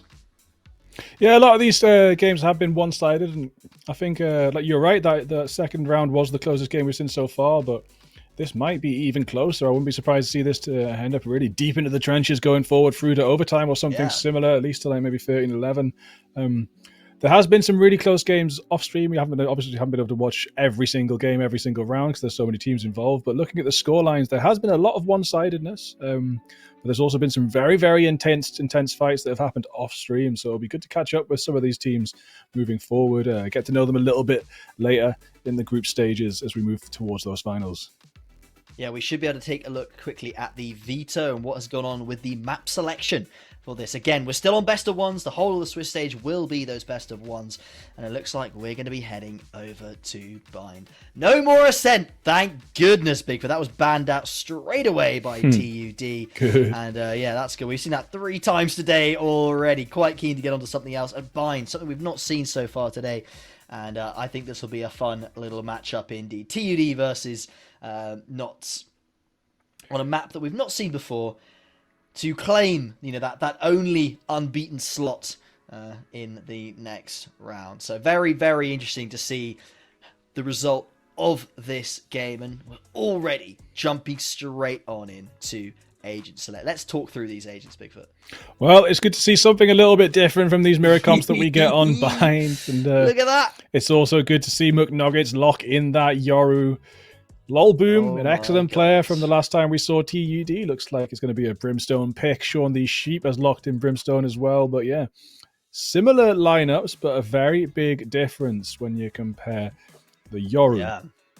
Yeah. We've got that Yoru, and on the other side we've got the Cypher for L0, which is definitely much more. I think we're looking at a very offensive style comp coming out from TUD. I want to put that out there, that the whole setup is with the core 3, the Viper, the Viper, the Brimstone, and the Raze is like that core 3 that you have on this map, and then opting in for a Yoru is pretty bold. It does, on Bind specifically, give you really good rotations. That's one massive benefit of his teleport. On Bind, just the way the map is set up, you can get that teleporter out and you can get a pretty instant rotate. So he can kind of play that very flexible role, get him into those fights really, really early, which is something I think will massively benefit this player McNuggets, who was a huge star in their game that we saw. I think they were playing on Split earlier today, if I am not wrong, and McNuggets had an excellent performance there on Raze. Yeah, and with a map that has so much like maneuverability anyway, with the 2 teleporters already there, having a Yoru on the team that can teleport around the map again can confuse things. You can peek and you can poke at different sites, and the execution can always happen anywhere on Bind. So you'll tend to see a lot more anchoring on this map than you might in others. McNuggets has done something I love to do myself with an Omen, and that's just hide in a teleporter waiting for a rotation or a surprise peek onto the sands area of that mid. So yeah, that works out. Going to send a clone out, trying to get on. So send a TP out just to have another little bit of maneuverability available. And there we have McNuggets exiting the TP. But does actually look like the B long push has just been fallen back on, and they're going to start poking towards mid. Maybe make this A execute as Stevens does catch Murph there behind the box.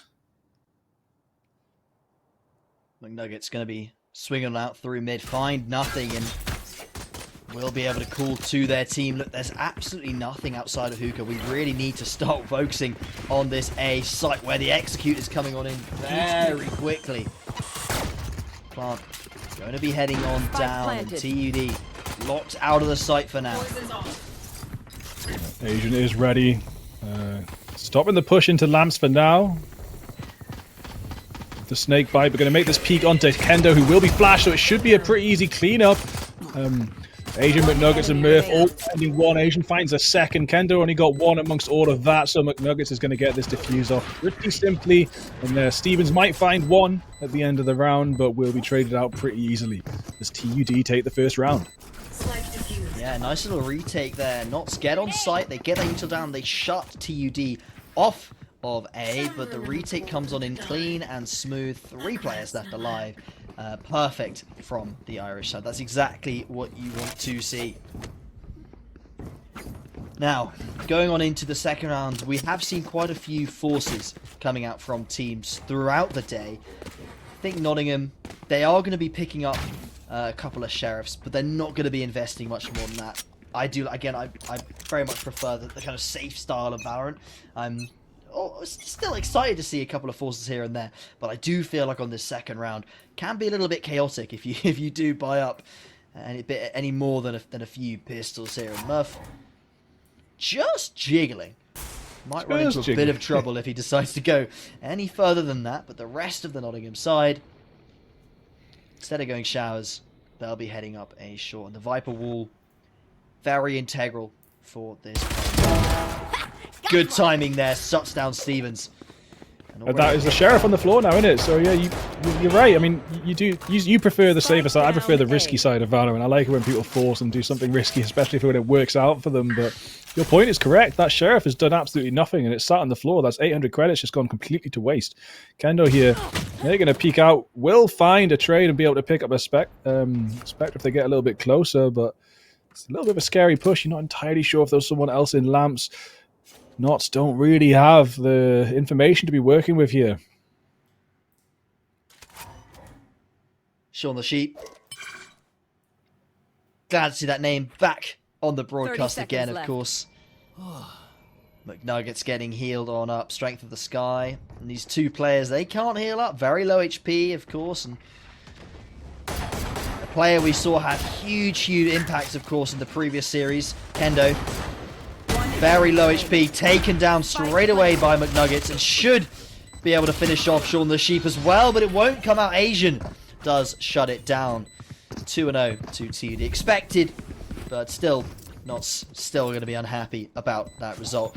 Now, we saw Nottingham last time over on Ascent, and essentially their game plan panned down to Kendo is going to go out mid or A main or B main, and we're going to throw as much util we can to help you. You're just going to take fights, you're going to win them, and then we're going to go back into a safe style of play, hold these positions so that we know that we have basically all of the map control we need, and then we can go back into these retakes. We can rotate through mid. We have these safe areas to group up and retake correctly.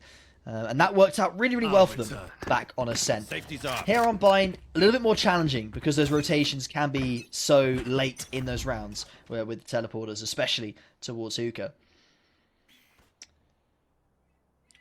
A little bit of a split up push here. We've got 2 players in Hookah, maybe 2 going down too long, but one is actually holding down the fort on the A side. Maybe if this rotation does come through, Miru does manage to find dog from the attacking side. We'll try and flash out to B, trying to get more information, but no one's there, so Maybe they might suspect something's coming through to A, but earlier on we were talking about the anchoring that you'll find on Bind, and you can see it. You can see McNuggets there anchored down. Is that a shotgun? I think it might be. It's a judge, and it's going to be a 1 kill with a judge. No one's going to re-peek. Sometimes people just keep on walking into this, but util in hand, caught lacking. Kendo gets the headshot onto McNuggets. Like shooting through the clone there, which is bit of a kerfuffle with the utility from McNuggets. They're trying to pull something out to help them in that situation. Just a second too late. Nottingham in with a chance at their first round of the game here with a player advantage and still a bit of utility to boot. That flash will find nothing, and they're convinced about that corner, but both of these players are towards lamps. They're going to have to be careful. The retake is dangerous. They have the flank from showers and 2 coming out of lamps. Stevens wins the duel. That's huge. And now Kendo takes the fight. A little bit aggressive there. The 3-on-2 still favouring Nottingham. Yeah, Stevens was such low HP. Did not expect that to go his way. Boom managed to trade out the Spectre for a Vandal. Just needs to reload to keep this fight going. Snakebite onto the spike. Going to hold them back a little bit. Zero with a sneaky flank's going to find one. Won't quite find the second as Murph wallbangs his head off. Now Murph picks up the Vandal. Tries to come back into the fight. But Stevens again, low HP, will get the kill. Nice to see, finally, a game where we don't have to wait 9 rounds before a team gets on the board. That seems to have been the story of the whole day, as we've had really one-sided games on stream. It's been unlucky for us. But here we see a couple of teams fighting it out tooth and nail. Both of the previous rounds, Nottingham have managed to get onto that spike and get it planted. Yes, the retake has been successful, but at least we're seeing chances at rounds here. And obviously in the third one there, bit of a bonus for TUD. Doesn't matter. Nottingham still take the victory with their rifles. They'll be happy to have that in their bank for now. That's a very weird position for a Yoro to be standing. Is that just a clone? That was a clone, yeah. It was a clone. He wasn't. Yeah, that's really strange. I wonder why he did that. I think maybe thought people were pushing up out of Sands, trying to catch them off. I'm not sure exactly. Oh, it must have walked through the teleporter. That's what it would have been. So it was facing a weird angle anyway. It would have walked through the teleporter to start the round and crossed over, and they wouldn't have seen it. That's probably what just happened there. McNuggets does have the ult though, so we might see some Yoro action, especially with a shotgun in hand, and it's going to be just in time to get out of the way of Stevens' peak, and a lot of information there gained by McNuggets ult. The location of nearly every single player, apart from LP0, who has managed to find a kill onto Murph. Let's see. Yeah, McNuggets going to teleport around the site now, trying to find something else. Another difficult retake with how Nottingham is playing. They're super safe, grouped up so they can trade properly. And McNuggets, they can't really clear deep enough. LP0 swings out on the timing, and there's so many felled by Nottingham that TUD, they're surely locked out of this round. Yeah, McNuggets just going to have to run away now. Vandal in hand, going to save that gun. And there we have it, 2 for 2. The unbeatable teams looking like they're on a pretty even footing moving into this round. Best of 1 situation. This game really does count. They are, of course, fighting for that top seed, that top spot. The only 2 unbeaten teams left in the European University Masters Swiss stage. Obviously, first seed, very handy when you're going into that playoff spot. Gives you a huge advantage in terms of the matchups you'll have to take, especially in the early stages of that tournament. And that should give you a big confidence boost as well. When you go into a playoff knowing you're the favourite Swiss team in the entire event. McNuggets, again, super aggressive towards short. Really wants to get this information. This time, finally, is punished for that aggression and drops down to 20 HP. There is a Sky around, could potentially be healed on up and allow that Euro to get aggressive once more. But the rest of the map, very stagnant here, Bigfoot. No one's walking in anywhere. Yeah, McNuggets has already been healed up. That TP cleverly located right next to the Sky, just in case that duel didn't go his way. Boombot going to find Asian, who's not going to tank the damage, but in fact just quickly flick onto it with the shorty. Poison Orb does go out, preventing any serious push here off the back of that Boombot. Stevens, though, on a different part of the map, and should be unexpected, actually, but it seems like they do expect Murph and Lolboom. Unfortunately, Murph does drop. Kendo getting 2 as a showstopper kill, followed up with a Beautiful Vandal kill, but Mugnuggets is there to trade out. But Dipsy also there as well. Dipsy gonna get the spike down. Also, Dipsy was there. As, yeah, Lolboom has recovered that Vandal, but I don't know. It looks like they want to try and hunt for kills, but LP0. Okay, that's hunt started. 4 HP now. I mean, they could decide to go for this, but I think the time is just getting super low. They're probably just looking for damage here. Want to try and find some economic damage. Very important, especially when you're trading round for round and keeping a close scoreline. That economic damage can be vital. But Lolboom, with 4 HP to their name, will play it safe, back off, go for that save. Great discipline there from Nottingham. They got that player down to 4 HP, but on the minimap I saw the 2 remaining players on site move backwards away from the 4 HP player Lolboom instead of moving towards. So where you might go, he's on 4 HP, let's go get the kill, let's just charge him down. Might be a tactic you're probably pretty used to seeing in your online games, but with a higher level of play, it's much more important just to play back and let them come to you, no matter what the situation is. Kendo, the huge fragger for this Nottingham side that we saw in our previous matchup. Starting to pop off here, finds the first entry. Will not find any more, but has, with their life and that entry, cleared out this Showers position. Nottingham doesn't need to go for an AX here, but that does give them a little bit of space. When you let the defenders sort of hold on, hang on, cling to that Showers position, especially towards the mid and the late round, it gives them so much flexibility. They know that if you go for a teleport, they've got someone to run interference from that position. They know as well, if you're going to be going A through an execute of some description, it's going to be pretty much entirely through short. That player in Showers, very vital in getting you that information.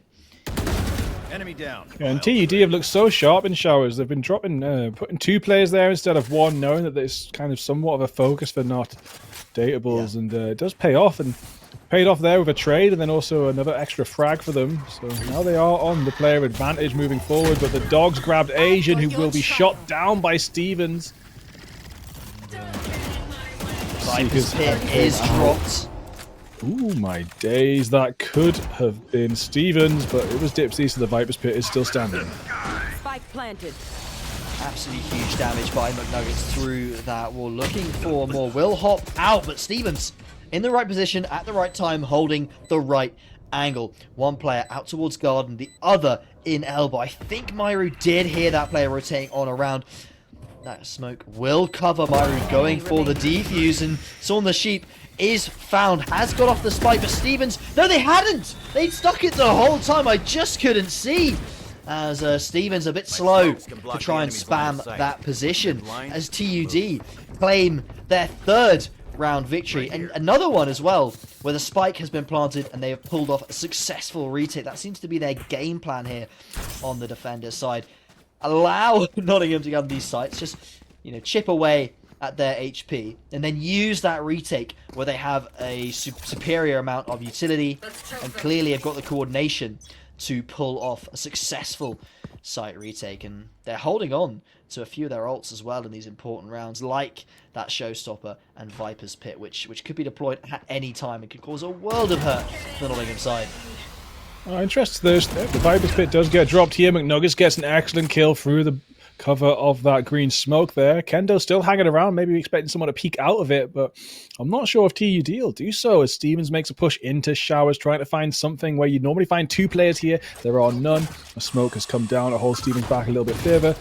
Kendo drops a boombot trying to find something, but there's just not enough information gained, and Stevens now trapped in a corner in Showers. The spike is still on A short, and I'm surprised to see it not make a rotation so far, but that's what Nottingham are expecting TUD are expecting, and this is where we get into the deep backwards and forwards mind games of site rotations. 2 of these players incredibly close. Murph just on the other side of the wall from Stevens, who looks like they want to just walk through, finds the kill, and looking for more as well. Murph taken really low, but finds the kill with that judge. Lethal at that kind of a range. LP0 just walking out on towards B. And it's going to pay off, but will it pay off twice? It won't, as Miru gets the trade. It's going to be Miru versus Kendo. Will Miru repeat? No, but Kendo's on the hunt, and it will be Miru on top again. 10 seconds left. Dipsy might have time to get the spike down, but only player standing against all three of TUD. And, they're generally pretty okay for health. Sorry, I think Miru's really low. I think. Oh, yeah, Miru's going to find it anyway. Yeah, Miru's on 1 HP. Yeah. So low that on my slightly pixelated screen, it looked like a full bar of health. That's crazy. Couldn't even. I basically can't even see a sliver of red. Yeah. So I thought it was full. 1 HP for that defender, but basically a solo defense from Mireille there, who finds 2 towards that elbow position. I mean, LP0 walking out of garden there, finding that player in towards Cubby, and then turning correctly to try and find that second player, but unable to find their kill, unable to be traded, and Kendo walking, shift walking into that angle. Not the play as Mireille shuts them, all 3 of those attackers, down and finds their first 3 kills of the game. 4-3 the scoreline right now. Ireland taking the lead over Great Britain in this very important 4-0 match. We do have a little bit of a push towards A. These players starting to walk up A. Short and Murph in a great position to try and counter it here. Spots the info, but not pushing just yet. Right, a lot of Viper util to try and gain some space, but Stevens might be walking straight into Murph here. Murph's going to send the boombot out. Does get some info, but again, will be shut down. It's just util backwards and forwards here, and Murph will be the only one that takes any serious damage from any of that back and forth. McNuggets getting a lot of info right in the face of not dateables, but now Murph with a showstopper, but it won't pay off, but a blind spray will. Craziness in this round. This is insane. I don't know what to say about this Yoru. Just the amount of delay and information McNuggets providing their team, and that is why TUD can close out these rounds like that. I don't think Nottingham even managed to get the spike down there, despite having access and control to that site for so long, because McNuggets just running rings around them. That ultimate ability from Yoru, incredibly powerful. And when you have escape plans like going through a teleporter, that ultimate is suddenly so much more powerful, because no matter what your opponents do, they can't kill you while you're in that form. You have a free escape in the form of that A-site teleporter, and if you don't have your own teleporter to boot, you can use that as a backup option. Really incredible usage of this agent from McNuggets, and showing why this player is doing so well. Yeah, I mean, there's a couple of agents. You don't really tend to find people maining in Radiant levels, and Yoru's one of them. It's a very hard agent to really come out on top with. It's really nice to see McNuggets doing this at quite a high level and getting away with it, top fragging. But Miru with a double kill there, taking down Zero and Sean the Sheep. Gonna really switch things around just when Knott's thought they might have had a front foot in this round. They lose 2 players. Now it's up to Ken. McNuggets taking down Stevens as well. Miru's just gonna keep pushing, trying to find Dipsy. Surely not. Maybe just a little peek here. 1 enemy remaining. Oh my days, but McNuggets is there. It doesn't matter what Miru's going to do. Probably not expecting Kendo to be here, but Sky's out. Yeah, Kendo will find the kill. Only 3 more to go. Is it possible? Showstopper is in hand. If they group up at all, might be a chance to get some sort of double kill. Spike. 5 seconds on the clock. That's plenty of time here, Bigfoot. If you had the spike, maybe. But, does look like they 30 want to go for that left. save. Unfortunate, but to be fair, Nottingham want to keep as much of an economy together, and to be honest, we want to keep that showstopper, right? That's much more useful in an entry scenario than trying to win this 1v3 clutch where they are quite desperate. Yeah, I mean, they just had a triangle around that spike, so if Kendo was going to make a push for it from any direction, would have been caught off guard. Yeah, definitely. It's a sad choice to make, but going to leave here. Showstopper in hand, Vandal in hand for the next round. And only 3 rounds behind. Not Dateables definitely have the capability to pull this back. But currently on a little bit of a slow crawl into this game. We see 4 rounds. Started off with decent back and forth there. 3 rounds for Nottingham and 2 at the start. But Now 4 in a row for TUD, and it's all really on McNuggets' plays with that Yoru. It's been really, really effective. The rest of their team has been performing well, not to mention Lolboom getting control of that showers so frequently. Really, really powerful position to hold, as I've mentioned before, and Nottingham not being able to hold it for as long as they might like to in some of these rounds. I don't know. I love this from McNuggets. Look at that. Does he really think it's working? Does he really think he's triggered them by sending that clone out the teleporter every Well, round? so he went through the teleporter and then sent the clone, which means that they only hear one. Oh, yeah, but no, I don't know but if they know he's in. They can't know. They see that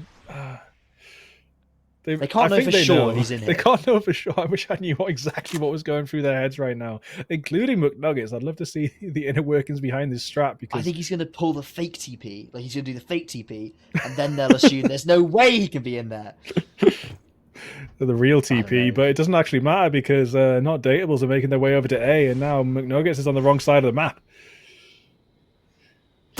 Murph's about to take a fight here, and Stevens takes that duel and wins it. Nottingham, again, they have access to A site. They've got the opportunity. Can they get this plant down? Boo boo! Lol boo with an easy double kill there. Viper's Pit will go down. But will the spike go down? That's the question. And it won't, as Lolboom finds another taking down Kendo, but Zero there, trade out. Zero gets another onto Asian. Spike planted. Now it's all on McNuggets. Maybe had McNuggets stayed on this side of the map, things might have gone a little bit different. But let's see what McNuggets can do. Takes a little while just to get that tracking dart out. Zero's on LP0, rightfully so, has backed off so far here to just delay as much time as possible. You check it? Yeah. What? Oh, and the pit's been got rid of as well, and now the Stevens in heaven. It's going to be a very hard duel for McNuggets to come out on. Pros don't fake. Might have been able to get away with that if it was stuck, but unluckily not. And Stevens will make that peak. Easy kill on the McNuggets, closing the gap a little bit here for not Datables. Yeah, great play from Stevens there, just to go with it. Assume it's got to be a fake. There's no way McNuggets just sits there and holds it. The right play to make with that much time left on the line. Pulls out a huge round for his team and puts himself at the top of that scoreboard, cementing himself up 13-8. Not really keeping it good and keeping it competitive here in this half. Only 2 rounds left of it, and there's only 2 rounds between these two teams. We could even it all up, but McNuggets yet again running in with that dimensional drift. Oh, here comes the showstopper. Oh, no! Oh, Lolboom picks him out of midair. No way. But Stevens getting a kill, and we started this round with Stevens and McNuggets on exactly the same scoreline, 13-8-2, but now it looks like Stevens is stepping ahead. The Viper taking the top frag position for the side of sorry, I've got my teams mixed up a little bit there. But yeah, we do see the rotation coming through. LP0 moving into Sands. They're going to push it up to be long here, spike in hand, and they could be going a lot faster if they wished. But they're actually taking it very, very slowly.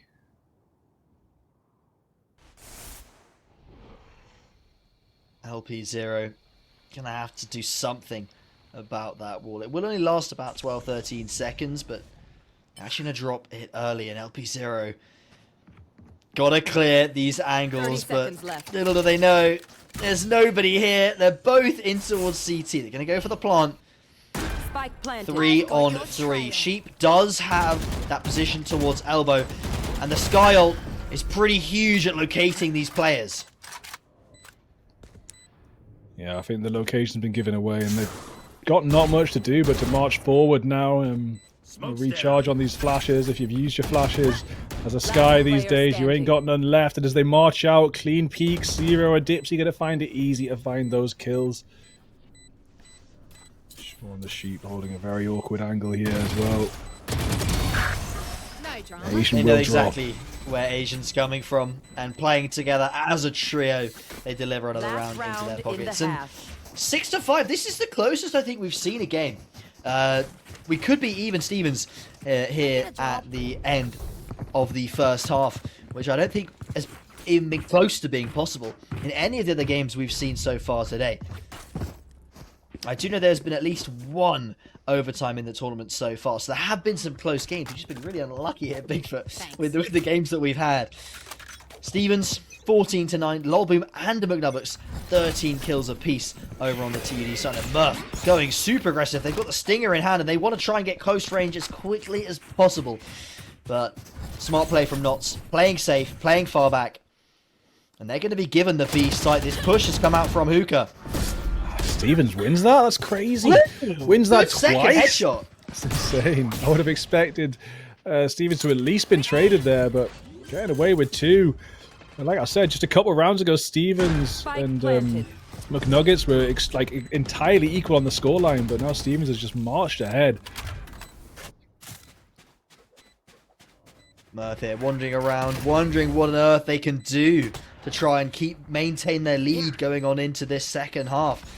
Look like it's a tall order for them to do that as they come flying out of Hookah.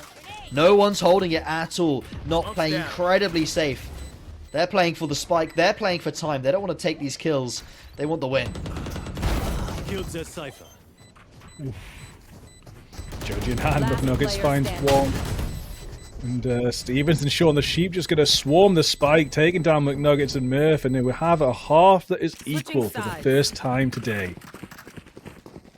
And it's quite a nice game to see that it's going even, right? It's our 2 undefeated teams from this Swiss stage, both of which gunning for a top spot in the seeding for playoffs. And it's going to be very telling here, as of course only a best of 1.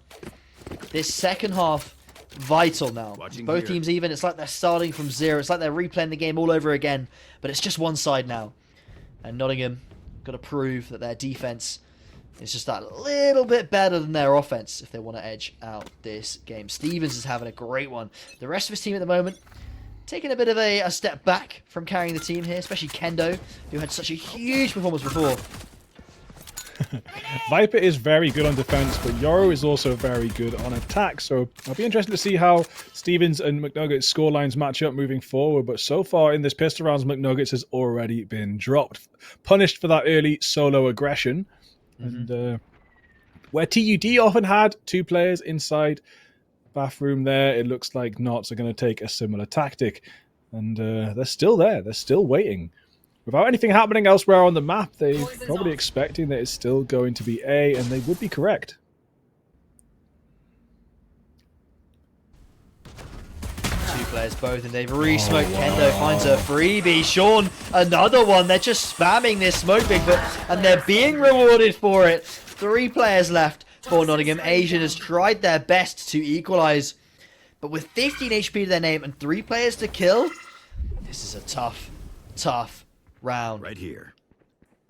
Spike is in his sights, but there's nothing to be done about picking that up with how many players are still in position to shut this down. Asian, nice right click, finds the head. Dipsy will close it out, and Nottingham take the lead for the first time in a while. They haven't had that since round number 5 when they had their streak of 3, put themselves just 1 round ahead. Now, on the defense, they've found that pistol round. They'll be very happy about that. Give them a couple of rounds. Give them some breathing room here in round number 2. And they'll go on to that bonus in round number 3. As long as they don't mess anything up.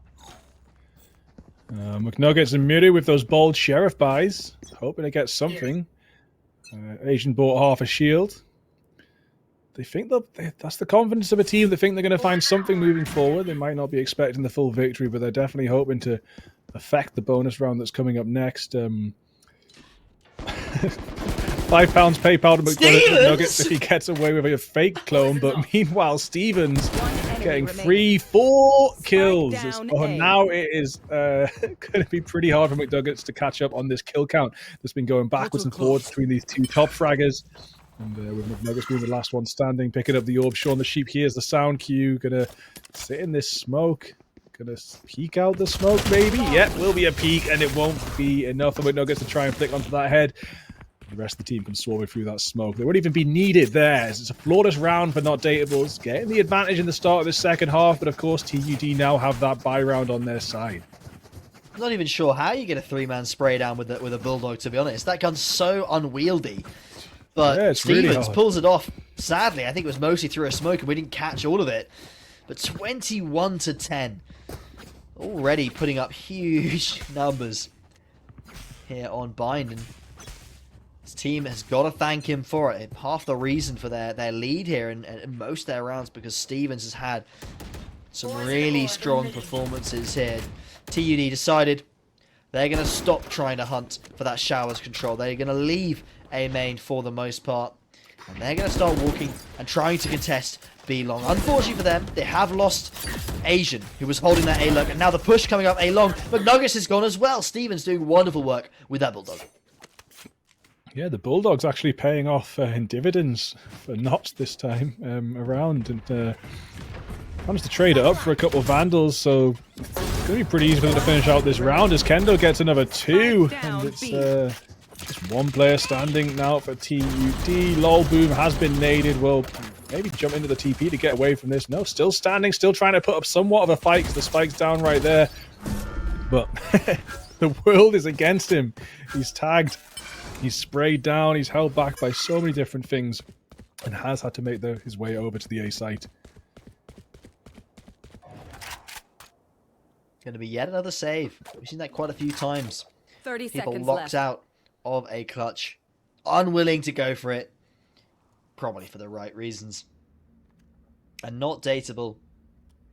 Looking strong. I mean, I'm always, reluctant to assume that any GB team is going to be particularly well performing 10 at seconds left. European University Masters. And it's not normal for university teams to do so well, but being potentially 4-0 here, potentially be 5-0 if they can continue this current lead big for this. It's looking good for UK Valorant. I know we've got a few decent pros, but UK Valorant in general, not in the brightest spot that it could be, right?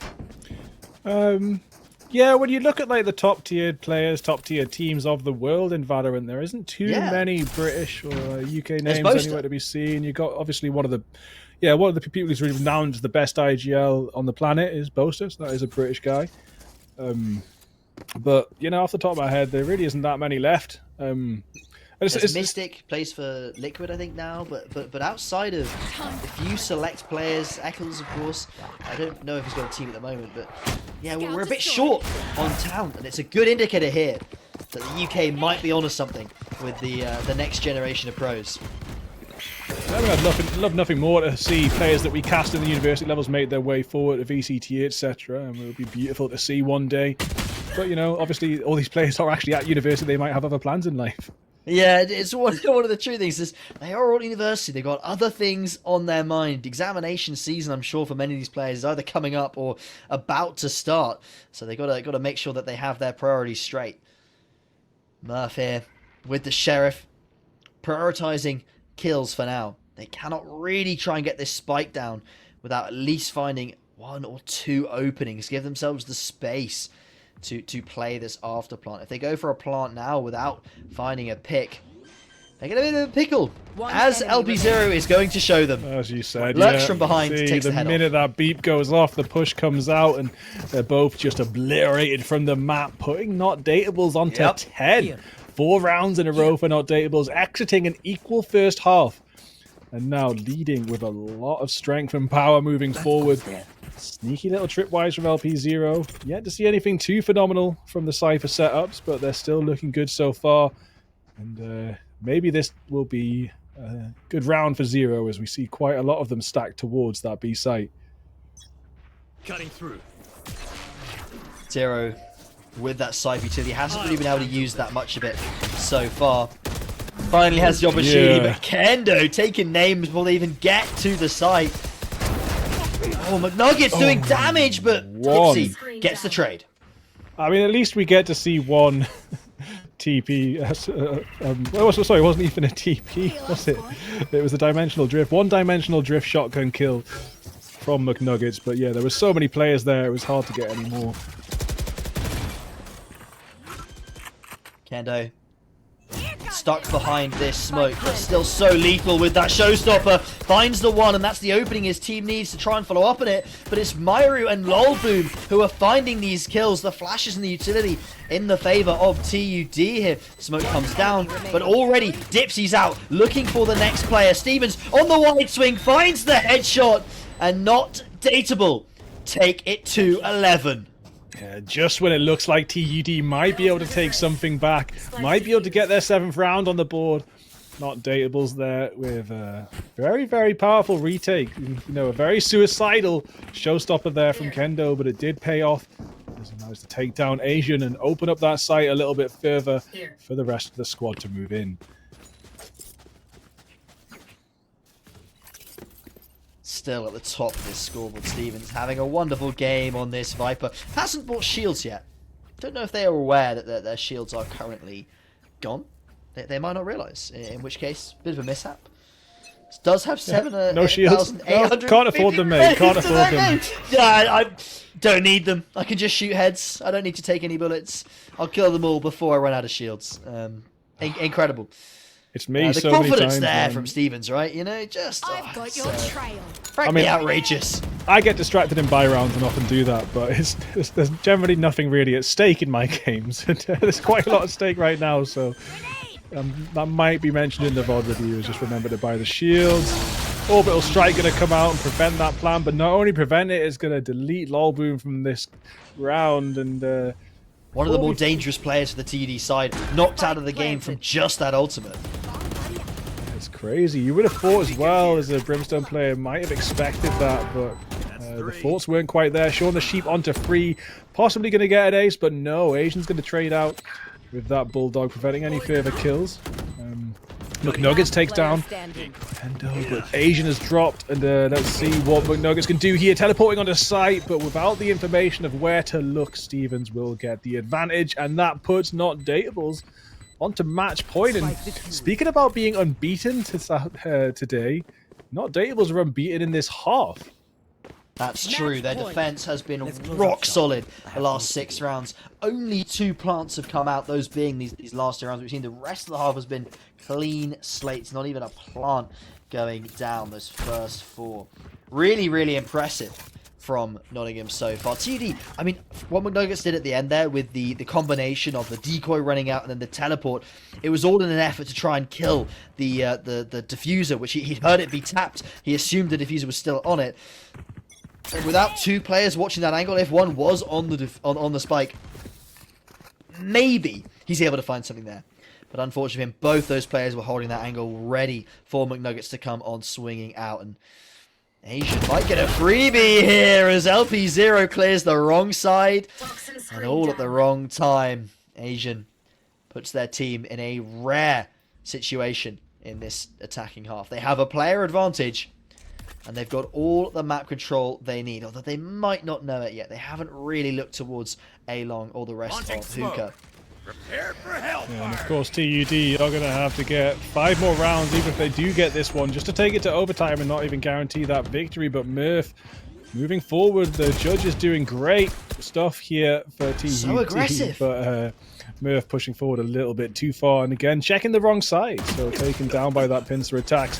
McNuggets out in that open corner. I hate that spot to defend a retake because there's nowhere to swing behind. You just have to get that kill. Stevens, that's his 3rd of the round. He's been popping off this game and he's not slowing down despite the man advantage.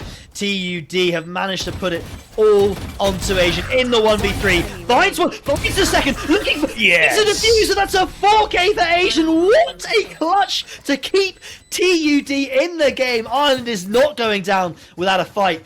And Great Britain are going to have to try again to try and knock these guys down a peg. I mean, if, and it's a very, very big if, but if TUD can take this to overtime and can win that overtime out, it will all revolve around that clutch play from Asian. Just when it seemed like all was lost, Asian managed to have the most perfect aim.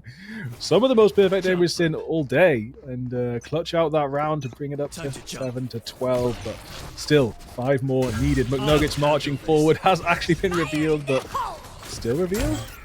Is that how that works? If you get tagged just before, there's no way you still reveal. Yeah, Oh, that's a yeah. Nuggets does get the trade there, but oh no, because he was stuck by the camera. Yeah, that makes it. Yeah, that must keep revealing him. I don't know if it tags you whilst you're in the dimensional drift. You really shouldn't, but it will. It'll probably still be active when you exit it at the very least. Yeah, I didn't know about that interaction. I'll have to look up how that works there.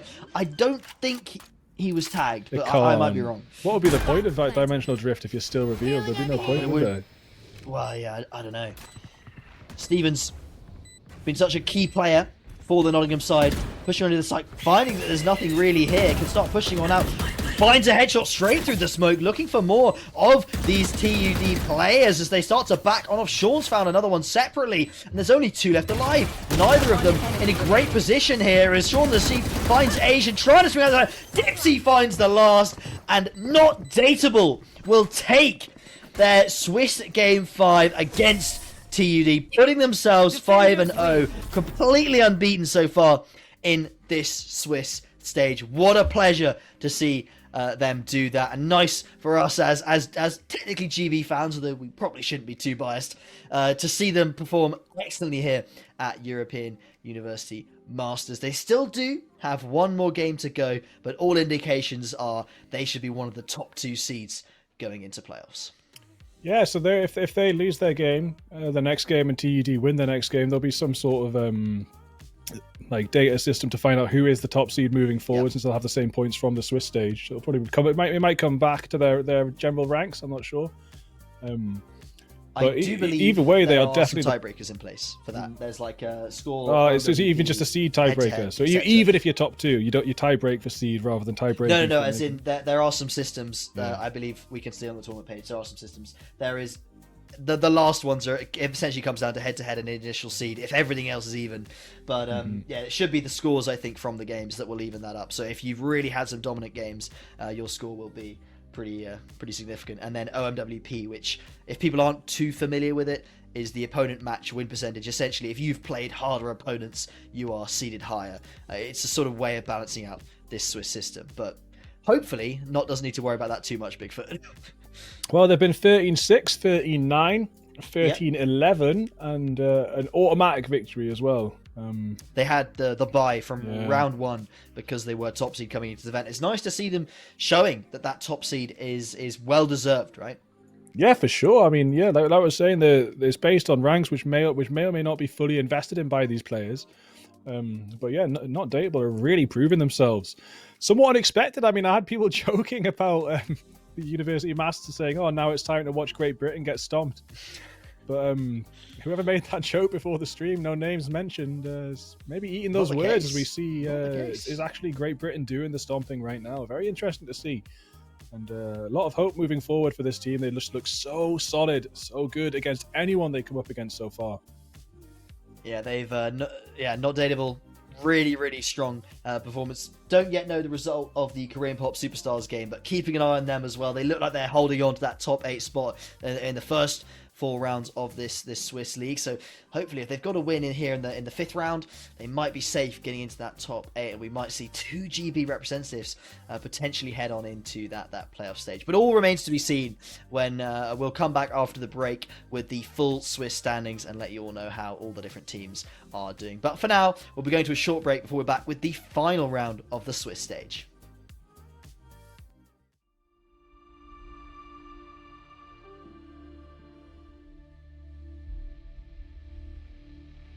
Welcome to the Amazon University Esports Masters Finals! It's a wonderful thing. I feel privileged about the situation because we were able to achieve something and we are traveling the country, visiting the country and playing the live final. Our experience, I met a lot of new people that come from so many different places. just being with the team and having fun together and actually trying our best to win the competition.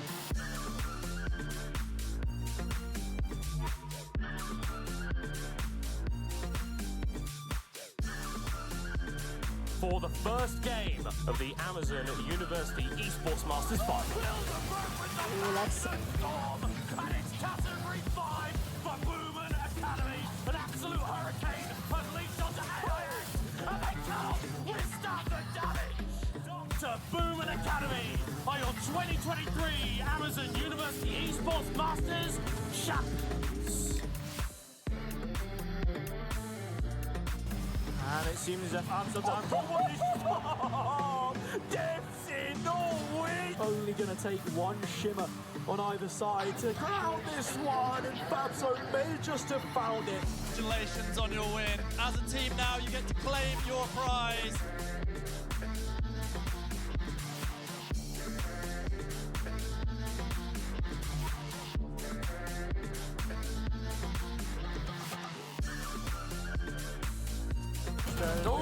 Still manages to get it easy.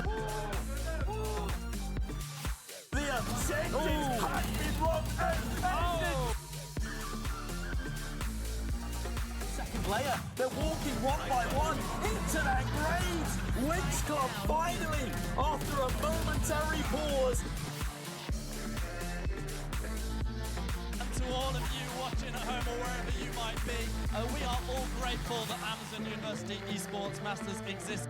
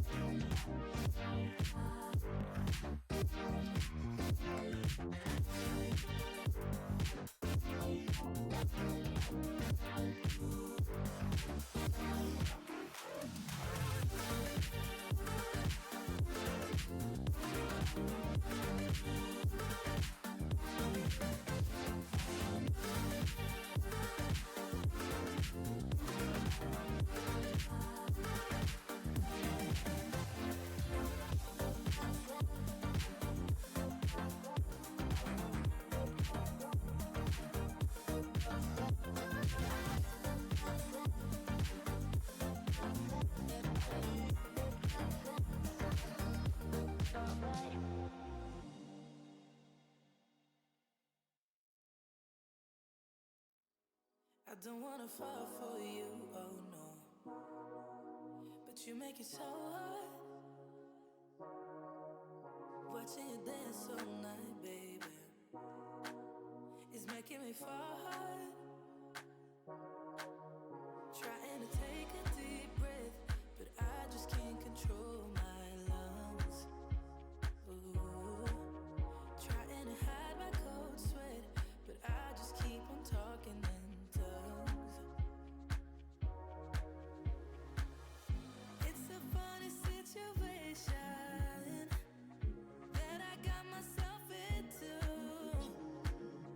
I can help my own frustration, 'cause I think, yeah, I think I like it. I think I like it. Got nothing to lose. 'Cause I think I like you. Tell me if you like me too.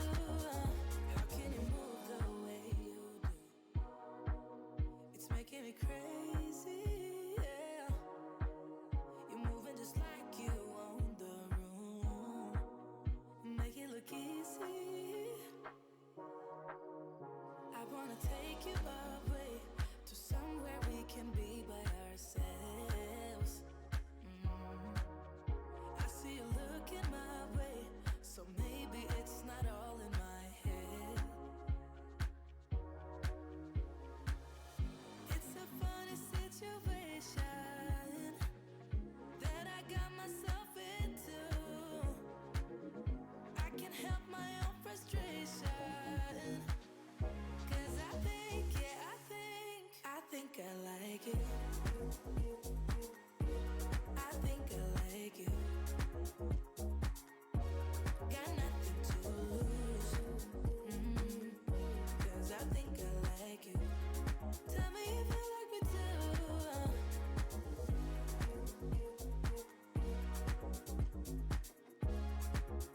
Hello, we are from Stingrays, TV of Valencia, and we're gonna play Guess the Map. I'm Monkey Donkey. I'm Pable. I'm Graldi. And I'm Pepecho. Eso es Vine, bro. I think that's Vine.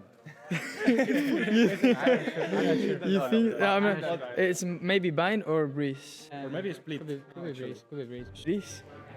Breeze. Breeze, Looks like you know, Breeze. yeah. Breeze. Yeah, looks like Okay, Final I answer, don't know, Breeze? but Breeze? Go for Breeze. I think it's Breeze. Final answer, Breeze. Split, lo iba a decir, bro. I think this is Sounds Pearl. like Pearl. Italian. This is Pearl. It's This is Italian, Pearl. yeah. This is Pearl. Has to be Pearl. I think it's Pearl. Oh, yeah. Correct. Vine. Vine. That's Vine. No? Yeah, Vine. Wait, but that's... It could be fracture. KN, actually. yeah, fracture. Oh, could be Fracture. Yeah, like the colors and stuff. I think it's fracture. Wait, which map is Fracture? Yeah, maybe. Fracture. Fracture. Icebox? Ah, también. Breeze. Breeze. Kinda easy. Sure. Yeah. Yeah. 100%. 100%. Easiest one. Aston. I don't know why, but it's Aston. Bro, like, What is this? this is like a goalie style. Is it League of Legends or?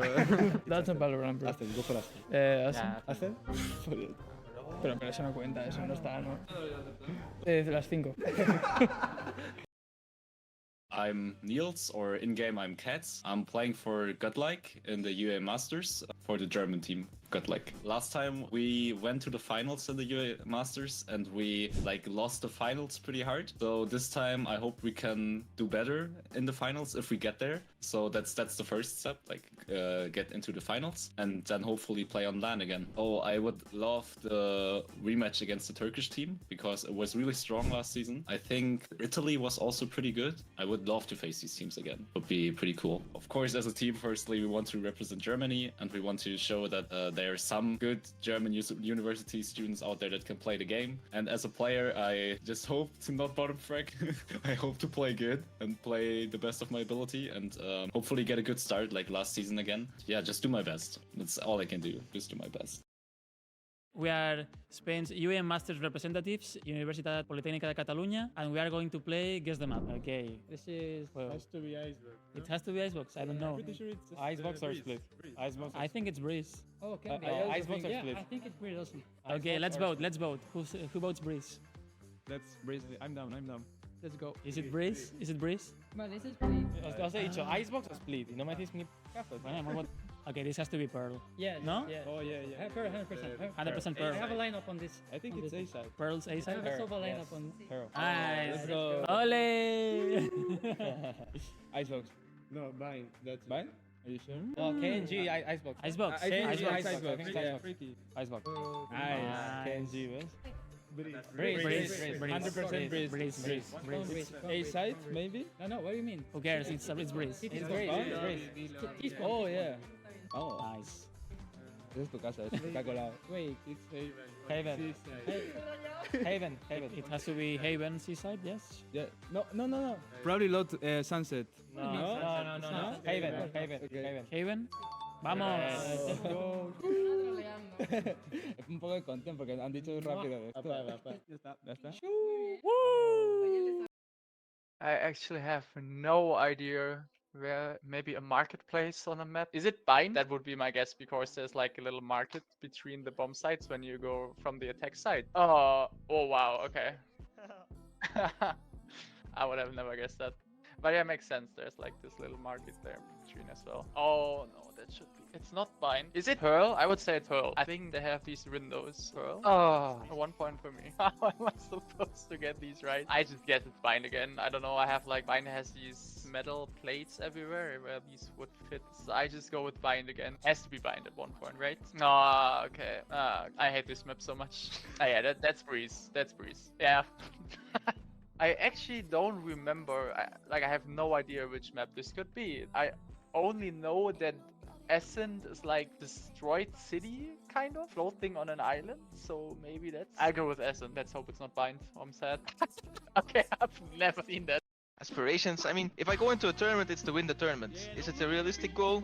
Maybe not, but in the back of my mind, I want to win everything. So I want to win, but realistically, I just want to make it as far as possible. I want to win a few games. Played last year, we played against, I think, one of the finalists. First matchup was difficult, we got stomped.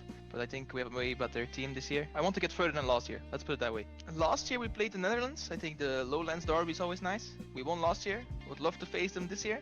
I think they also have a better team this year. Yeah, the Netherlands. I would say the Netherlands. I prepare myself, so I play Valorant every day now. We practice a little bit with the team.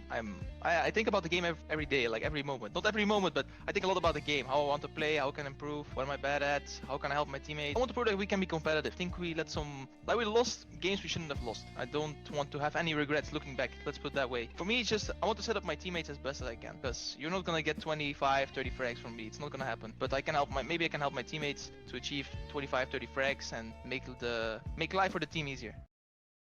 I am a content creator. I mean, not as active anymore, but I used to be for Czech Republic, and I'm representing Prague University of Economics and Business from Czech Republic. We aim to win for sure. Well, why else would we be playing it, right? If not to win. I mean, probably like people from Poland, because those are our brothers, kind of. I would like to play against them. Oh my god. Since I have a lot of stuff to do for school and so on, I was quite busy with that, to be fair. But I tried to play a little bit of Valorant to be ready and sure. I bet I could have played more to be ready more, but what else we can do? Well, especially that our university has quite a lot of players, because I feel like people are not outgoing there as much. We can show people that there are people from my university that actually play games as well, so we can make kind of a bigger group and include more people in the future. A Fnatic player, great guy, played in Gambit before. I gotta put him in somewhere in the middle. 3. A 3 would be good. 10s. The prime 10s or the 10s that play smokes now? Okay, I'll put 10s at this point when he's on smokes on a number 2. I'll put him on number 2. Oh, I feel bad now. Leo's the GOAT. Oh my god. Why all the Fnatic players, man? I'll have to put him on number 4. Kesnit's a good duelist, but I'll go with 5. I know that you're gonna put Aspas here. You have to. So Kesnit 5. Zoms? Oh, he's benched, man. He's number 1. He's my number 1. No way.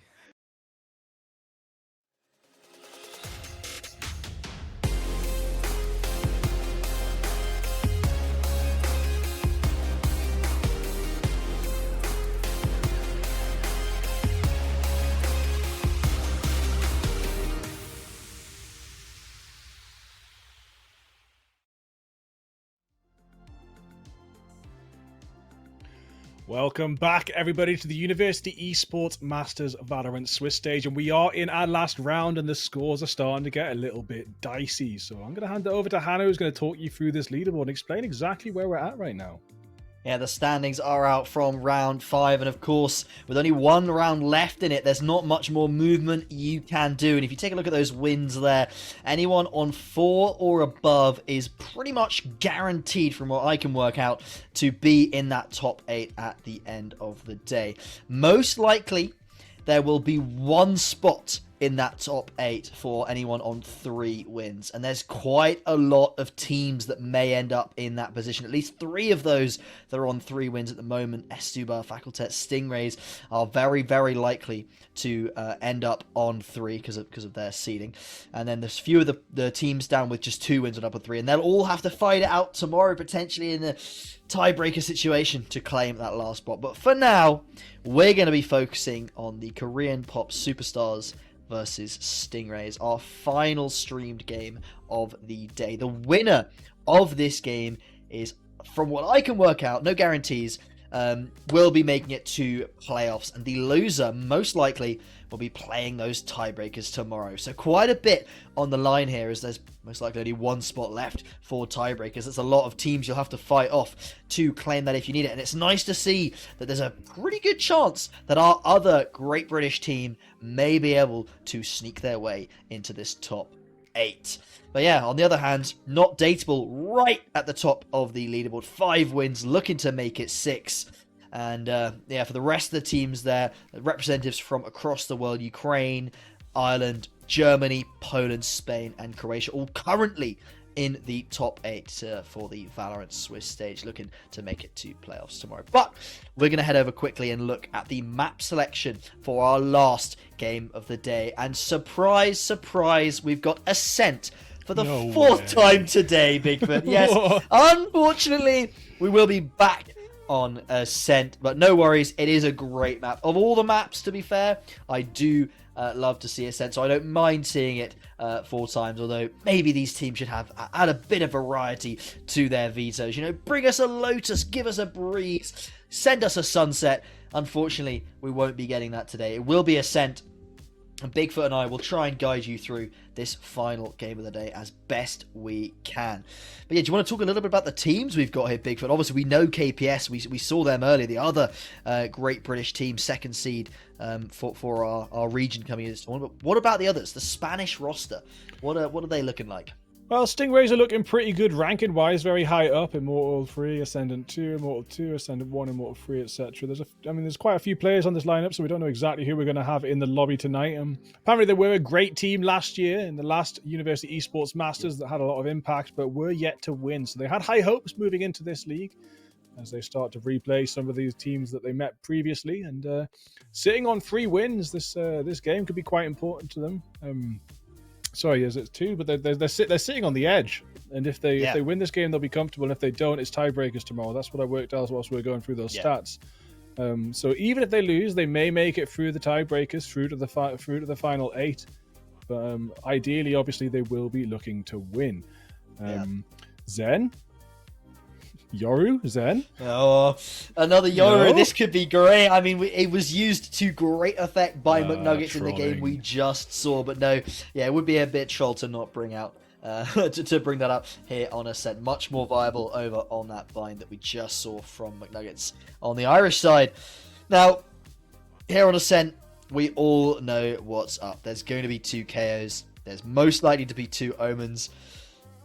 They're going to be 2 Jets, but a little bit of variation here. Diamond on the Cypher. He's a real keen Cypher player, especially on Ascent. I think we've seen it from him pretty much every time that me and you have caught him on Ascent. He's been playing that Cypher, and to great effect, no less. Now, Zen and on the Viper here can be really, really strong. KPS do like to bring out this Viper on Ascent, and they make it work for them. I feel like the double controller is something that only really I see KPS do in the university scene. On Ascent, specifically. Yeah, I mean, it became very, very common in the high leagues and VCT in the past year or so. It's been proven very effective. Sometimes just to make sure you got smokes after death. There is now a new agent that does answer that. Clove can smoke after death, but we've still yet to see Clove selected in university play, and very rarely in top tiers as well. But yeah, very, very different lineup for K-pop superstars compared to what we've been seeing. Mostly of these mirror matchups on Ascent. So it's going to be interesting to see if Cypher can do anything that Killjoy can't, and if Viper can do anything which Silver can't. Which Viper definitely can do a lot that Silver can't. Yeah. But also cannot do a lot that Silver can. And there's a lot that Silver can do on this map that people really do rely on. A lot of recon darts to pay off in dividends, Hunter's Fury to counteract those lockdowns. And yeah, it does actually look like Korean pop superstars don't have anything to counteract the Spanish lockdown should it come through. That is, yeah. I mean, a lockdown probably only going to happen twice, maybe 3 times a half if you've got a really good Killjoy that managed to find a fair few kills, get a few lucky clutches or plants or whatever.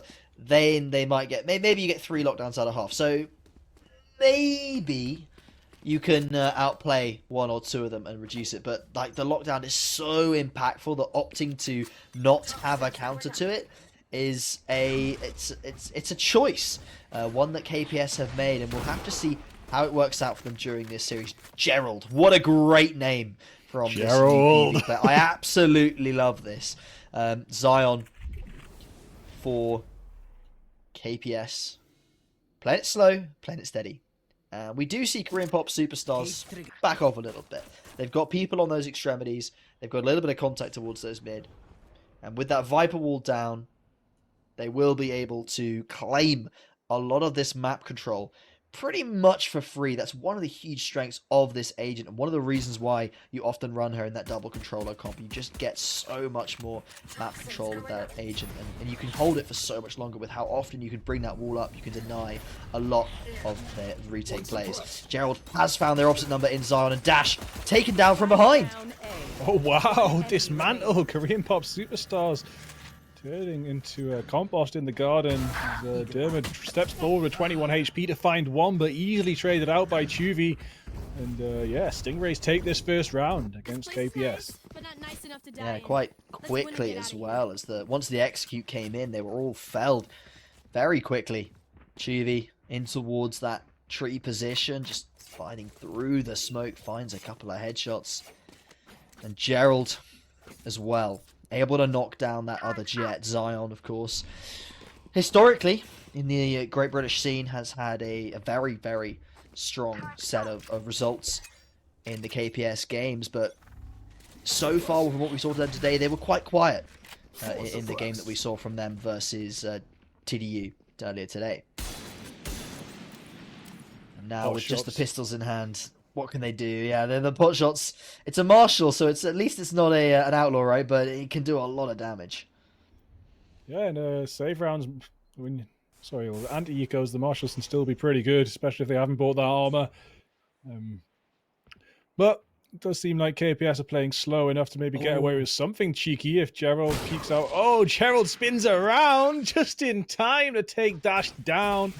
Dash thought he had the switch, but Gerald, a very sneaky player, seems very aware in the first 2 rounds, so keep an eye out on Gerald moving forward. I think we might see some really interesting jet plays from him.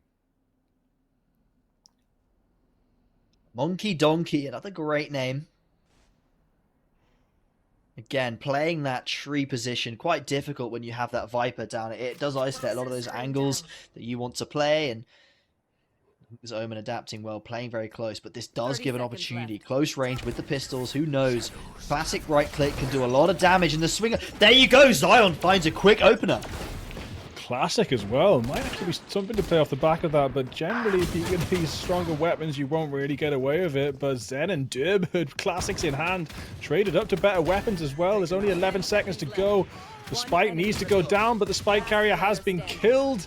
And whoa, Nuka with the final 2 kills to secure that round and will get the 400 extra credits by getting the spike down, all on 3 HP. 3 HP with that kind of clutch. That is pretty outrageous. An upset on second round based off, I think, the Zion classic kill, followed up by the swing onto that jet, the backside from Diamond with the classic. All of it working out really well for KPS, who were able to isolate these players with the superior guns. But when you've got a pistol on both sides of you, what can you do? You can't spin around that quickly and get both of them before they tap that classic into your head. And then at the end of that round there, Nuka with a lovely couple of shots with that Sheriff. And yeah, I mean, you cannot discount the pistols, and that's one of the reasons why that Viper is so strong. It forced that Omen to play closer. He couldn't play that angle in towards garden to hold tree. He had to play closer, and that gives the pistols a chance to find a kill, and Zion delivered. I mean, perfectly. Yeah, when we sometimes speak in the leagues that we've been covering, the national leagues that we've been covering, people not calling timeouts enough. We've entered into this Stingrays match, and they've called a timeout in the 3rd round, something I've never seen before inside University Valorant, which to me shows like quite a high level of dedication to strategy. So we'll see how that pays off. They might not just be speaking about this round coming up, they might be speaking about the entire half as a whole. But either way, they've had a minute to crunch heads, and they're going to move forward into this round. It doesn't actually look like they've got too big of a buy for it, so strategy will be required if they want to do something special. Yeah, that's an interesting time to take a timeout. I do wonder as to the reason of the decision, and Chuvy doesn't need to buy much to take the kill. Zion's head goes flying as KPS lose one of their star players very early on, not checking that short peek at all, to their detriment. And Chuvy, peeking out yet again, wants to do as much damage with this Marshall as they can. Finds a big tag and Dash down to half HP. Yeah, 49's not the most comfortable, but it's not going to matter for Dash, who's just going to click on Jackie's head so easily. Zen's going to wallbang Chuvy. Chuvy will be down. Pavold now holding an awkward angle there, but will be sprayed away. Now Paranoia just going to keep on clicking into that dark space, but won't find anything as Nuka steps forward and gets the kill. Zen is going to get the spike down, and there is only 2 players left for UPV to try and do this retake. Dash on the lurk. Gerald He doesn't check it. And Monkey Donkey. I love these names. UPV have got my favorite names. Shaun the Sheep was close, but UPV, I'm already loving these as KPS. They will close out the third round, and no surprise there. UPV, although calling a timeout during a round when they weren't going to be fully investing, they bought, I think, a Marshall and a couple of pistols, and that was their entire investment into that round. I wonder as to why they decided that a timeout was the correct play there. Did they need a mental reset after the second round? It's one of those things that really is difficult. If you lose the second round of a game when you're basically just against classics and maybe a sheriff or two, that's really demoralizing. Like, we won the pistol round, but we had superior weaponry, we had SMGs, maybe even a Phantom or a Vandal in there somewhere, and we couldn't even beat 5 pistols. So sometimes players do want to just take a little bit of a step back and go, okay guys, let's just chill, let's think about the next, or the rest of this half. But maybe you wait a round or so before you do that. The Marshall did do some good damage, but most of that round was pretty favourable to the KPS. Yeah, well, 3 of those kills in the second round were actually done with classics, so it was pretty intimidating. An experience for UPV they might not have seen tonight, having the superior weaponry and being dismantled by classics. So it might have been a new experience for them. And the timeout might have been more about causing economic damage than securing the round. Wants to get active here. The last time we saw them try to go out, oh, what's that? It looks like a player almost, but I think it is just the shadow. It looks a bit weird. The last time we saw Zahn entry here, they were knocked down instantly by Gerald, but you can see that stack, that Gerald, that player that's playing the sort of rotation role on this team for now, is all the way over towards B. The rotation's starting to come on in now, but I think it's going to be a tad too late as he executes in. Oh, nice. Hang on, peeking backside. Chewy blind, doesn't know what else to do but to die. Stare at that rock. Payvol coming in with an Odin spray. He's going to do a little bit of damage, I think. It's not going to be enough. No, actually, it looked like some of that connected, but looking at the health bars, I don't think anything did. Take that tripwire out, moving forward. Odin still spraying into hell, but, we're going to need some more accuracy and some more knowledge than that if you want to get an actual kill here. First shot there does film it. Monkey Donkey moving on to site, does find Zen. Nuka on top of Generator, another awkward angle to deal with as Jackie takes down Dermot and Nuka, but Dash trades out. Monkey Donkey still stepping onto site, takes down one of our star players, Zion, and Monkey Donkey on the defuse. They're going to try and trap this Dash player out from hell. It's going to be a 1v1 situation, and Dash comes out on top. KPS showing their teeth here as Wolves Dash secures a 1v2. Again, nice play in the late round, isolating that fight on towards Heaven. Maybe the stick from UPV was not the correct play. It's, you do have a second player alive on your team. Do you want to leave them to fight solo, or do you want to tap the bomb and then try and fight with them, try and get that trade and play for essentially the kill? Although in the end, a 2v1 much more favourable than trying to go for that half on the Spike. Chubi saw him do damage on the Marshall before. Will be forced out a little bit early and unable to find anything here. But KPS starting off strong. 3 rounds on the attack so far. Both of the Omen ults up. We may see some interesting shenanigans with those teleports in the late rounds. Zion just being allowed to run riot here, aware of these players behind him. Smoked off. They'll probably start to head towards A here. Yeah, they don't really look like they know exactly where they're going just yet, but they've got that mid space. They just need to find something else. Got a little bit of space on B main, and if they did just march through to A, they would actually have it for free. As we see 2 UPV players kind of rotated around to the wrong side of the map. It's very interesting positioning on the maps right now. Dash just spinning around in mid, finding them. Zen finds another, and now, yeah, there's only 1 player remaining. Monkey Donkey for UPV.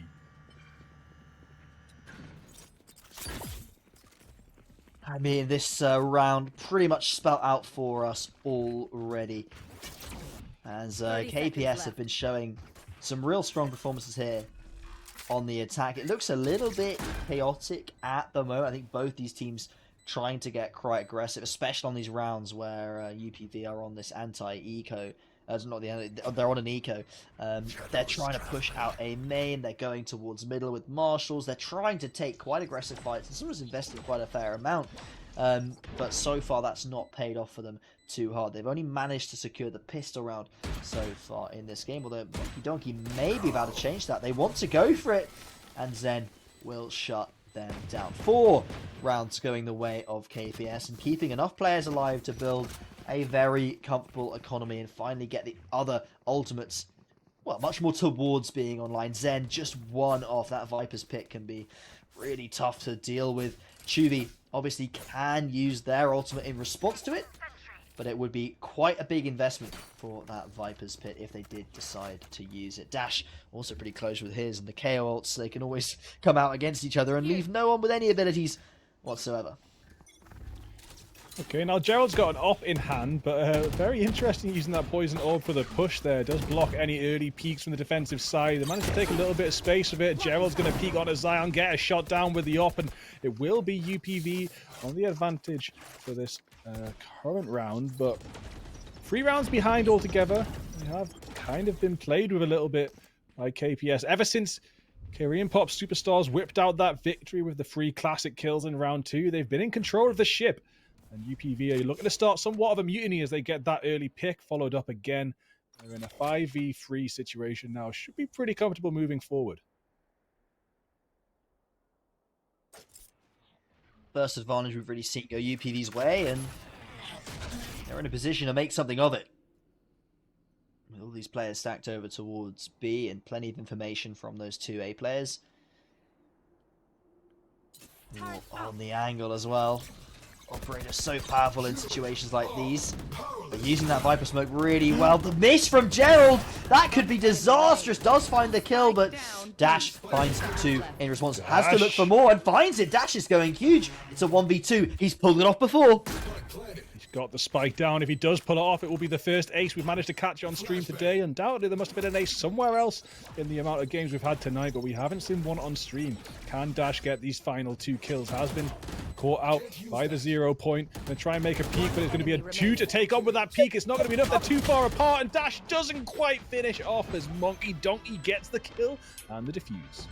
That was such a large wide swing from Dash. Realized as they were swinging that if they stopped to fight that KO, the Omen would have them for free. So they kept swinging to get that box in between them and Monkey Donkey.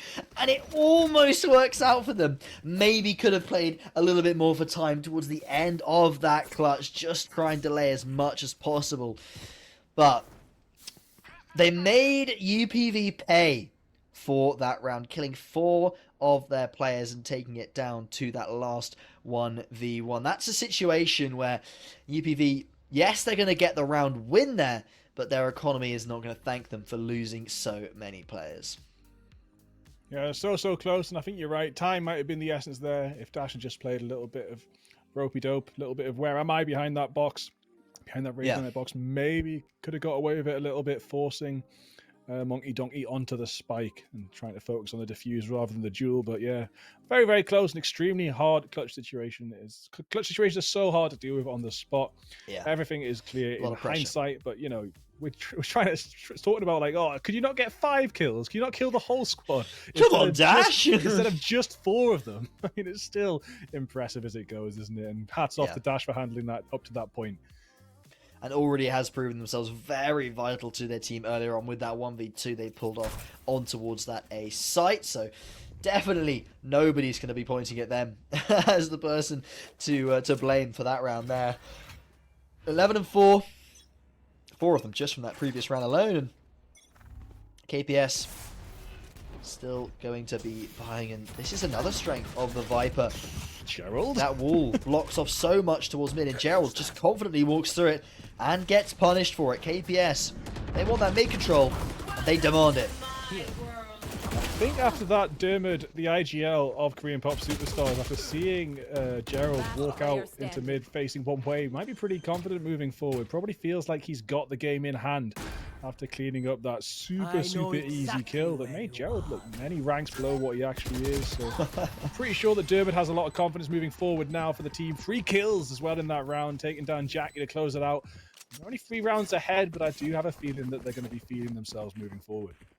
One of those things that we mentioned the first time we covered KPS on stream is just how strong all of their players can be in those clutch scenarios, and how much they can bring to rounds just seemingly out of nowhere. Diamond, one of those players that most of the time sits back, plays the Cypher, plays that support role, but there are rounds where they can just pop off and have huge impact. Usually you see Zen and Zion topping that score, but this game it's Dash and Diamond, and this whole team has so many great strengths across the 5 of these players, but they've actually completely left all of the map but A, and Gerald has decided to dash on through mid and get the information. UPV, though, not in a position to capitalize on it. They will be rotating, but when Gerald whiffs the knives like that, KPS is in a commanding position for this game. Utility being used to try and find a few of these players on towards the site before the retake comes on in, but with Diamond's traps going down, it's going to be really difficult for these Classics to find anything.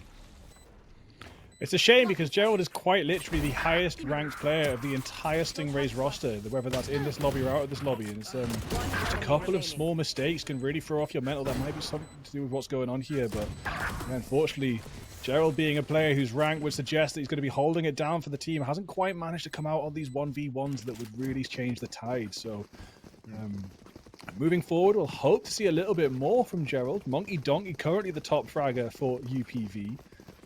It's always good to see an Omen up there. Big fan of Omen, definitely my favorite character. Speaking of, there is actually an Omen Ultimate online. There's also, we've got a Null Command, a Lockdown, and a Hunter's Fury. I think this might be the round where UPV bring it back. They've definitely got utility available, but do they have the plan? As we said as well, if they do opt for the Lockdown option, there's not much KPS can do about that butt play after that lockdown has popped. They don't have any denial, but Zion going in so quickly, unable to be backed up by their teammates, and Payvol popping off towards the back of that site. Found 3 for himself. The flash goes out, finds 4, looking for the ace, but Diamond will at least shut that down. But in a 1v3, with the KO ult still going off, it will not be possible. And UPV find their 3rd round. The KO getting revived as well towards the end of that round, keeping them alive, keeping their economy looking good. And UPV, they've kind of flipped the script here with a couple of decent rounds throughout the last 4. They put themselves in a little bit of a nicer situation. The economy isn't too crazy for KPS. It's now in a position where with 1-2 more wins in a row, they could potentially put them on a really bad bye for that last round. So 6-6 is really possible here now for UPV. I was a little bit worried earlier on that it was looking as if KPS would be able to buy for the rest of the game and UPV would be able to do nothing about it. But they are making progress. And now with the very fast push again, this time Zion stays alive but doesn't find the entry. It's Dash. Find Payvol. Yeah, Zion's been very aggressive, and last round a lot of that aggression was punished, just dashing straight onto site and being taken out, as well as Nika teleporting into Boathouse and just being taken out as well. So KBS a little bit over-aggressive last round, and they've calmed it down a little bit this round, but nice. Gerald through the smoke. Gerald's comeback is starting, possibly trying to get some... We've been here before. On the board, we have been here before. We've seen some crazy comebacks, but Dash is on 3, Dash is on 4. Dash needs to find 1 more. Can he do it? It's all against Gerald, and Gerald will come out on top, preventing Dash from getting an ace for the 2nd time. But either way, Dash has managed to secure 2 4Ks in this half. Dash in the back of the B site in a 1vx. What could go wrong, right? That's now 2, maybe even 3 times we've seen that person put in that situation. Really difficult stuff. But Dash almost gets it. Both times leaves with just 1 player alive. Currently 17-6. That is a disgusting scoreline to be on. Only 10 rounds in to this game. And KPS, they've had a couple of close ones, but the important thing in these rounds is that UPV is winning them. Doesn't matter how close they are at the end of the day. If UPV can keep getting these rounds, even if they are 1v1s or 3v1s that they're getting close to losing, doesn't matter in the grand scheme of things. KPS, again, on the attacking side. They can't lose the half. They have got 6 rounds, but they certainly could lose the momentum. Oh my day, Gerald. Out-jetted by Zion there with the headshot, and yeah, the advancement from KBS is still very aggressive. Even though they lose 1 round to being over-aggressive, they're still keeping that aggression as one of their top trumps. And UPV might not want to be pushing out solo when they're trying to counteract this 5-man push, but they still tend to do so here and there, and does also tend to backfire. So I'd like to see UPV, even though they only have 2 rounds left on this defensive side, play on a little bit further back onto site and not really trying to deal with this 5-person squad at such a close range. Here, Monkey Donkey is about to be walked up to by 3 people again, and yet overpowered, unfortunately, as Zion gets the headshot. That delay from Chibi should stop the main players running out so quickly, but KPS with a player advantage, control of the site, and Dash getting into a nasty position on shore, ready to lurk on in if the retake does decide to go ahead. Diamond playing to bait roll, and Dash swings out for him. That's a huge pick as it's just 2 players alive. Jackie going for the double spray now, but only finds 1. Has to be worried about that player coming from behind towards the end, but it's Pavel, the last player, shut down as UPV, their rounds stop. Their momentum is halted.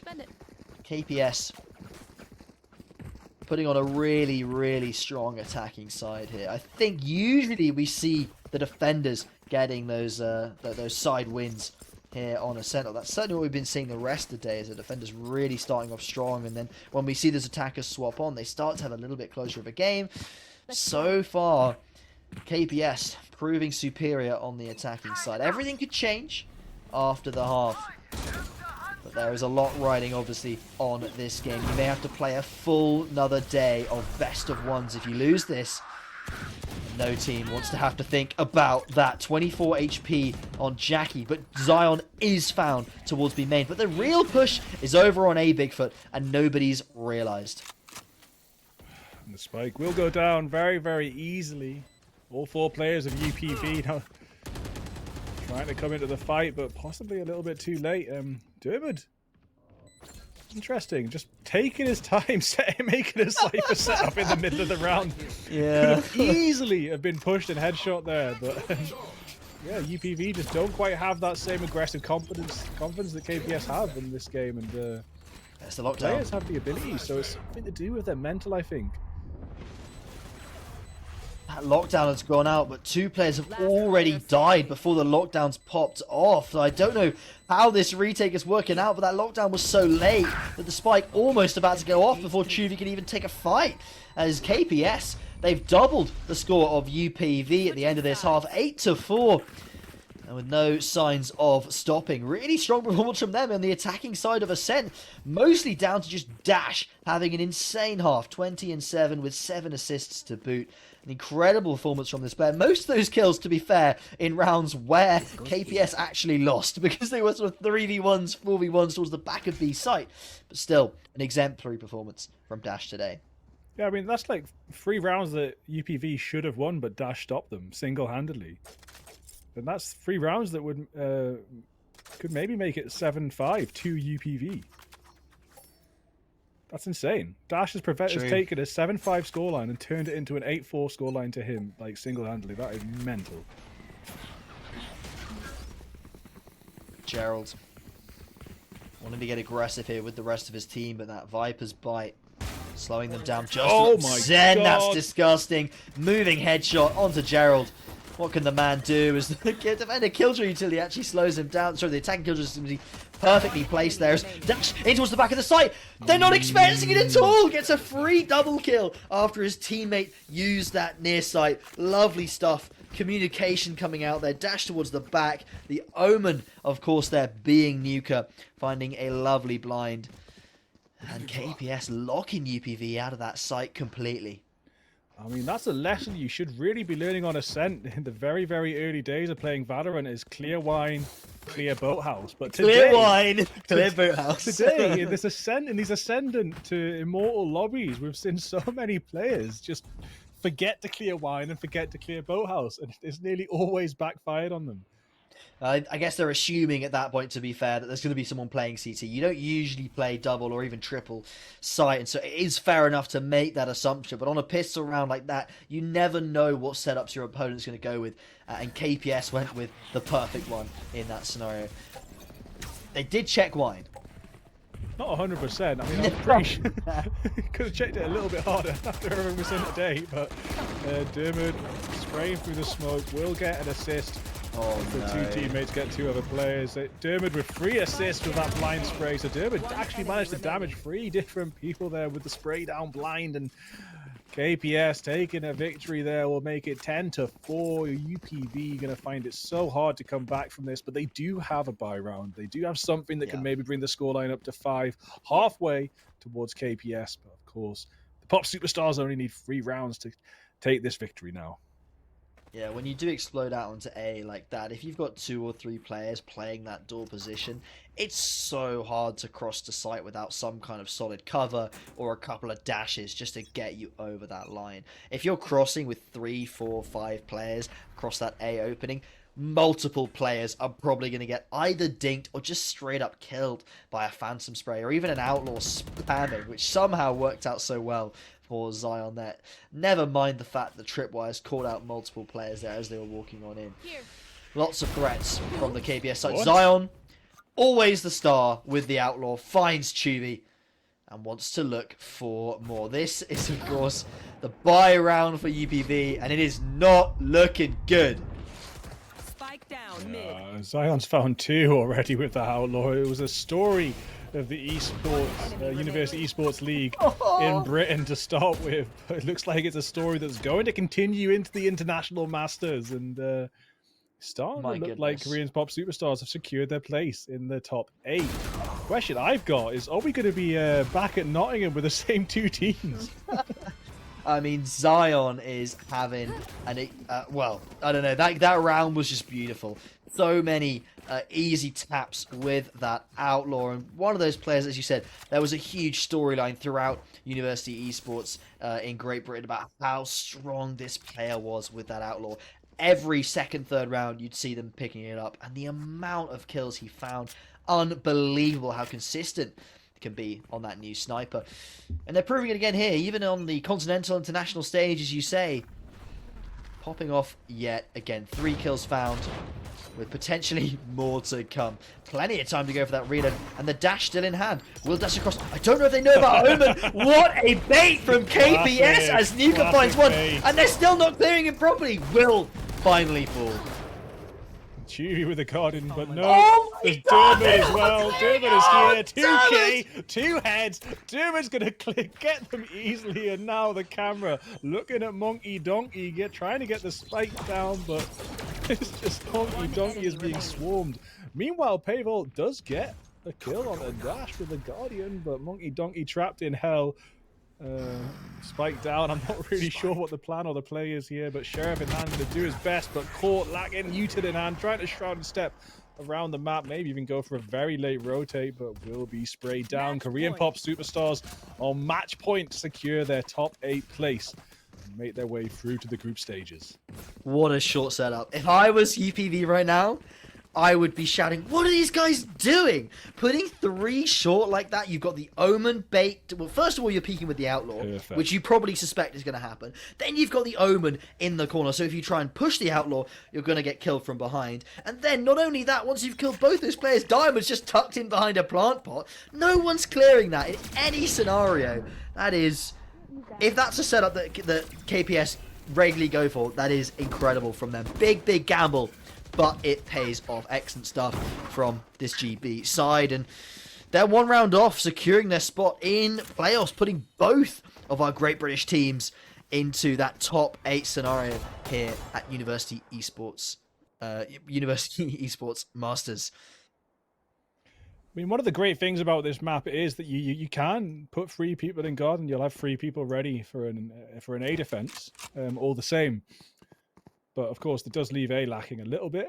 But yeah, the gamble really paid off in dividends as they just kept on marching towards their doom. And yeah, elsewhere on the map, Zion's got the blades out. It's headshot Monkey Donkey. So that's UPV's top player taken out, with Gerald also on 60 HP.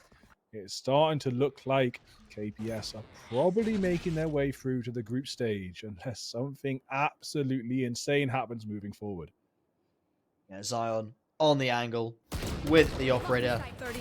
Oh, sorry, it's an Outlaw actually, but it's just as dangerous as Zion finds the 3rd with the knives. Dash and Zen close out this final round of the Swiss stage as Korean K-pop superstars qualify for that playoffs top 8. Really incredible stuff from them. After we saw them fall to the Irish team earlier today, I was a little bit worried about how KPS would do, but they proved themselves in a dominant fashion there on Ascent for our last game of the day. What an exciting series that was, Big Fit, and what an exciting day it has been, to be honest. Yeah, it's been amazing. It's been a really good day for British and Irish esports, as we see all 3 teams making it through to the group stage. And joking about it during that game, but we may even end up with a British University Esports rematch for the University Esports Masters. It's possible. Who knows? It 7 could other be. teams in that group stage. It could be any. I say 7 as if it's guaranteed that not datables are going to make it through. But even though they're unbeaten and they've got such a high seed in this group stage, they also might be taken down a notch. Some of these other teams might switch up the pressure and rearrange things moving forward. So yeah, we'll have to see what does happen when we get through to that group stage next month. But there's plenty of time to practice. Yeah, I mean, it's obviously we don't know the full standings just yet, so we will be waiting, obviously, for those standings to come through. But hopefully, in a few moments, we'll have a quick break, but we will be able to go to an interview with the winning team from that game, which should be, of course, our great British team, K-pop superstars. It'd be lovely to have them on for an interview. We've seen a lot of Diamond before. Maybe it'll be Diamond again. And of course, we'll let you all know after we've had the break in the interview the full standings, I do believe, for the Swiss stage, the potential tiebreakers tomorrow, and who's 100% gone through to those playoffs. So we'll be back in a few moments with that interview, and then we'll let you know the standings when and as we get them.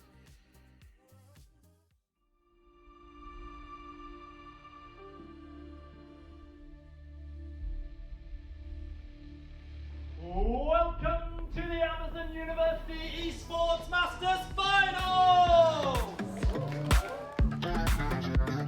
It's a wonderful thing. I feel privileged about the situation because we were able to achieve something, and we are traveling the country, visiting the country, and playing the live final. Our experience, I met a lot of new people that come from so many different places. Just being with the team and having fun together and actually trying our best to win the competition.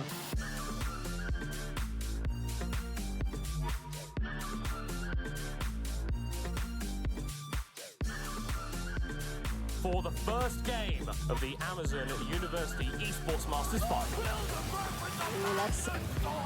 And it's category 5 for Boomin Academy. An absolute hurricane unleashed onto AIX, and they cannot withstand the damage. To Boomin Academy are your 2023 Amazon University Esports Masters champions.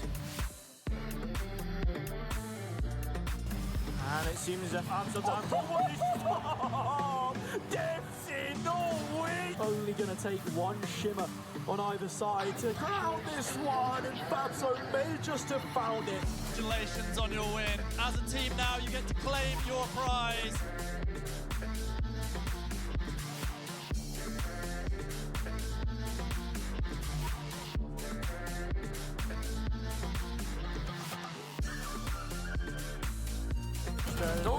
Still manages to get it deep. The objective has been wrong and second player, they're walking one by one into that grade. Wins Club finally, after a momentary pause. And to all of you watching at home or wherever you might be, we are all grateful that Amazon University Esports Masters exists.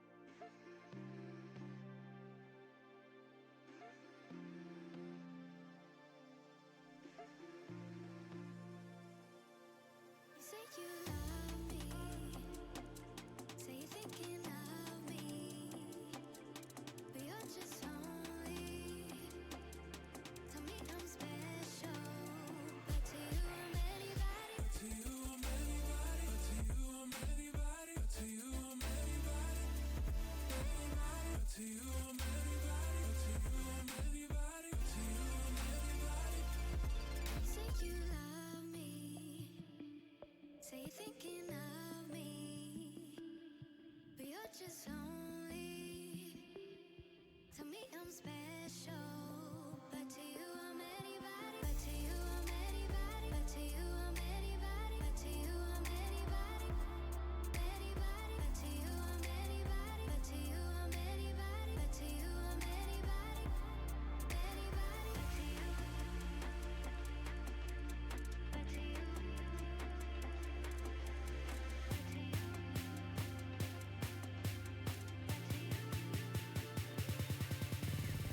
To you, I'm anybody. To you, I'm anybody. To you, I'm anybody. Anybody. To you, I'm anybody. To you, I'm anybody. To you, I'm anybody. Anybody.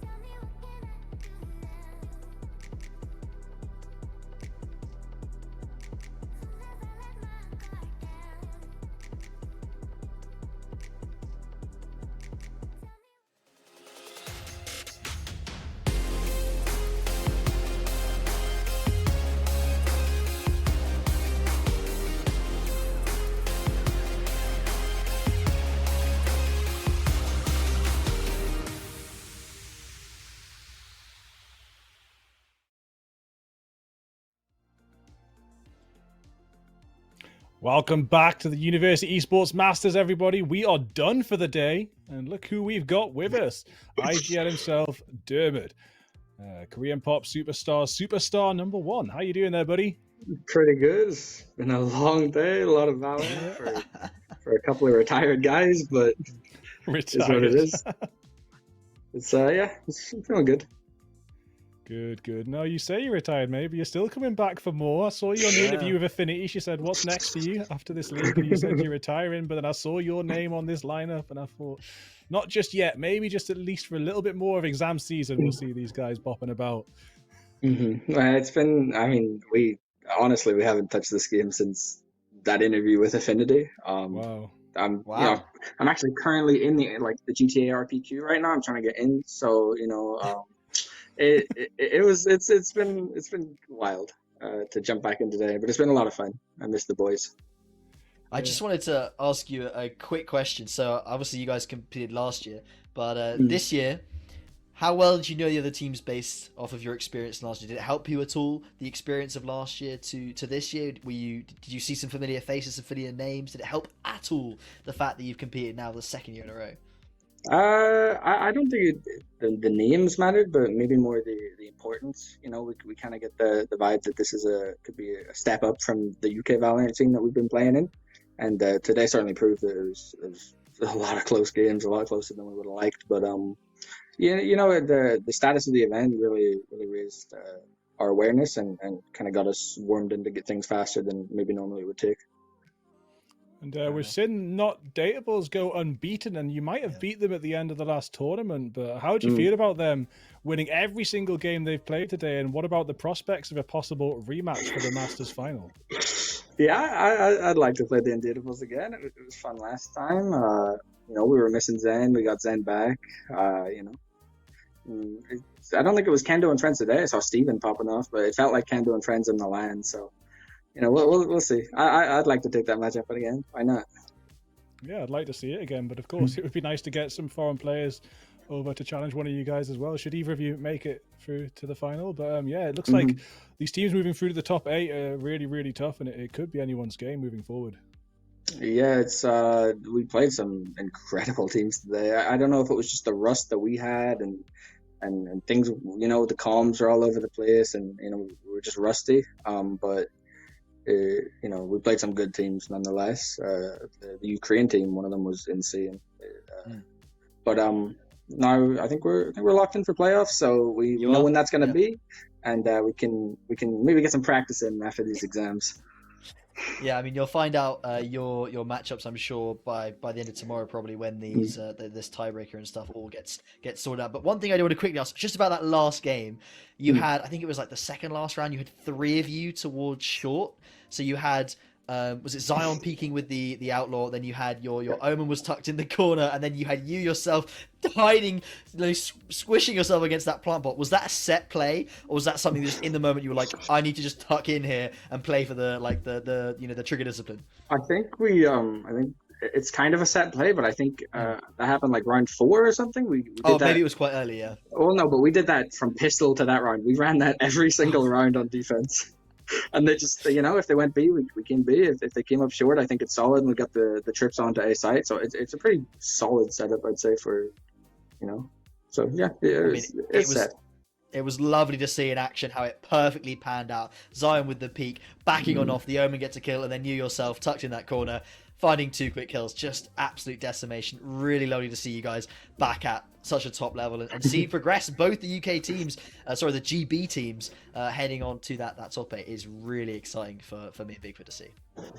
And the Irish. Shout out to the Irish. Yeah, shout out to the Irish, Dermot, always. And they're doing really, really good. So it's actually beautiful to see for our area of Europe that we've got so many teams making it through to these playoffs. And if you're a general supporter of the UK or Ireland, or you've got a 3 in 8 chance to come out for a victory.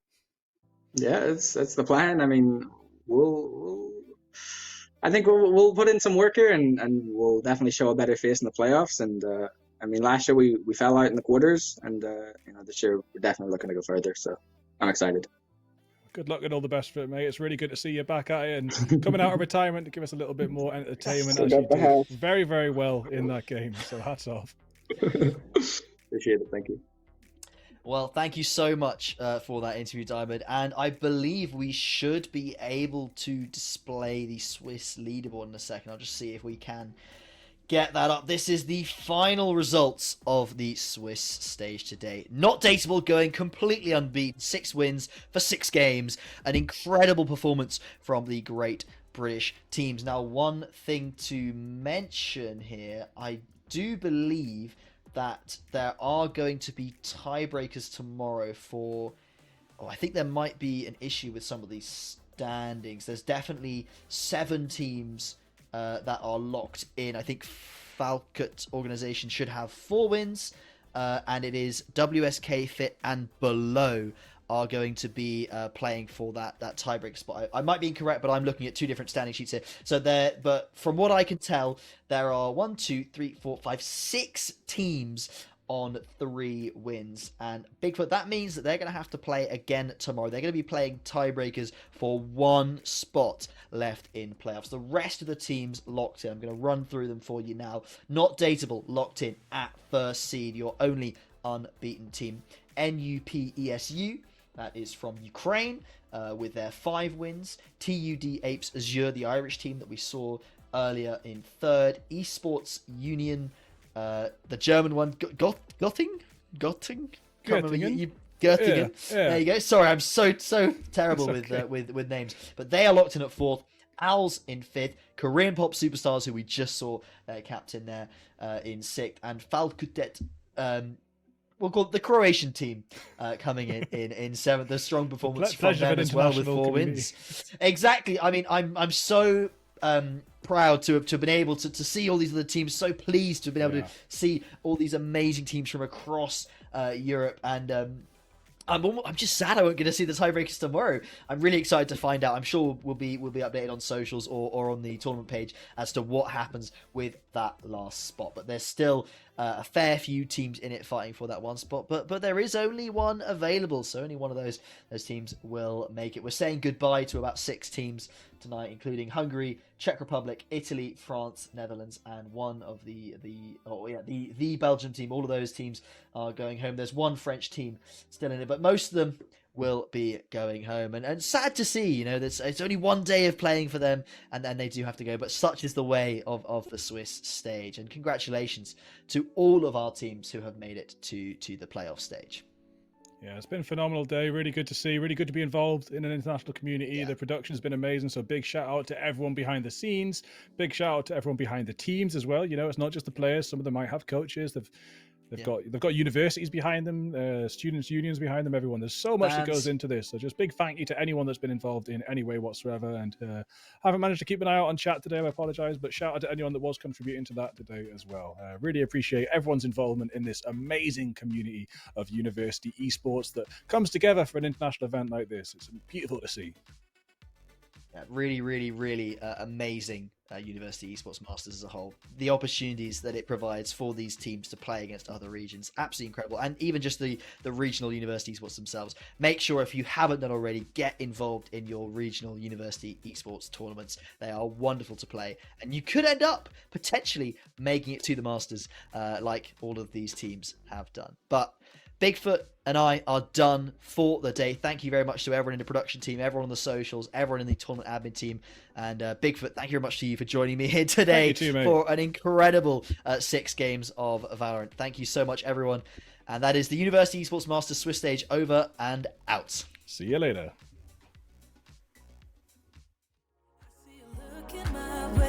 So maybe it's not all in my head. It's a funny situation that I got myself into. I can't help my own frustration. Cause I think I like it. I think I like it.